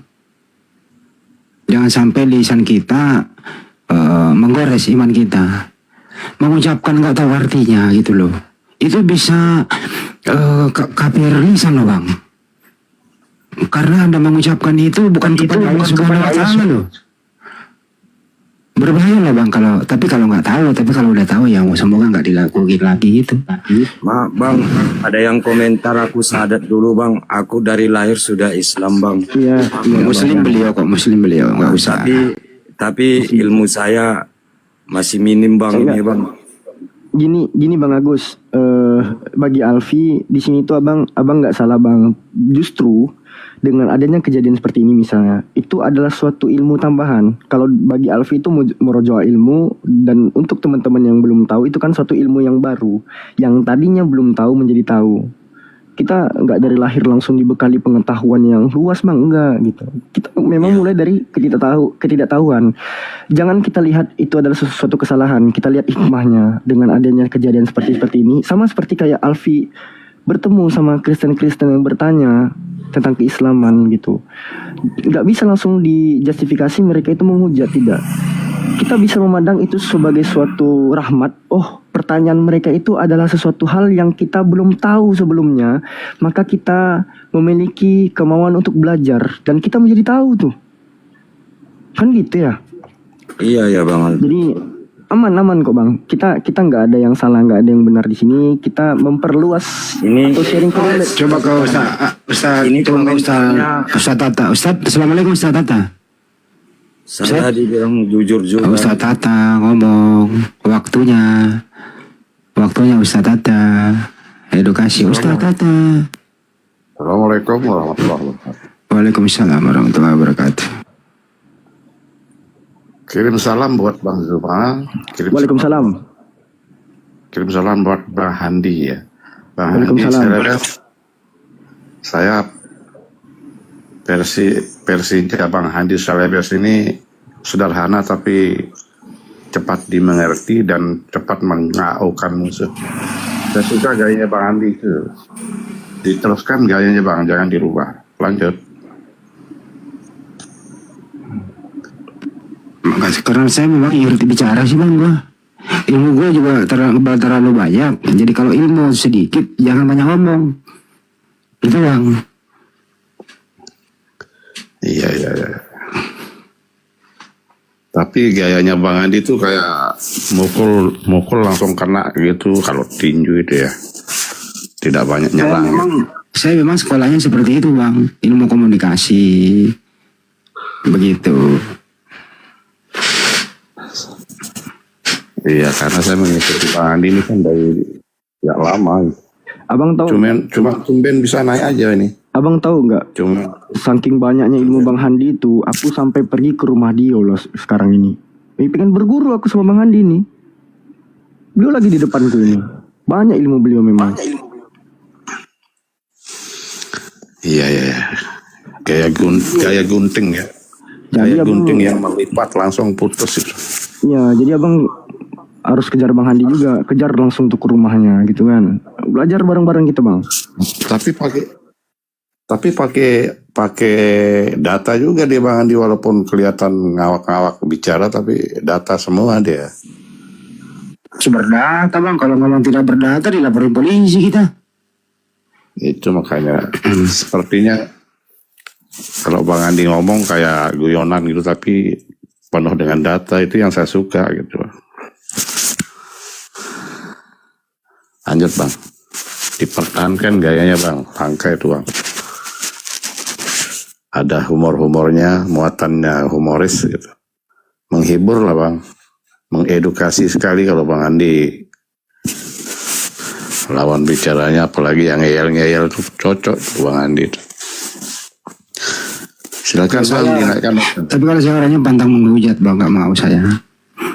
Saya dihujat pribadi tuh nggak pernah marah. Tapi kalau sudah sampai menghujat Nabi kita, sembahan kita, kalau saya udah edukasi 1, 2, 3 kali nggak mau, saya turunin. Nggak ada gunanya gitu Bang. Iya. Apalagi kalau Bang Andi ngomong sama si Kepas apa namanya? Kepas tuh nggak pernah bisa ngangkat bicara dia.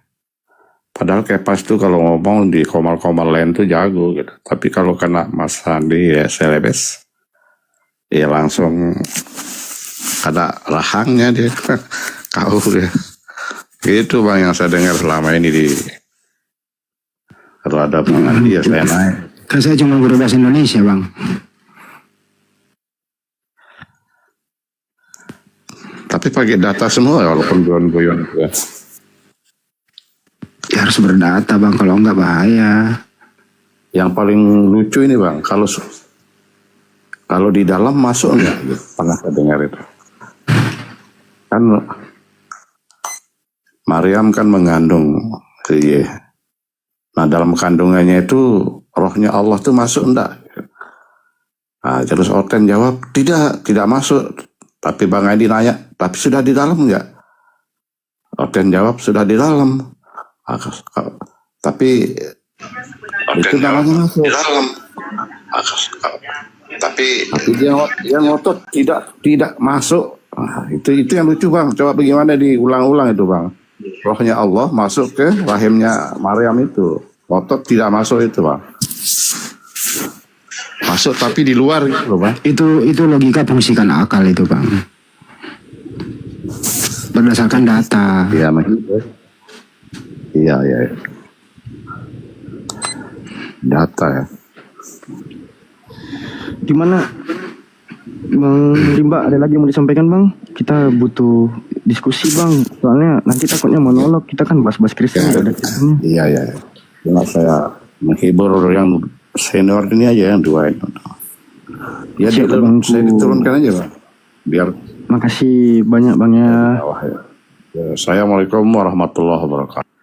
Waalaikumsalam warahmatullahi taala wabarakatuh. Dodi Ganteng, wis mantap kali namamu Bang.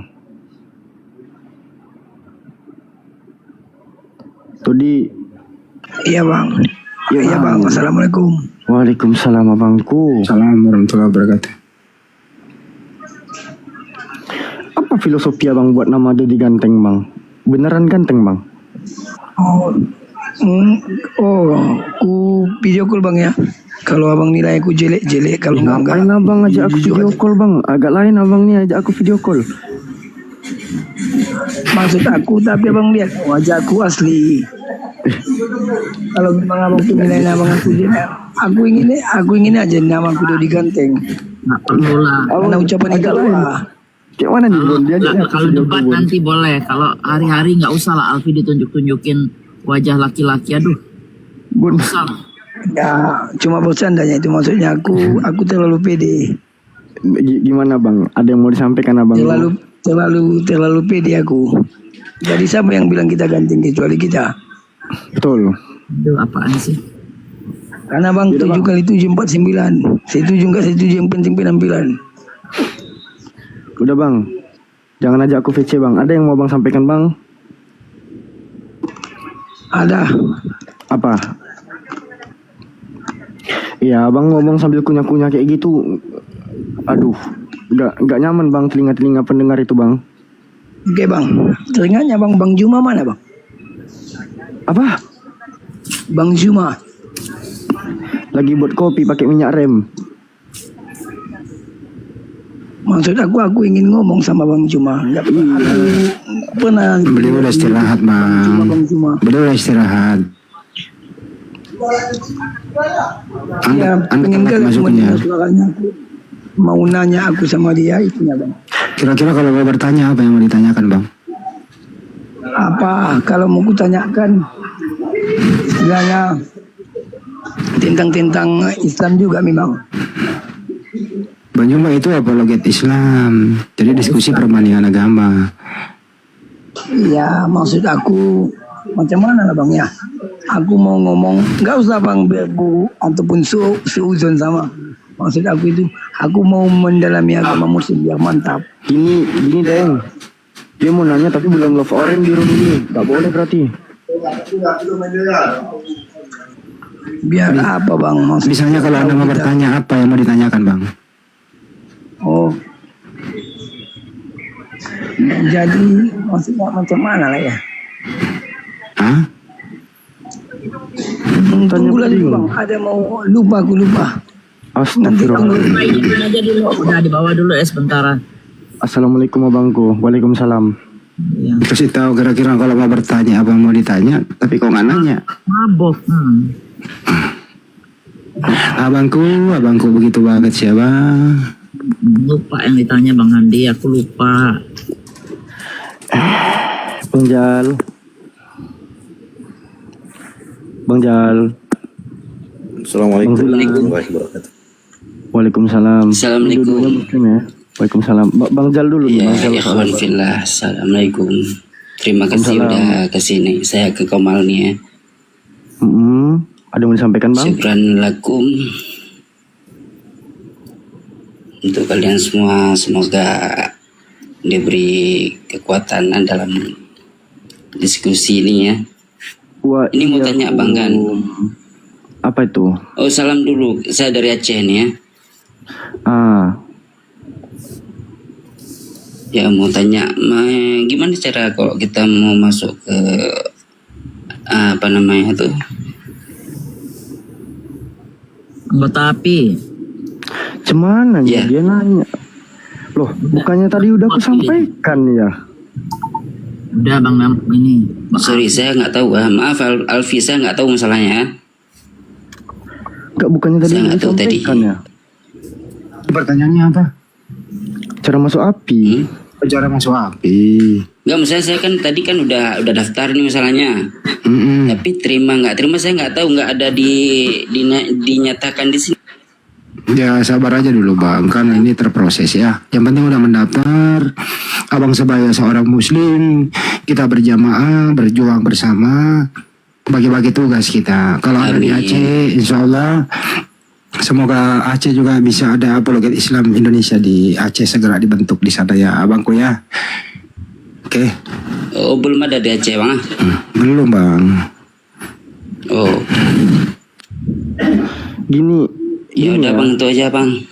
Ya apa? Gabung ke Medan aja kali yang terdekat kali.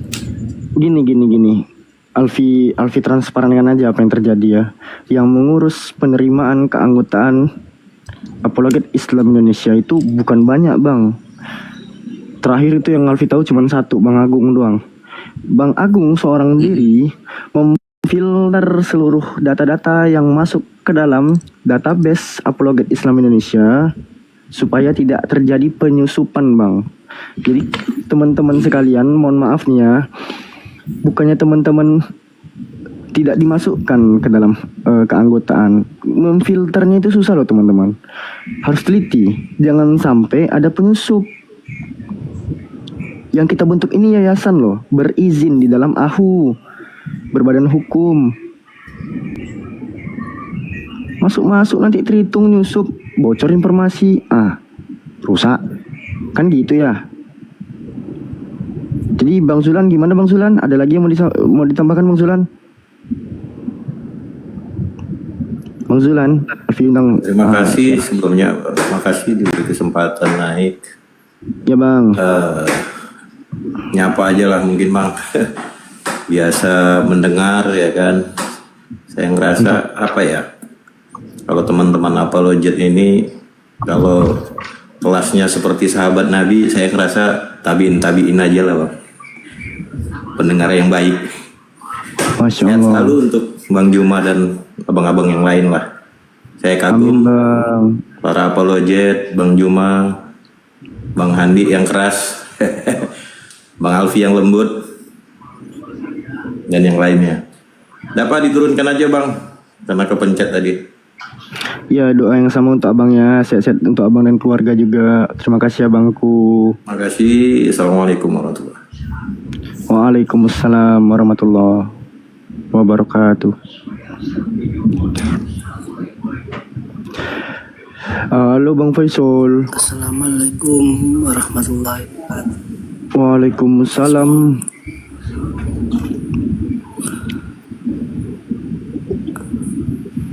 Ya Bang, ada yang mau diajak baku hantam? Enggak Bang, ini mau cuma menginfokan kalau tadi kan saya lihat di Komal Kasala itu Gurunda itu Kasala Bang. Di situ saya lihat terlalu menista gitu Bang. Kalau saudara-saudara API bisa menindaklanjuti, tolonglah Bang kalau bisa gitu.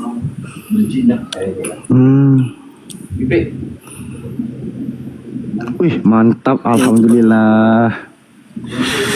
Aku bukan bilang alhamdulillah tentang penghujatan ya, tidak ya. Ini beda lagi nih. Gini Bang, yang pertama saya jelaskan ya.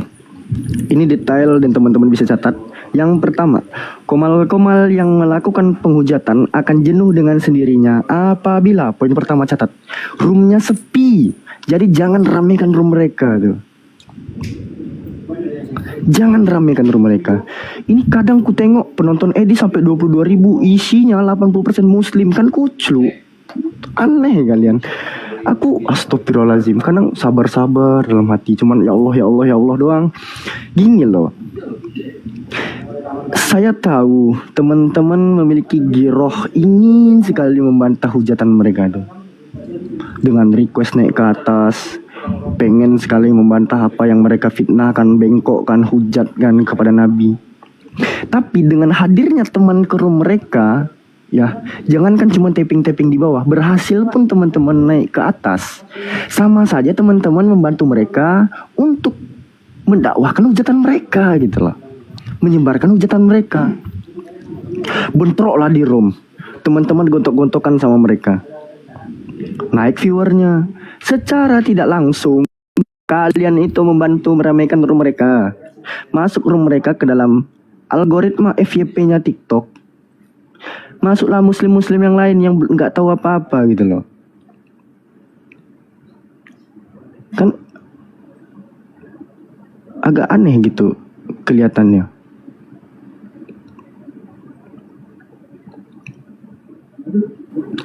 Gitu ya.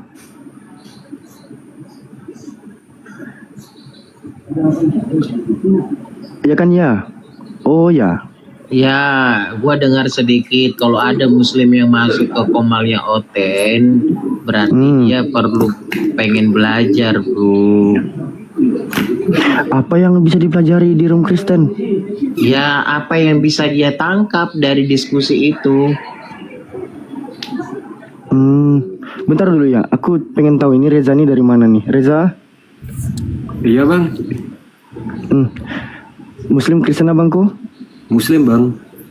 Oh Muslim. Sebelum Alfi mau diskusi sama Ia ini, ada yang mau disampaikan nggak bang? Maaf bang. Boleh nggak bang menyampaikan pemikiran yang sederhana sekali bang? Oh abang mau memberikan pendapat tentang apa ini bang sebelumnya bang? Mohon Tentang maaf, konsep Trinitas bang. Oh jangan bang, nggak ada Kristen di sini bang. Oh oke. Mohon maaf. Sorry. Kita menghindari monolog. Saya sebenarnya menghargai kok pendapat setiap orang, pemikiran setiap orang. Tapi karena kan kita di ruang diskusi ya, belum ada Kristen di sini. Takutnya nanti dikira monolog kitanya. Paham, soalnya saya tertarik selama ini debatnya masalah data, masalah dalil, kayaknya nggak akan ketemu bang sampai kiamat. Mungkin dengan pemikiran sederhana, logika kayaknya bisa selesai. Mungkin sederhana. Maaf kalau gitu ya. Iya, abang bisa standby aja di bawah. Nanti kalau ada Kristennya, kalau ada space pun nanti Bang Reza ya tadi ya, Bang Reza nanti Alfi naikkan lah. Abang mau baku hantam pun sama Otem bahas Tritung itu silakan. Oke bang.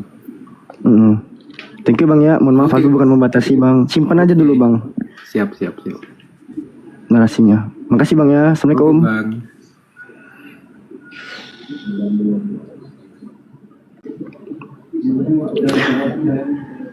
Gimana ya?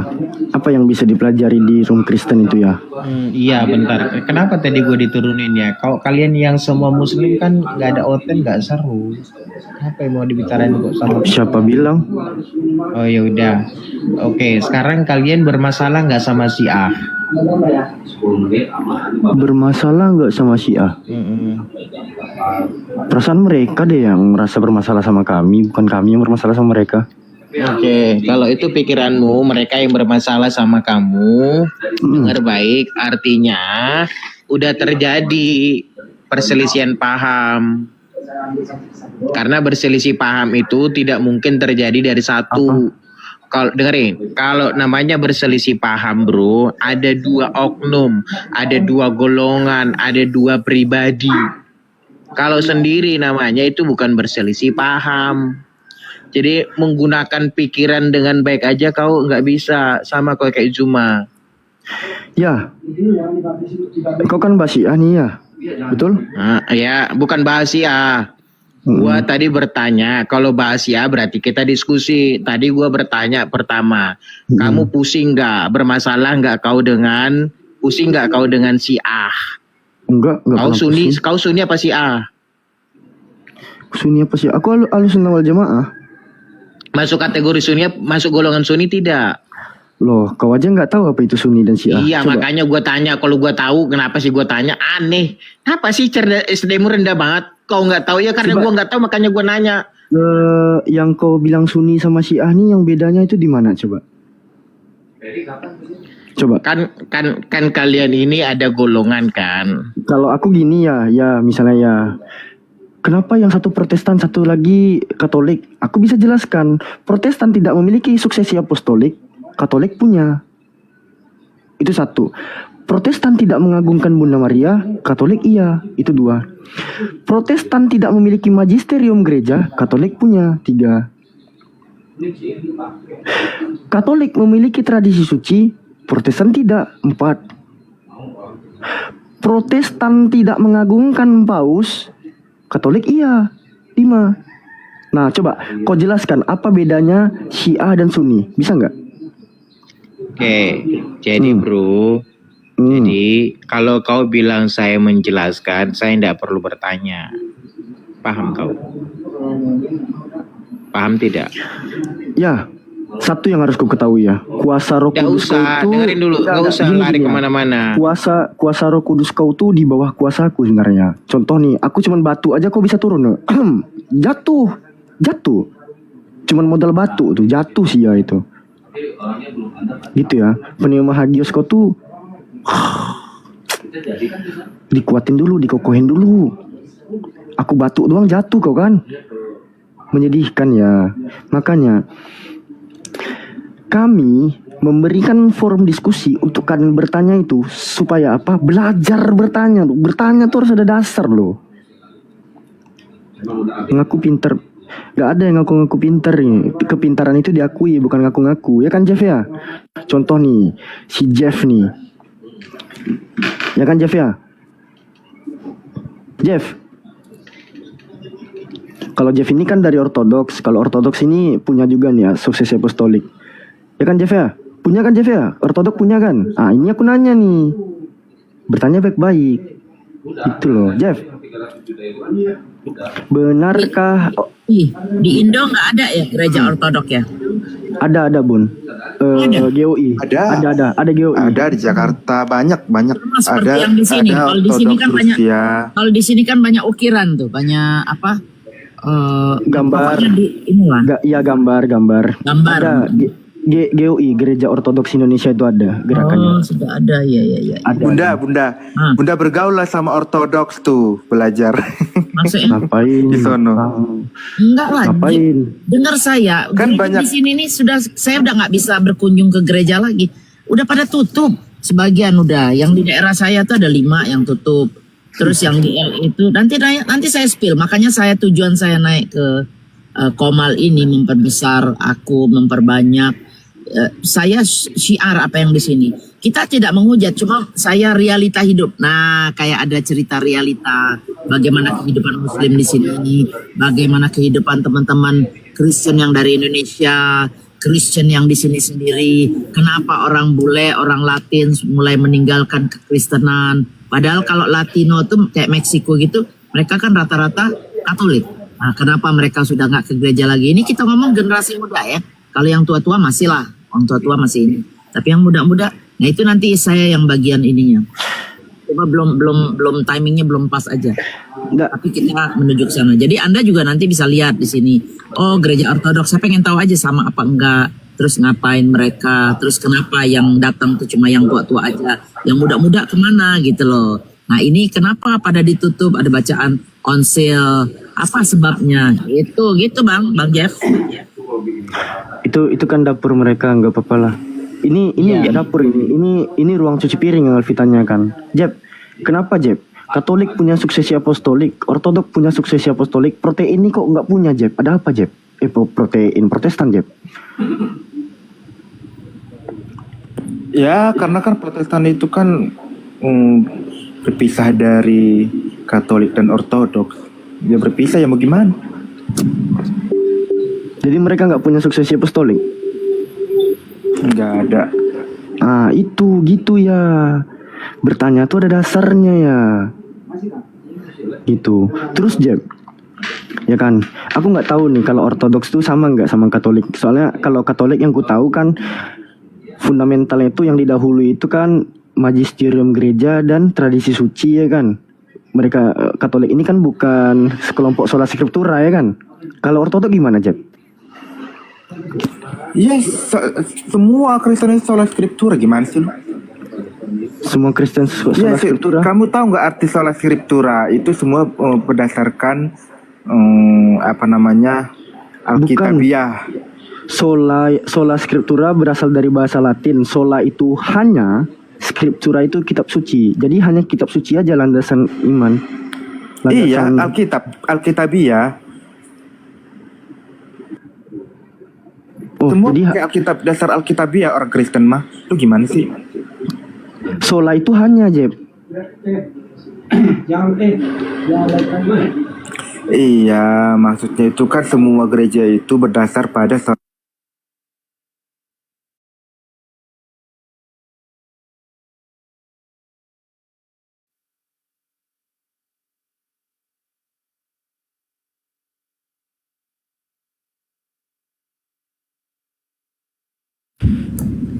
Kok suaranya hilang? Alfi. Bentar Bun. Oke.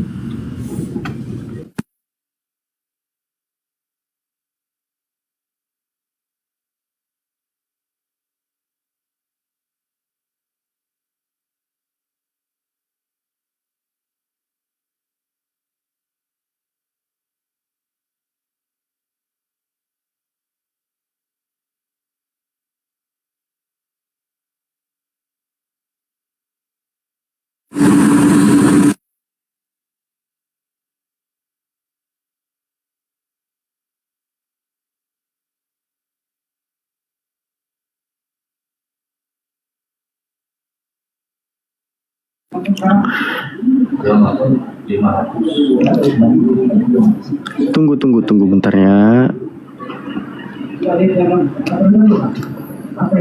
Ini bukan channel resmi API guys, lanjutkan. Ayo Iwan Villa, sementara menunggu tap layarnya, love orange-nya buat Bang Arif, buat Komal supaya jadi kuat. Sama jangan lupa yang belum follow tolong di follow ya. Jadi amal jariah. Ini informasi dari Humas, jangan melakukan perdiskusian dulu di atas. Mohon minta tolong sama moderator, jangan dinaikin dulu lawan diskusinya ya. Sebentar aja, kita butuh waktu sebentar. Ya, jangan naikin dulu. Ayo, tap layar aja Iwan Villa sementara nunggu.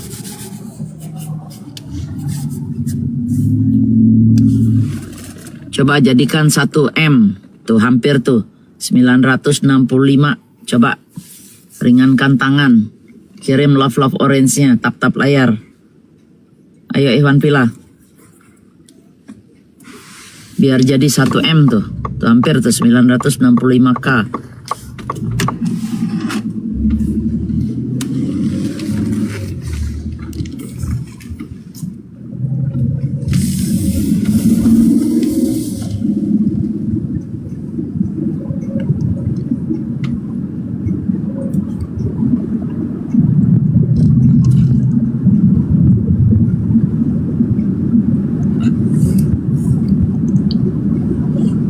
Udah pada tidur ya penonton. Iwan Villa udah pada tidur.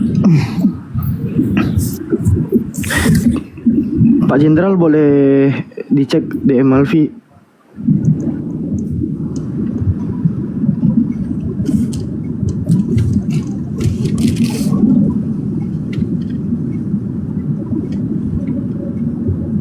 Sabar cuy, di bawah ada Jenderal.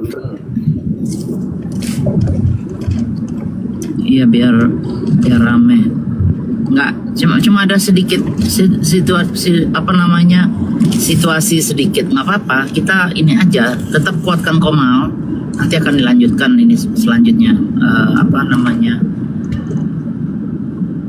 Tinggal nunggu sebentar ya.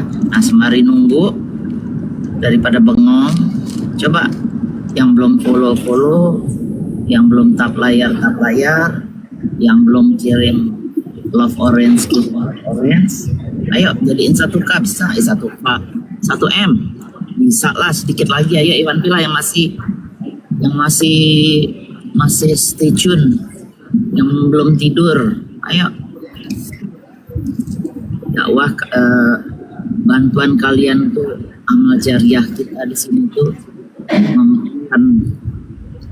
memberikan knowledge. Udah ngomong, tontonlah channel yang kamu kenal. Oh oke. Banyak channel palsu, kerjanya cuma duduk nyari duit.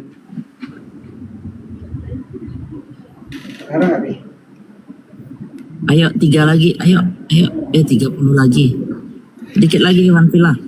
Jadi kita mau kuis lagi Bun, emangnya?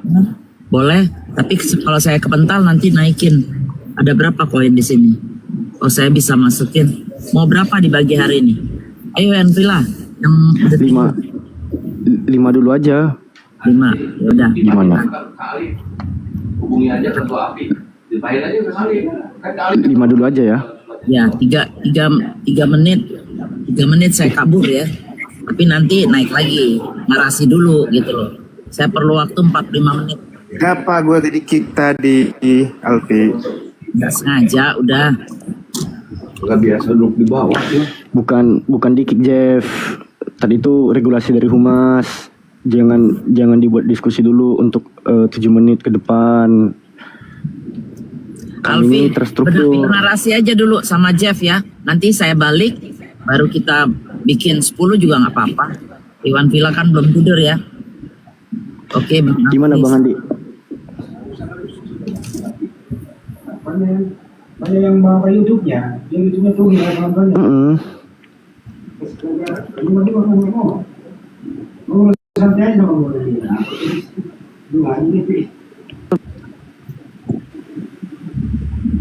Itu instruksi dari Mabes. Iya, wah parah. Keburu ngantuk saya, ya udah ngantuk aja tidur gitu.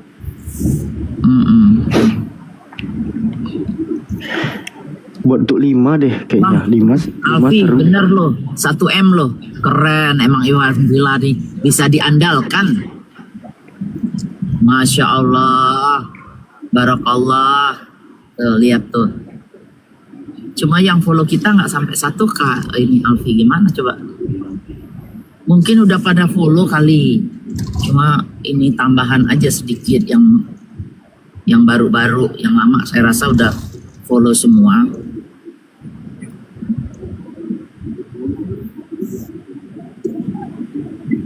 Sabar Bun, sabar. Saya mah paling sabar. Kalau nggak sama Oten, saya mah sabar banget tuh. Nah, di bawah rame tukang tombak ngeri. Bisa. Lah insya Allah. Mereka nggak bisa lihat kita. Kita kan ada pasukan Hababil.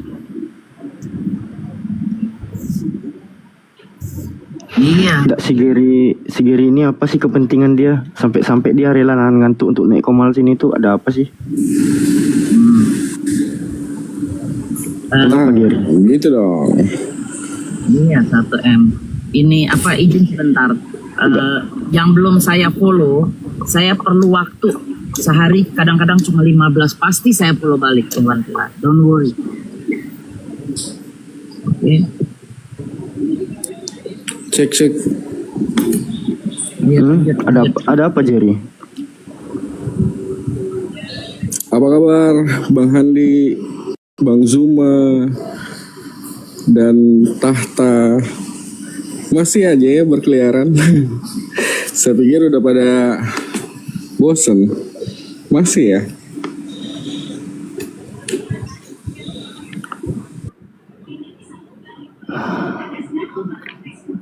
Kupikir ada apa lah dia ngantuk gitu ya kan.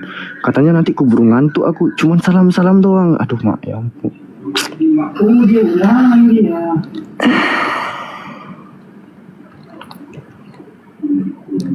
Mending langsung tidur aja. Ngapain ngantuk.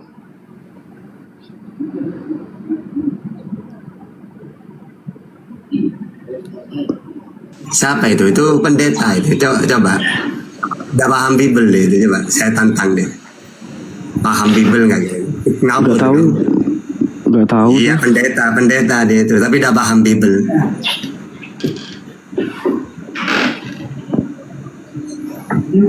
Aduh, ayo Jerry, naik lagi buat permintaan Jerry. Alvin Nobs.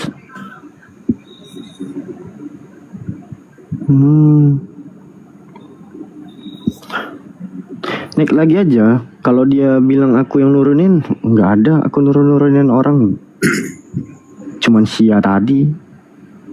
Dia itu paling takut bahas ketuhanan. Siapa itu Yesus menurut Yesus. Paling takut pendeta dia. Atau keselamatan gitu. Mulai dari grup WA takut dia. Orang lama ya Sat ya. Alvin nggak tahu soalnya. Iya, tapi ya gitu. Nah apa itu di FB-nya gitu tuh. Di gereja banyak kamu dari dulu tak lihat melulu. Berani kamu debat lagi gitu. Kalau tak berani jangan matinya. Bertanya gitu. Dari dulu itu di Zoom gue habisin.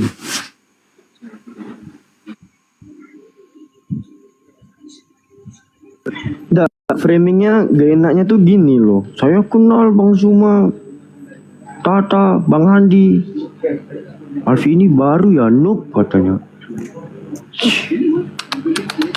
Suruh baca nggak bisa. Astagfirullahaladzim. Nah, kalau Bang Jum itu tahu, itu debat terlawas itu dari dulu, tapi tidak ada perkembangan.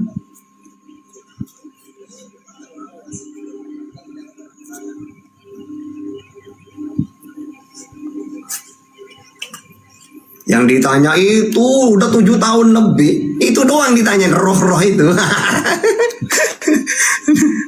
Dia menyerang bertanya tentang Islam. Oh, saya tahu dia. Disuruh baca Bible, mampus. Menyerang kayak singa. Pas diserang kayak kucing. Silakan yang baru hadir. Yang mana yang ngoten ini? Ini Beretta ini tante itu ya? Cece, dia Kristen itu. Janganlah panggil tante, om. Itu kan panggil om sama aja tante. Sebentar, Geri.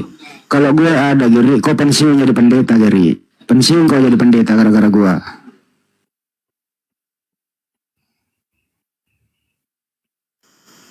Om Tata. Nah, apa tante? Nggak jadilah.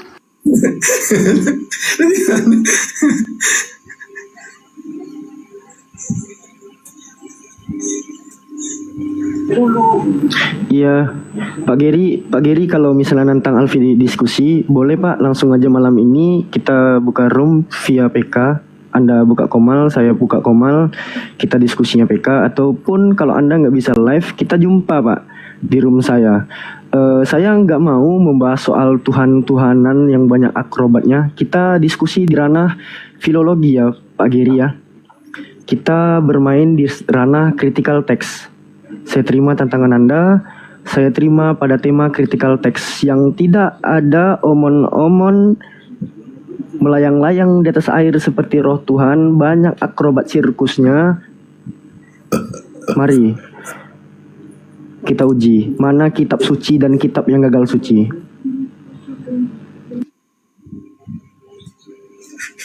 Ini Beretta karena kamu manggil saya om, ya udahlah sama ponakan saya aja, Alfi, ayo. Silakan dialog, nanya sama Alfi, ayo. Ponakan. Beretta. Itu sama ponakanku itu, Alfi itu. Halo Cici.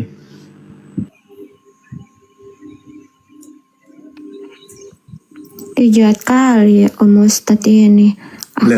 Udah itu yang sebaya sudah ini ponakan saya itu Alfi, silakan. Mau nanya apa silakan. Dialog aja ya.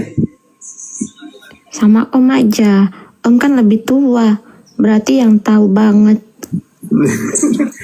Ustaz, kalau kelas jemaat boleh dia bertanya. Kalau kelas pendeta suruh baca dulu. Masa ada orang pendeta nggak bisa baca original teks? Gimana sih? Dia udah saya kontra dia itu. Suruh nanya aja kan. Sama dengan kalau ada seorang ustadz nggak bisa ngaji baca Al-Quran, itu parah itu. Nah, penyebabnya Om Tata nih, aku diledekin kan di bawah. Aku turun aja lah.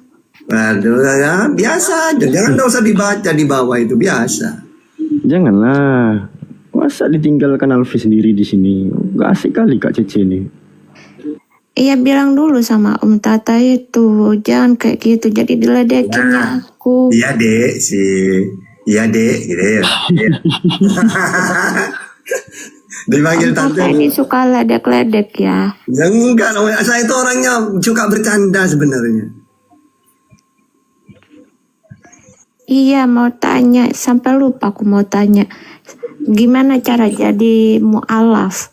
Gak mau, nanti tambah sepi kok malah. Gak mau, takut mu'alaf beneran. Kayak mana Bu? Om Tata ini. Enggak, kita serius ya. Beneran nanti. Nah. Ini Alvin. Ustaz Tata memang suka bercanda. Cici mau mualaf. Bukan tanya dulu lah. Mualaf itu syaratnya mengucapkan 2 kalimat syahadat dan ada saksi yang menyaksikannya. Ya ayo, kabil tuh nikah. Saksinya. Itu bukan syahadat, Ustaz. Bukan. Itu akad. Kalau mau mualaf itu syaratnya gampang. Pertama, gunakan akal.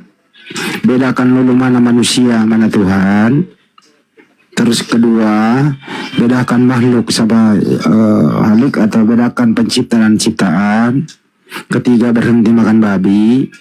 Keempat, menutup aurat. Kelima, mandi. Habis itu ucapkan 2 kalimat syahadat. Mau datang? Oke, udah dijawab. Makasih ya semua. Udah itu aja. Iya, kan di kalau room nggak 11 sudah dijawab. Tinggal itu doang tuh yang belum. Jadi Oke. kesini. Kalau mau nanya sama Ustadz Tahta, panggilnya jangan Om Tahta, tapi Mas Tahta, Mas gitu. Pasti baik-baik diresponnya. Nggak sopan kali. Umurnya seumuran opungku. Mana ada, masih muda loh Ustadz Tahta ini. Kakek ini. Ustadz Tahta ini Enggak, panggil Om aja lah. Kayaknya lebih mesra gitu dipanggil Om. Jangan gitu. Ini yang ketawa lo Om, gara-gara nih Om tuh banyak ledekin. Malah kali aku bercakap sama Om Tata ini ya. takut Om, takut Ustadz Tahta dipanggil Mas. Gak suka lah, manggil apalah terserah, manggil Om, kakek terserah lah. Atau Tata gitu kan asik dengernya gitu. Nanti Agim nanti. Tata kan nggak akan direspon tante nanti. Iya teh gitu kan, iya teh. Udah lah, ini banyak lo yang ketawa-ketawa tuh. Janganlah kayak gitu. Jangan, Alvin, biarin lah. Aku nggak pernah ledekin. Enggak, udah kayak gini. Saya mau manggil apa? Sekiranya nggak tersinggung, manggil apa saya? Mau Bereta gitu. Ya nama aja lah. Ya Bret. Om kan jauh kali. Iya Bret, silakan. Mau nanya apa Bret? Sudah itu dijawab barusan. Oh, iya. Cece panggilnya. Oh Cece. Si, bukan gitu. Itu CC saat bukan Cece saat bukan CC.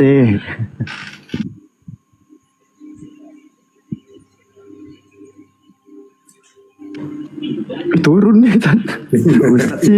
Ustaz tukang gigit takut dia. Takut dengar suara aku, takut nih. Iya udah 50 tadi katanya. Janganlah Om Tata udah tua gitu tuh.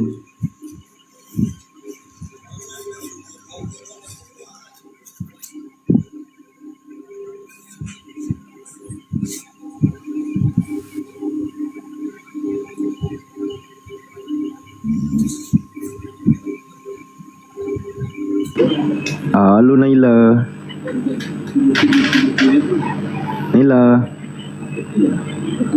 Oh Naila.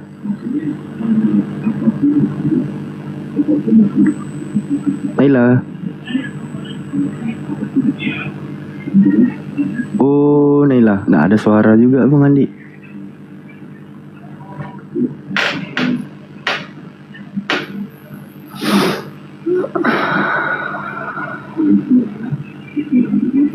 Saya tagih janji kamu Tata. Kamu menantang saya bertanya Islam seumur hidup. Oh rupanya pendeta nggak bisa baca kitab sendiri Ustaz. Kayak mana Ustaz? Masih ingat ya. Padahal udah tahunan yang lalu itu, 5 tahun lebih itu. Ya udah kamu saya kontrak seumur hidup bertanya. Dari dulu di Zoom begitu tadi gua selalu hajar dia. Ya. Iya, pernah debat ya. Jadi temanya Tahta menjawab, dia nanya terus, ya tak layani terus, capek sendiri. Kasih satu pertanyaan modern dia.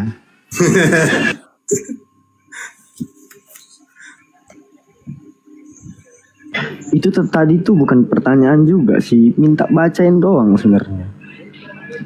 Bukan bertanya, aku nggak nanya dia bisa baca atau tidak kan. Menyedihkan loh gitu, ngajarin jemaatnya kitab tapi nggak bisa baca kitab, kayak mana tuh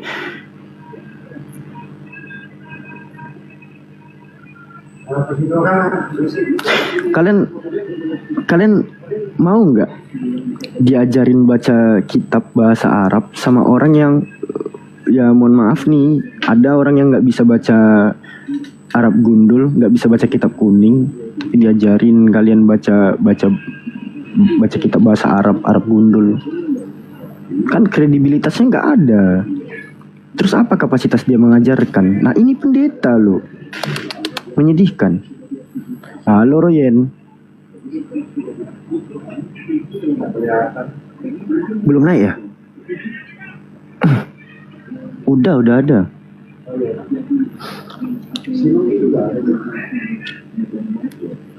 Royen. Udah ada weh, samping aku nih weh, Royen namanya.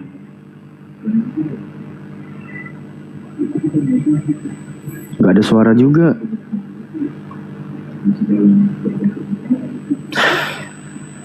Iya, banyak akrobatnya. Apalagi pendeta, udah belajar dia jurus-jurus gereja tuh udah di tangan dia semua. Bagaimana mereka menjelaskan seperti roh Tuhan melayang-layang di atas air. Ada akrobat sirkusnya. Gue nggak suka diskusi-diskusi yang banyak akrobatnya kayak gitu tuh. Bisa baca kitab, ya udah diskusi sama gue. Ini baca aja nggak bisa, ngajak-ngajak gue diskusi. Kocak kali.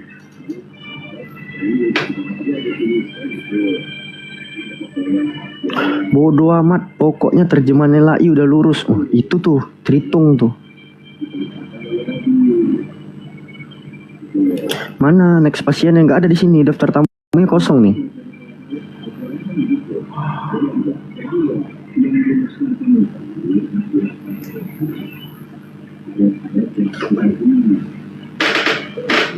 Oh ini ada yang request nih. Siapa ini?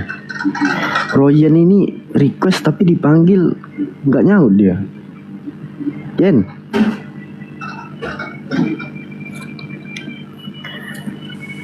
Royen.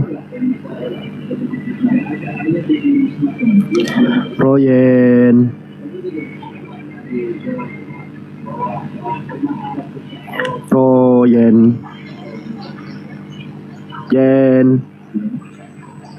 Kok request dipanggil jadi berhala pula kok Yen. Aduh ma. Ya salam.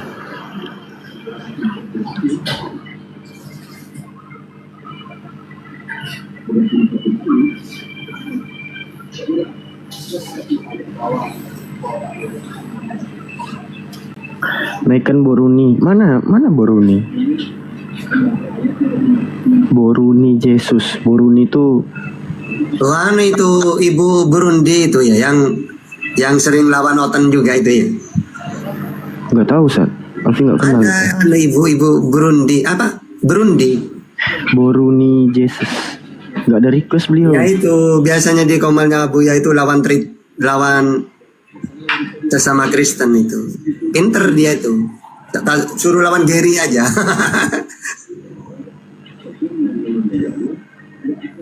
Lawan pendeta Gary aja.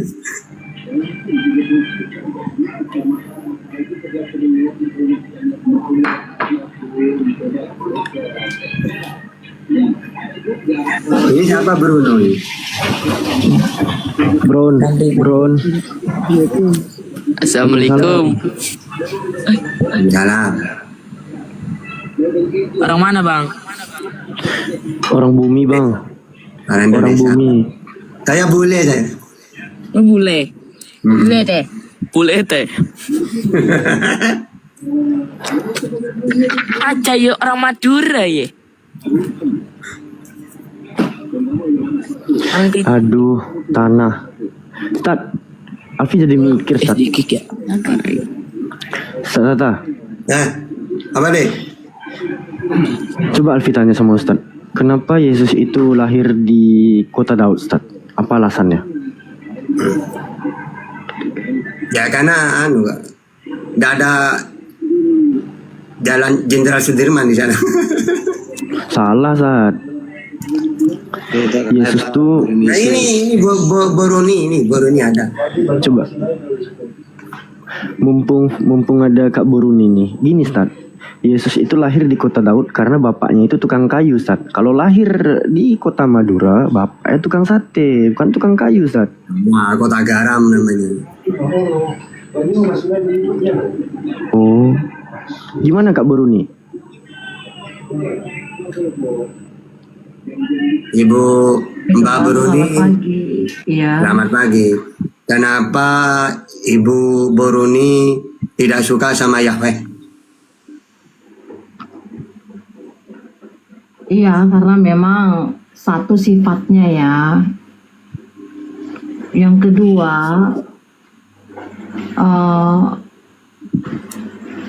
sifatnya itu aja deh, sifatnya itu. Jadi sifatnya Yahweh itu kayak apa? Sifatnya itu jahat ya, baru mesum. Waduh. Aku nggak mau. Pelimpan, nggak konsisten. Jahat lah, buat miris sampai sekarang kan hati ini terenyuh lihat perilaku mereka. Berarti Ibu Boruni ini cuma memakai perjanjian baru doang ya? Nggak usah perjanjian lama berarti? Oh enggak keseluruhan. Ya, namanya buku kan ada-ada saja yang ini. Katakanlah Menolak Paulus juga datang. perilaku-perilaku, perbuatan-perbuatan mereka itu kan ada yang mulia juga. Cuman kan YHWH-nya nggak bisa saya terima.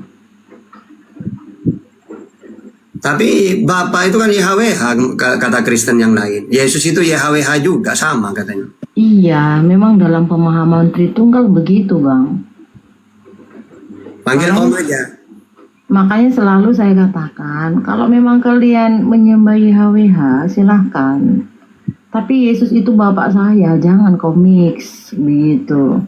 Saya akan berhenti untuk ribut di Komal ketika nama Yesus dikeluarkan dari Bible, begitu. Kalau YHWH silahkan, kalau YHWH saya bilang.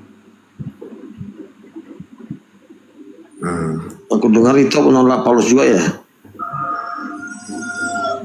Kenapa, Bang? Itu juga menolak Paulus ya.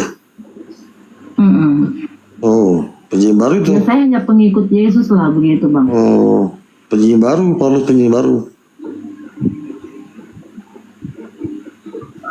Assalamualaikum Kalito. Waalaikumsalam. Assalamualaikum semuanya. Waalaikumsalam. Selamat pagi Bu Boruni. Apa kabar? Ini sering ngobrol sama Kang Dito ini Bu Boruni. Iya. Kalau saya sungkan sama Ibu Boruni, saya sungkan, saya takut.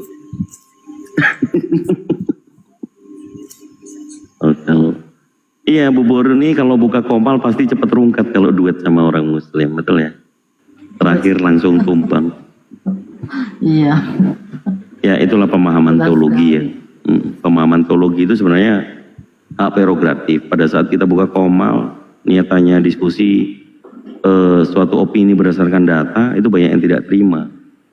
Nah, kalau dipikir denom itu tidak disahkan, nah ini tiba-tiba membidatkan, dibilang ada marsionis baru.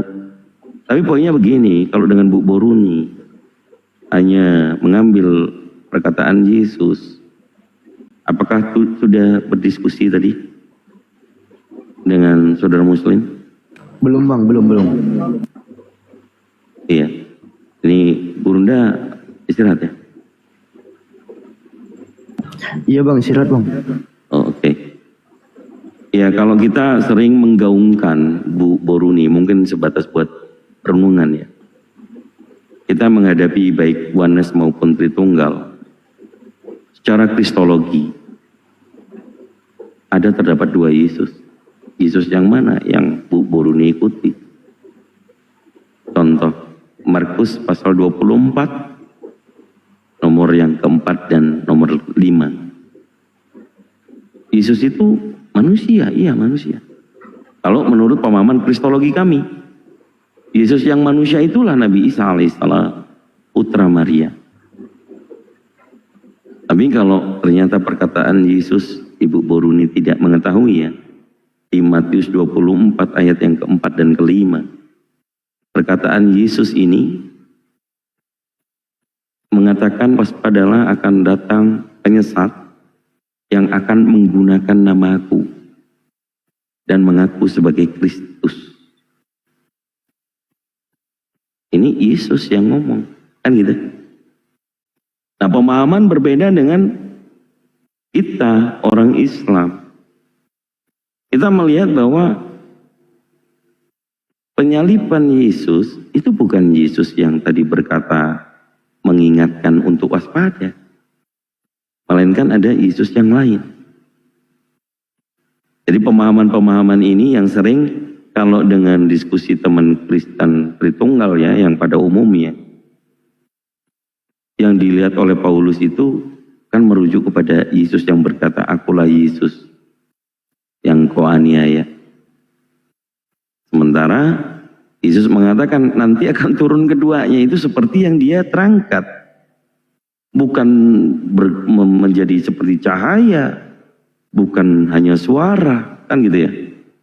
Tapi iblis yang bisa menyamar sebagai cahaya juga menjadi malaikat terang.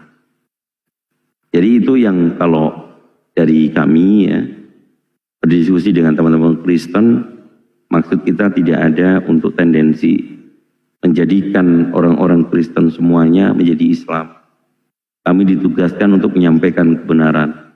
Misi kami adalah nama Allah Subhanahu wa Ta'ala bisa dikembalikan. Kalau misalnya Bu Boruni orang Batak, suku Batak, minimal menggunakan versi Batak saja. Tidak ada nama Allah, yang ada Debata. Selesai kita. Tapi terjemahan inilah bukan menyatukan, melainkan membenturkan. Sehingga banyak debater-debater yang kemudian bermain retorika, tapi dengan dalil kalau Islam. Kalau saudara Kristen seringkali lebih membelakangkan dalil, menjawab dulu, berasumsi atau pemahaman sola scriptura yang tidak mereka pahami, gitu ya. Tapi kalau Ibu Boruni tadi mengatakan tidak percaya tulisan-tulisan Paulus, tidak percaya perjanjian lama yang Elohim Yahweh itu adalah iblis. Ya memang terdapat seperti itu, saya pun juga mendukung. Yahweh itu dikatakan juga iblis menurut pemahaman kita kristologi. Bahkan ada juga dalil yang mengatakan iblis nyembah Yesus. Itu dari saya, mungkin saya kembalikan moderator host biar tidak panjang. Nanti pokoknya kalau ada arena diskusi dengan Bu Boruni, saya coba untuk memprotek, itu aja.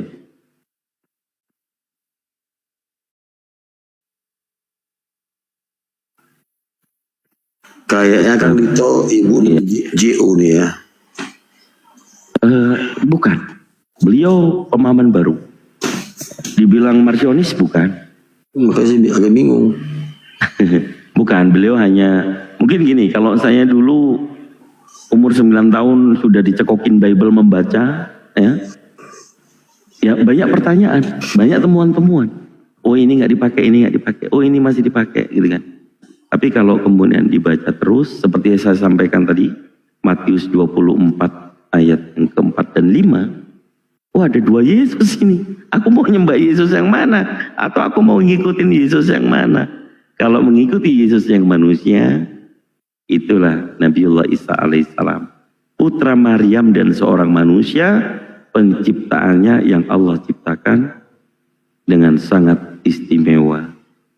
Sama seperti penciptaan Adam, namun bedanya Nabi Adam tanpa ibu bapak, Nabi Isa tidak ada bapaknya saja.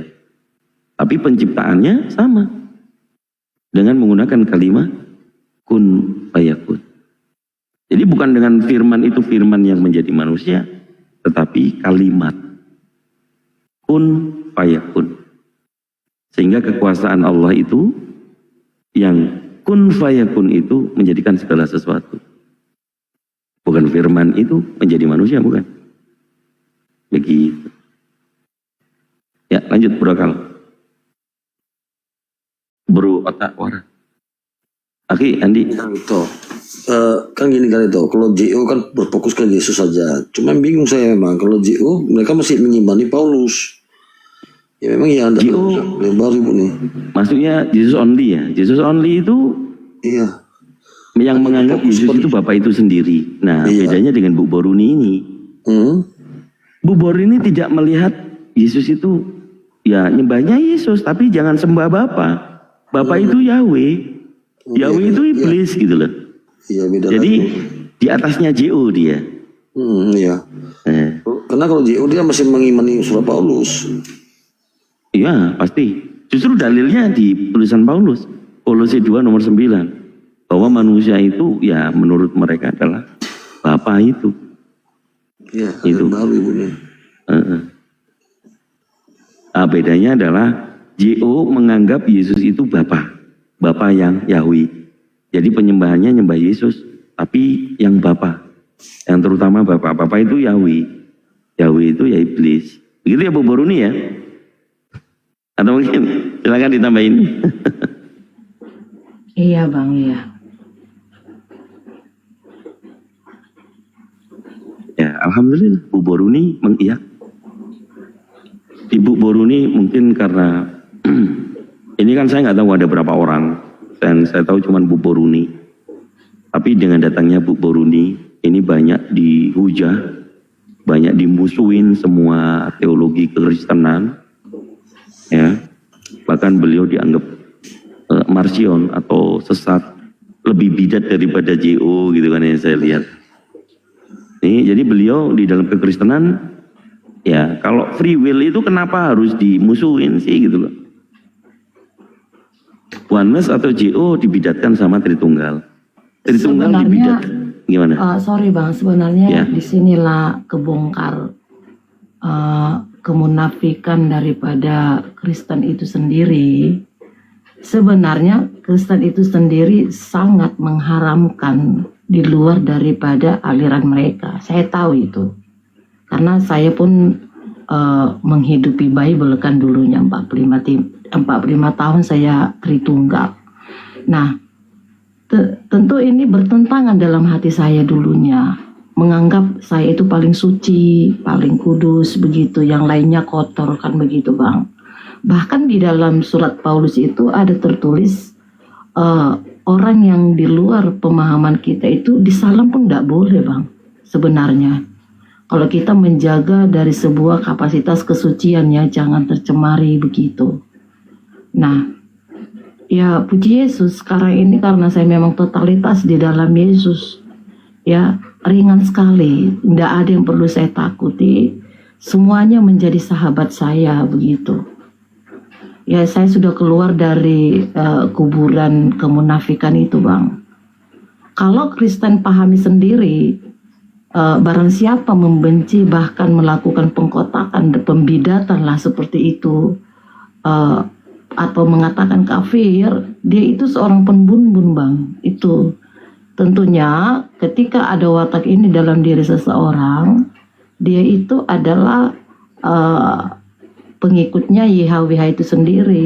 Katakanlah karena memang perilaku dia seperti itu, yang selalu menganggap paling suci, paling steril, dan mengatakan orang lain itu jahil atau jahat. Ya tentu bapaknya itu yang mendoktrin dia kan, sosok yang jahat itu yang sudah mengkamiri pikiran dia sendiri. Tapi kalau di keluarga itu gimana, Bu Roni, gara-gara Bang Handi ini sulit saya apa ini, Boruni. Borini Yesus artinya Iya. borunya. Ini Yesus. gimana? Di keluarga itu enak aja ya, tidak ada bertentangan gitu, pemahaman gitu. Kalau di dalam keluarga, pastinya kemunafikan yang muncul Bang, atau katakanlah kita di dalam bernegara kan. Nah itu kemunafikan. Nah mungkin ada yang tidak membaca keseluruhan Bible, dia nggak paham, ada saja. Karena orang Kristen Protestan khususnya, banyak itu yang tidak membaca Bible, mereka hanya menghafal lagu-lagu aja, banyak. Nah kalau kayak saya kan memahami keseluruhan Bible, jadi saya tahu. Jadi harus ada jarak gap di antara kita yang memiliki pemahaman yang berbeda. Ya di kalangan Terus yang sepemahaman dengan ibu ada juga. tetangga, keluarga gitu ada. Yang sepemahaman dengan Ibu Boruni. Oh, Apa sendirian di keluarga itu gimana? kalau keluarga saya, anak, suami sudah sepemahaman. Dulunya ada satu keluarga. Tapi karena beliau sudah meninggal ya. Jadi karena kami kaum minoritas kan, dia kembali masuk ke kubangan yang dulu gitu. Dia kan sudah di briefing sama keluarga. Lihatlah nih, kau begini begitu. Padahal ketika meninggal suaminya itu kita tangani dengan apik. Semua dana itu masih saya sponsori. Sekalipun setelah berakhir acara itu keluarga pada berembuk kan. Nih uangnya si Boruni, yuk kita pulangkan begitu. Jadi semua saya tangani waktu itu. Ya saya tanggung jawab karena memang waktu itu saya leadernya kan di kalangan kumpulan tersebut. Nah, yang ngerinya kan mereka kembali lagi ke komunitas yang mewah tadi setelah si bapak ini tadi sudah meninggal gitu. Kalau di kampung ini kami ada 2 keluarga lah yang sudah komitmen. Mantap. Terus Bang Tawara? Iya. Aku ini Tat, aku mau itu ini. Itu di gerejanya gimana pertama? Itu kan kita masih pakai kitab Bible. Pertama atau sekarang? Kalau gereja itu udah saya tutup Bang, karena dulu kan gereja itu dibangun atas sinode. Oh berarti itu gak ada gereja lagi ya? Udah di rumah kan. Gini Bang, pemeliharaan bangunan itu kan besar budgetnya. Jadi sementara saya tutup, memang itu duit saya dulu yang bangun kan. Cuman Yesus mengatakan rubuhkan bait Allah ini, ya saya rubuhkan, atau bait Elohim ini rubuhkan, ya saya tutup lah gitu, tutup aja karena memang kami satu hari gitu ya. Jadi kalau kami ada persekutuan ya di rumah aja deh gitu. Yang satu keluarga lagi pun begitu. Cuman ada waktu-waktu tertentu kami juga melakukan pertemuan. Nah itu karena 2 keluarga kan gampang koneksinya gitu. Bo, Iya. udah makan malam, Bo? Udah pagi nih Bang. Oh, udah pagi ya. Jam-jam sahur ini memang. Udah pagi. Jam berapa ya? Jam 3 ya? Jadi Bo, kalau misalnya mau ibadah, berdoa, itu di rumah aja satu keluarga? Ini kita pahami dulu, kalau persekutuan iya. Kalau ibadah itu Bang, Yakobus 1 ayat 27. Ibadah yang murni ialah mengunjungi yatim piatu ya. Kalau mau ibadah ya pergilah ke sana mereka-mereka yang susah. Itu dia. Tujuannya? Tujuannya supaya orang lain bisa menikmati kehadiran Yesus bagi mereka. Supaya mereka, katakan kalau anak yatim piatu, kalau ada yang memperhatikan dengan tulus kan pasti mereka senang gitu. Karena kehadiran Yesus itu kan sukacita dia dan juga damai sejahtera Bang.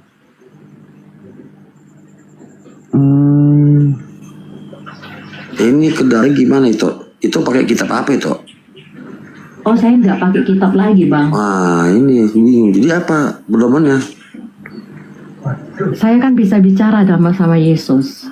Wih mantap. Karena gini, aku ada di setiap hati manusia. Jadi saya terpelongok dengan perkataan itu. Berarti saya bisa bicara sama Yesus kan begitu.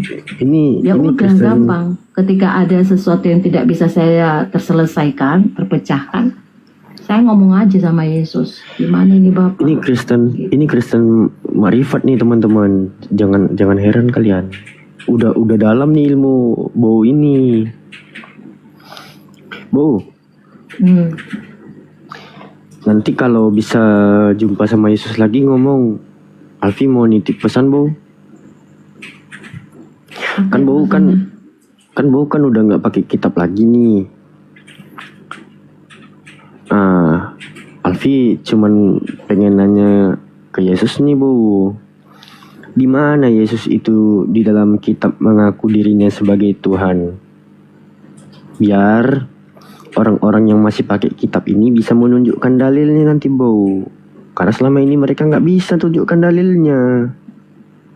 Ya ndak bisa, karena yang menjadi Tuhan kan sudah Yahweh di kitab. Nggak mungkin ada dua Tuhan dalam kitab, kan begitu Bang. Nah, dengar tuh. Karena sentralnya sudah Yahweh, itu dia kok dalam kitab. Cuman ada beberapa narasi dalam Bible yang mengatakan benar kau adalah Tuhan dan Guru. Ini klaim orang kan begitu. Enggak, tapi Boro ini kalau diajak ngomong santai-santai. Tapi karena sama Otan langsung digas, ya marah beliau. Coba ngomong baik-baik santai kayak dengan Kang Dito, baik dia. Tapi kalau kita lihat dengan Kristen yang lain langsung disesat-sesatin. Ya ngegas juga. Enak dialog santai gitu, enak. Lanjut, Alfi. Ibu ini kelompok ya Pak Ustadz yang dibilang Kristen progresif itu ya Bu ya. Sempat itu. Progresif. Kurang tahu kalau ini bilang Kristen kan kayaknya Bukan. siapa ya? Bukan.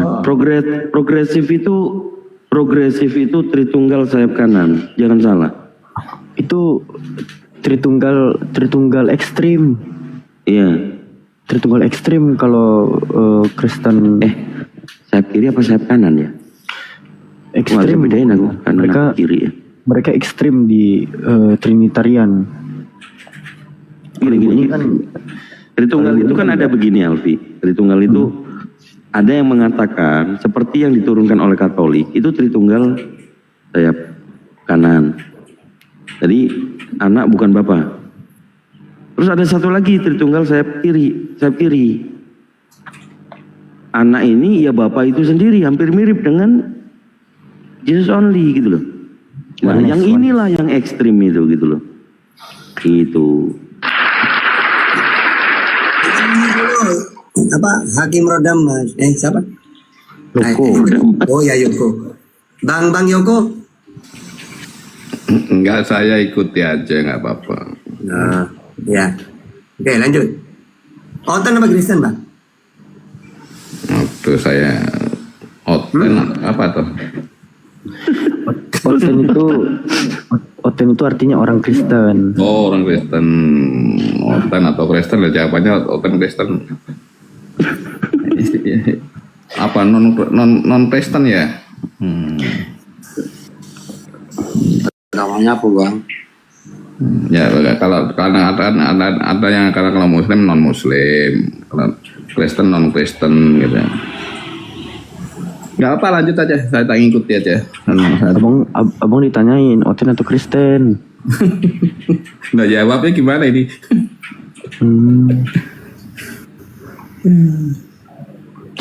Ya minimal jawabannya dua-duanya apa Islam gitu Bang. Oh gitu. Oh penting ya. Itu deh identitas itu. Ya kita kan diskusi di lintas agama Bang, bukan bicara politik gitu loh. Aduh, nggak sengaja batuk tadi Kang Dito. Ada yang jatuh ya, sorry. Jadi ngawur ya. Jadi Bo, bertanyalah Alfi sedikit sama Bo nih. Yeshua Hamasyiah itu kedudukannya bagi Bo itu siapa? Saya nggak pakai Yeshua Hamasyiah Bang. Yesus. Oke, Yesus Kristus. Oke, Yesus Kristus itu kedudukannya bagi Bo. Yesus. Yesus. Oh, Yesus saja nggak pakai Kristus. Yesus ini kedudukannya bagi Bo itu siapa? Sang sumber yang menciptakan alam semesta dan yang memberi hidup dalam diri saya. Baik. Sang sumber yang menciptakan alam semesta. Betul. Sang Maha Kuasa adalah Dia yang turun ke atas muka bumi dan mengosongkan diri, begitu? Bukan mengosongkan diri, yang turun ke permukaan bumi. Yang turun ke permukaan bumi. Iya. Pada saat Dia turun ke permukaan bumi, apakah yang tadinya Dia itu Maha Kuasa menjadi tidak Maha Kuasa, Bu? Tidak ada perubahan dalam dirinya, tetap Dia Maha Kuasa. Tidak ada perubahan, Bu. Saya biasanya menggunakan bahasa tinggi tuh, emanasi kalau sang sumber ya. sang sumber ini, emanasi ini, dia butuh nggak, punya sifat butuh nggak, Bu, terhadap apa yang telah diciptakannya? Enggak. Oke. Pada saat sang sumber, sang emanasi, pencipta alam semesta ini turun ke atas permukaan bumi, apakah Tuhan yang turun ke atas permukaan muka bumi ini membutuhkan gravitasi, Bu, untuk bisa memijakkan kakinya di atas tanah? Gravitasi. Bumi ini punya gravitasi ya kan? Maksudnya gimana nih? Aku kurang cerdas. Oke, gravitasi adalah satu dari sekian banyak unsur-unsur yang diciptakan oleh sang sumber yang Ibu katakan tadi, ya. Salah satunya itu gravitasi. Nah, apakah sang pencipta membutuhkan apa yang ia ciptakan? Contoh, gravitasi loh, Bu. Dia kan turun ke atas permukaan muka bumi. Iya, dia Kalau- berinteraksi dengan murid-murid. Kalau dia tidak membutuhkan gravitasi, lalu daya apa yang membuat dia bisa berpijak di atas tanah?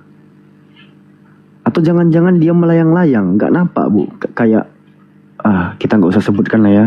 Yang biasanya nggak nampak itu bahaya soalnya, Bu. Goib. Iya, dia kan memang memiliki fisik manusia, cuman kan di dalam Tritunggal itu melalui proses dari rahim kan begitu. Tuh, jadi kalau saya kan enggak. Karena gini, kalau memang manusia jadi Tuhan, ini yang perlu dipertanyakan. Tetapi yang jelasnya kalau Tuhan jadi manusia, ya sah-sah aja karena dia kan maha kuasa. Gitu. Tuhan jadi manusia sah-sah saja, kan dia maha kuasa. Jadi iblis atas kemahakuasaannya bisa berarti, Bu? Enggak lah, untuk apa iblis itu? Iblis itu kan jahat. Loh, tapi atas kemahakuasaannya dia bisa menjadi apa saja. Ada nggak fungsinya? Itu aja.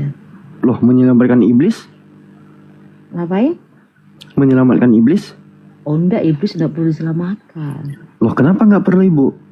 Memang sudah dikasih, apa namanya? Apa?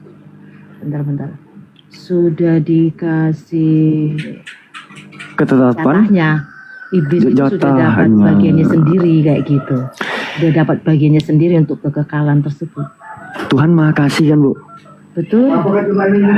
Di mana letak maha kasihnya Tuhan terhadap iblis? Hanya manusia. Kalau iblis enggak ada.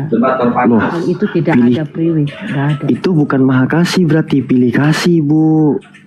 Nah, itu memang sudah haknya sosok tersebut. Kalau memang manusia itu yang perlu dia kasihi, ya, yang mau. Nanti ntar bagaimana mereka yang ngeyel, ya itu kan atas keputusan dia, konsekuensi yang harus dia terima kayak gitu.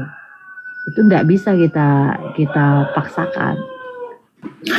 Enggak, ini masih melekat apa yang ada di dalam Bible gitu. Contoh, Ibu bilang jatah kasih itu ya kepada manusia. Memang dalilnya begitu di dalam Bible. Tapi kan Ibu nggak terikat sama Bible lagi. Begitu besar kasih Elohim pada manusia sehingga ia mengaruniakan anaknya yang tunggal dan seterusnya. Yohanes 3:16. Masalahnya gini, kasihnya terhadap manusia itu ada. Kenapa pada iblis tuh nggak ada gitu? Ini kayak yang disebut sebagai Tuhan yang maha adil. Kalau zonanya saya itu, ya, kalau zonanya saya itu harus tahu diri gitu. Kalau memang kapasitasnya Tuhan seperti itu, dia tidak mau yang menggubris yang namanya sosok iblis, ya kita saya nggak usah ngeyel gitu loh. Ya udah. Tuhan berkapasitas, Bu. Maksudnya begini, kapasitasnya saya itu adalah tahu diri, tahu enggak? Ya. Katakanlah kalau bukannya zonanya saya enggak terlalu mau mengata-ngatai Tuhan mengenai hal itu. Dan saya pun setuju. Kalau malaikat pemberontak itu yaitu iblis yang sudah dijatuhkan ke bumi, ya, atau katakanlah para sebenarnya itu adalah alat yang dipakai Tuhan untuk Kang Dito, noise Kang. Terlalu banyak. Ya gimana Kak? Silakan Bo. Iya, alat yang dipakai Tuhan itu memang kalau tidak berfungsi, ya itu haknya dia mau diapakan dan bagaimana, kan begitu, Pak? Jadi diaminkan lah ya, yang tadinya maha kuasa menjadi tidak maha kuasa. Dia maha kuasa atas seluruh ciptaannya. Tentu katakanlah kapasitas malaikat ini sudah punya aturannya sendiri, kan begitu ya. Maksud Anda mungkin supaya saya itu menyampaikan kepada Yesus, loh nggak boleh gitu Bapak, yang namanya iblis yang kayak gitu nggak usah dihukum. Oh ndak iso, kalau memang Yesus bilang ya udah itu udah memang hukuman buat dia, ya itu terserah. Saya ndak perlu mengotak-ngatik apa yang menjadi ketetapan daripada Bapak saya sendiri, Yesus, begitu. Betul, Tuhan itu nggak boleh diatur, karena Tuhan itulah yang maha mengatur. Namun di sisi lain, Tuhan pencipta langit dan bumi itu memiliki sifat maha adil, sepakat kan? Maha adil dia di dalam segala peraturannya. Jadi saya ndak boleh ngatur Tuhan gitu loh. Saya yang diatur. Paham ndak? Ya. Jadi kemahakuasaannya itu berfungsi bagi manusia yang bisa diatur. Gitu ya. Karena sifat Yesus saya ini bukanlah diktator ya, atau apa ya, seperti tipe-tipe kepemimpinan yang kita tahu ya kan, atau kepada YHWH itu sendiri. Tidak, free will itu diserahkan dia. Misalnya kayak saya, kalau mau begini free will itu kehendak bebas kan ya? Iya betul. Isi dari kehendak bebas itu baik dan buruk, betul? Betul. Berarti secara tidak langsung Tuhan itu memberikan atau menciptakan kebaikan dan keburukan, betul? Tidak. Tidak. Begini, bentar. Yuk. Ketika katakanlah iblis itu ada di bumi ini, di muka bumi ini, ya, tentu manusia itu kadangkala mau terdoktrin atau terhipnotis ke sihir dengan keadaan yang ada di dunia ini, kan begitu, ya. Dan ketika manusia itu mau melanjut dalam langkah, sebenarnya Yesus itu sudah ngomong jangan. Contoh, makanan enak lah dulu ya kan. Nah, makanan enak ini kadangkala bisa menjadi racun bagi manusia itu sendiri. Dan hal ini lebih spesifik juga, katakan seperti sama saya. Yesus juga ngomong, anakku jangan terlalu, kan gitu. Nggak usah dulu masalah ajaran Yesus. TikTok kan udah rame nih, ya, mengajarkan pola hidup sehat. Tapi saya ngeyel, enak ini harus saya konsumsi. Ya udah, tahan sendiri gitu. Jadi Tuhannya Ibu nggak menciptakan keburukan atau kejahatan? Enggak lah, nggak pernah itu. Terus siapa yang menciptakan kejahatan atau keburukan? Kejahatan itu adalah ya dari iblis itu sendiri. Berarti ada kuasa lain yang bisa menciptakan. Menciptakan apa itu? Kejahatan itu ya? Kejahatan? Ada. Di bumi ini kan pilihannya begitu, kalau kejahatan atau kebaikan, mana yang mau kau pilih? Tuhan menciptakan kebaikan doang. Ya, karena ingatlah, pernah ndak anak kecil bercita-cita mau jadi penjahat? Itu dulu kita lihat dasarnya. Kalau Tuhan hanya menciptakan kebaikan doang, lalu dari mana kita bisa mengatakan sesuatu itu baik? Contoh, saya kasih analogi. Kalau semua umat di seluruh muka bumi ini adalah orang yang setara dalam finansial, dalam artian orang kaya, semua berkecukupan. Apakah ada kata kaya itu tanpa kita ketahui bahwasanya ada orang miskin? Begini, finansial tidak masuk dalam kategori attitude, gitu ya. Saya ngasih analogi. Itu harus kita pisahkan. Oke. Finansial dan Saya balik. attitude harus kita pisahkan. Saya balik. bagaimana cara kita mengetahui bahwa sesuatu itu bisa dikatakan baik sementara Tuhan tidak menciptakan kejahatan? Apa tolak ukur sesuatu itu bisa dikatakan baik? Tolak ukurnya adalah satu, rasa damai dalam dirimu. Yang kedua, diterima oleh banyak orang gitu. Atau sebagian orang. Itu dia. Kan Tuhan nggak menciptakan kejahatan nih. Semuanya baik aja. Pertanyaan singkatnya, apakah di dalam free will yang diberikan oleh Tuhan itu isi free will-nya itu kebaikan semua? Iya, kebaikan semua. Jadi pada saat Adam diberikan free will, janganlah kau makan buah itu. Adam kan dapat free will di situ. Makan atau tidak, betul? Kebaikan semua itu kan? Bentar. Kalau Adam itu dongeng itu bagi saya, Bang. Oh, dongeng. Astagfirullahaladzim. Dongeng bagi saya itu. Astagfirullahaladzim. Sesuai Bibel ya. Nggak usah syok, Bang. Sesuai Bibel itu dongeng.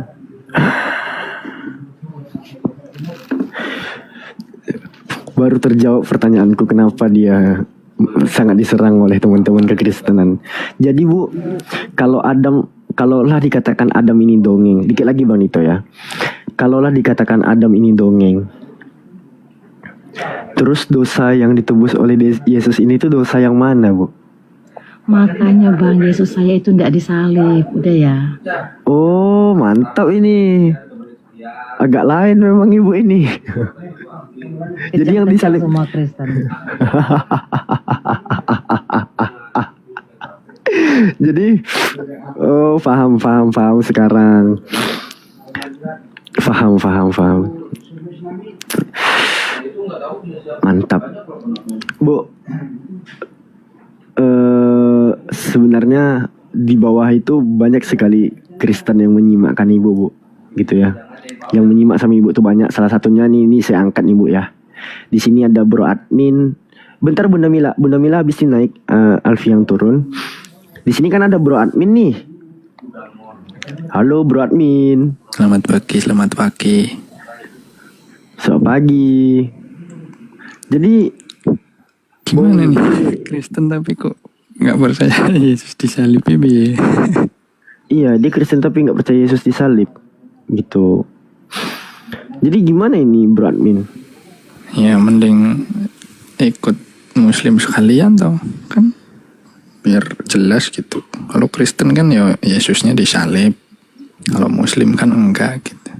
Oke, aku izin masuk dulu ya. Nggak boleh juga memaksakan seperti itu Bro Admin. Ya, free will manusia itu diberikan untuk memilih. Ya. Kalau saya katakan Anda sebagai Katolik, gitu. Iya sabar. Iya saya tahu. Makanya gini loh. Mungkin Alfi karena mungkin baru tahu Bu Boru ini tuh poinnya dia tidak pakai Bible. Dia meyakini Yesus itu Tuhan, itu ya. Kalau dikatakan menurut Bible, Adam itu dongeng. Secara kristologi, Adam di dalam Bible itu dongeng. Penciptaan manusia pertama kali di dalam Bible bukan Adam. Kacamata saya begitu, saya setuju. Makanya sering saya bawakan orang-orang Kristen, di mana tertulis letterlek nama Adam manusia pertama kali yang diciptakan itu. Langsung melompat ke pasal 4. Loh, kan kita bicara penciptaan itu kan Kejadian 1. Kalau dari saya itu, makanya pemahaman kristologi dan teologi itu memang kalau Bu Boru ini cocok dengan saya melihat bahwa semuanya hancur. Teologi itu nggak ada yang benar. Teologi itu hanya asumsi. Fakta histori itu jawabannya. Tapi kalau ternyata sola scriptura itu dihilangkan semua dan Bible nggak dipakai, hanya berkeyakinan Yesus itu Tuhan, Bu Boru ini orangnya. Nah sekarang Bro Admin di Katolik, saya bilang sama Bro Admin, loh kalau sama-sama tidak tidak menjadikan Yesus itu Bapak itu sendiri, kenapa nggak jadi Protestan? Kan sama Tritunggalnya. Itu diskusi, gitu lah. Jadi pemahaman teologi apa yang membedakan? Coba Tritunggal, kita bicara teologi. Bukan Kang Tito, Buron itu nggak percaya penyaliban. Ya sama aja. Sekarang yang Unitarian itu, sebentar. Unitarian itu tidak menuhankan Yesus tapi masih percaya penyaliban. masih menggunakan Bible yang sama. Kan gitu. Iya. Gimana ya, mau kalau- percaya penyalipan, Bang? Orang Bible aja nggak dipakai. Itu loh Bang Bro Admin. Ibu ini nggak pakai Bible. Oh, lah iya makanya. Aja iblis kan begitu. YHWH udah gugur tuh, nggak boleh. Lah ya kan berarti kan bukan Kristen. Kalau Kristen kan pakainya Alkitab.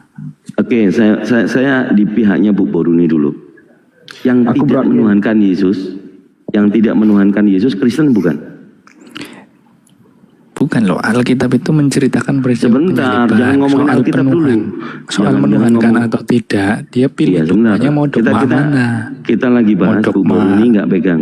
Bu Boruni nggak pegang Alkitab. Tapi Ya, dia berarti menuhankan enggak, Yesus. berarti Sabar dulu dong. Jangan menghakimi, kebiasaan sekali loh.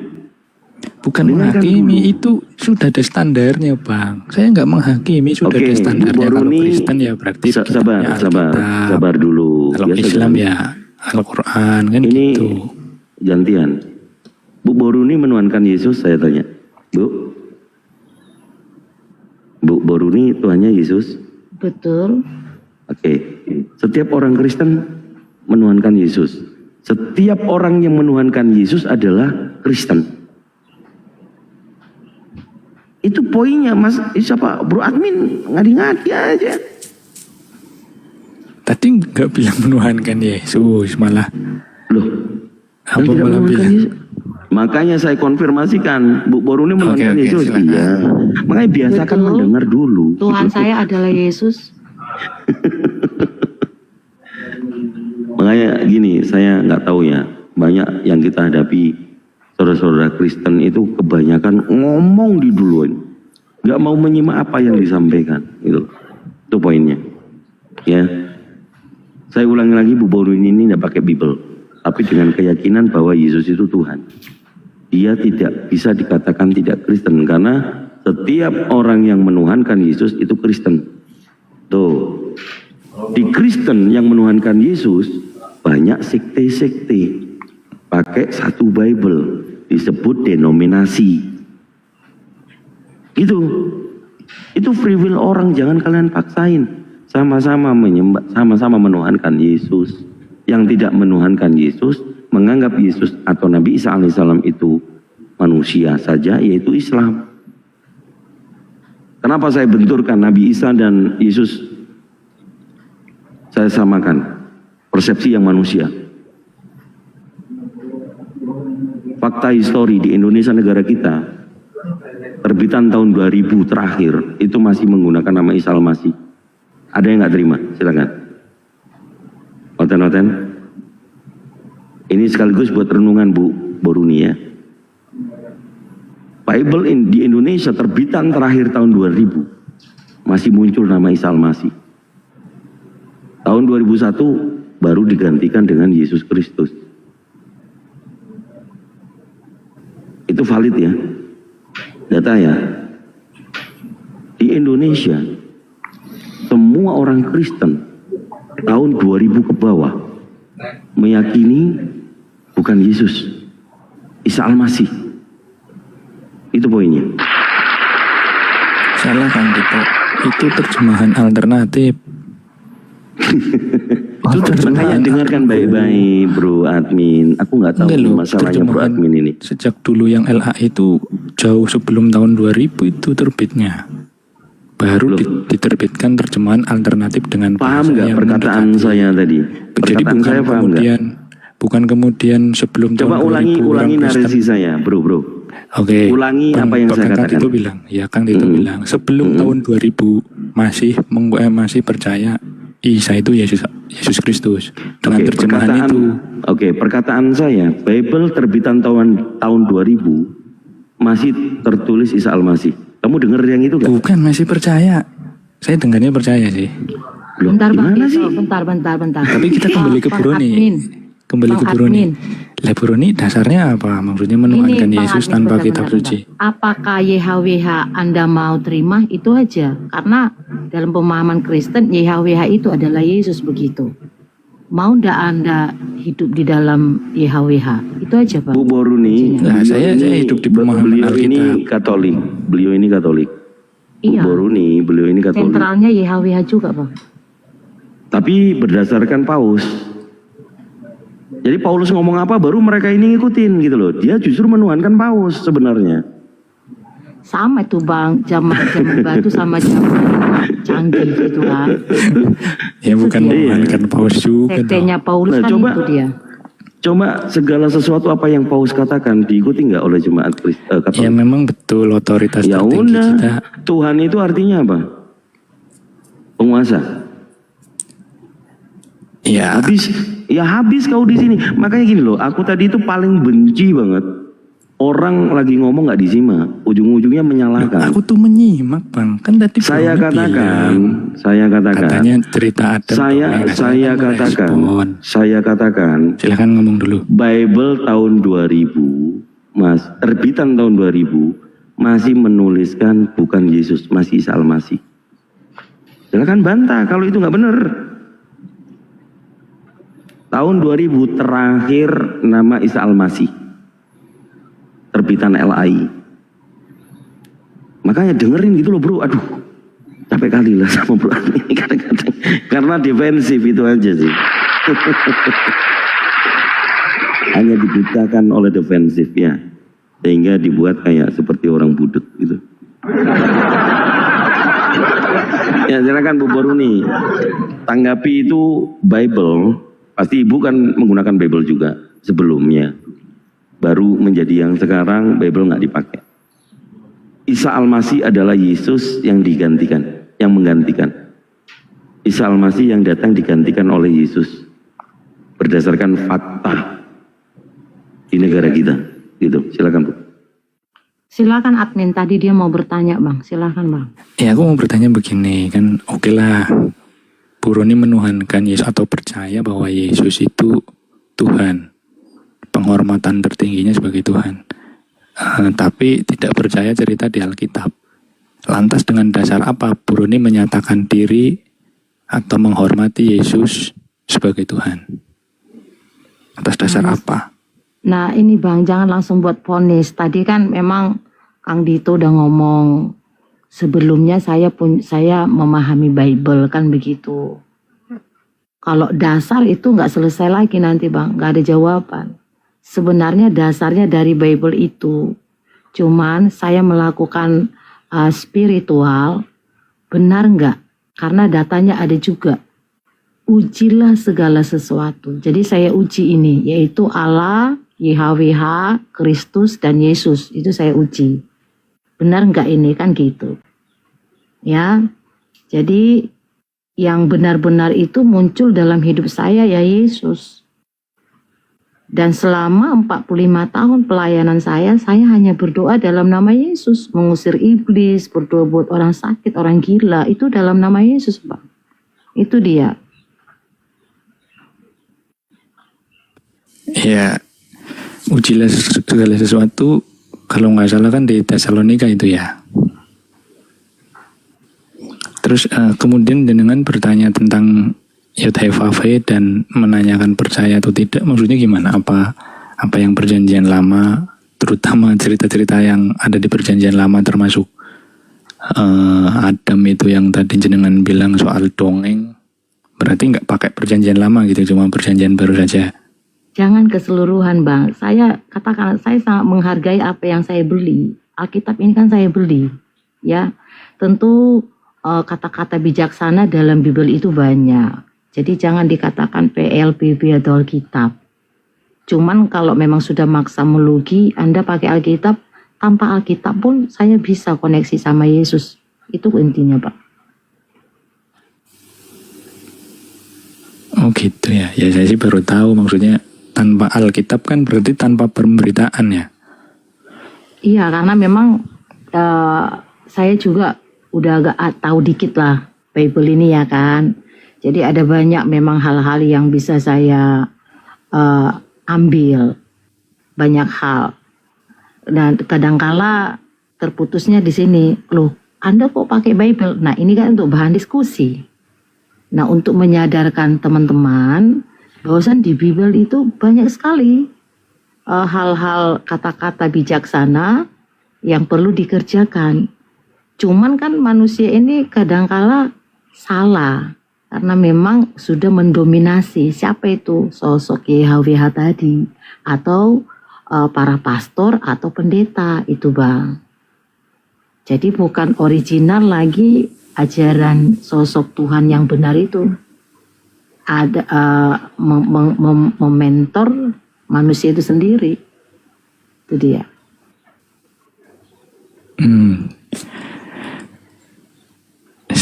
Saya juga bingung kalau misalkan Bu Roni menyatakan tidak percaya dengan JFAV. Cuman ya satu aja saya pertanyaan satu aja. Kalau peristiwa penyaliban percaya enggak? Enggak, Bang, enggak percaya lagi sekarang saya. Karena memang gini, Bang, YHWH yang berkarakter iblis aja dimasukkan menjadi sang sumber. Parah kan? Nah itu. Nah, maksudnya gini, sudah YHWH yang menguasai, yang mendoktrin manusia sekarang ini, yaitu tanda kutip Kristen ya. Nah itu dia. Kasihan kan? Sementara kalau mereka selidiki dalam Bible itu Wahyu 2, 9, 3 dan 9, itu jemaat iblis loh, Bang. Bukan saya ngasih datanya, datanya jelas di situ. Mereka yang mengaku Yahudian adalah jemaat iblis. Ini dia. Kasihan kan? Keseluruhan yang mengaku Kristen adalah Kristen iblis. Gimana itu?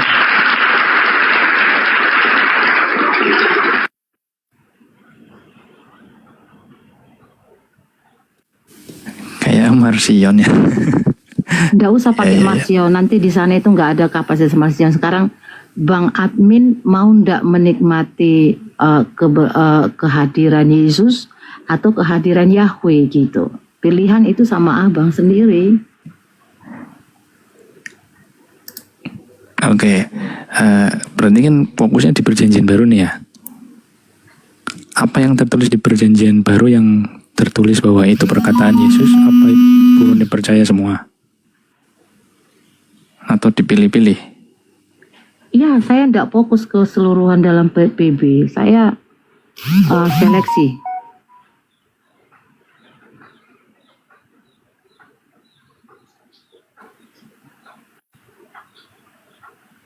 Karena yang penting saya harus temui dulu sosoknya ini ada nggak, nyata nggak gitu. Harus seperti itu, Bang. Nyata nggak ini? Apakah dongeng gitu? Halusinasi. Ternyata Yesus itu nyata, Bang. Yesusnya adalah kalau Bapa. Yesus itulah Bapa bagi saya, bukan Yahweh. Karena Yesus mengatakan kamu bukan hamba lagi, tetapi anak kan? Nah, di dalam Bible itu sendiri ada perumpamaan mempelai juga ada. Itu saya hapus. Ya. Jabatan hamba juga itu saya hapus. Ya saya ini anak. Jadi seorang anak itu akan lebih ekstra bekerja. Gitu. Iya betul-betul ada. Berarti kalau yang soal wahyu dipilih-pilih gitu ya, yang perkawinan anak domba itu enggak. Iya. Wahyu itu kan, Bang, hasil racikan, katakan keseluruhan Bible itu memang sudah dimodifikasi oleh bapak-bapak gereja yang ada di Roma. Itu dimodifikasi ya dari Bible, katakan aku boleh saya katakan skripsi tercanggih di zaman kebodohan dulu, zaman batu dulu. Itu udah canggih bagi kita kalau memang tahun 60-an Bible ini sudah nyangkut di Indonesia kan begitu. Mantap, orang Yunani, filosofi Yunani itu benar-benar nyantol kan gitu.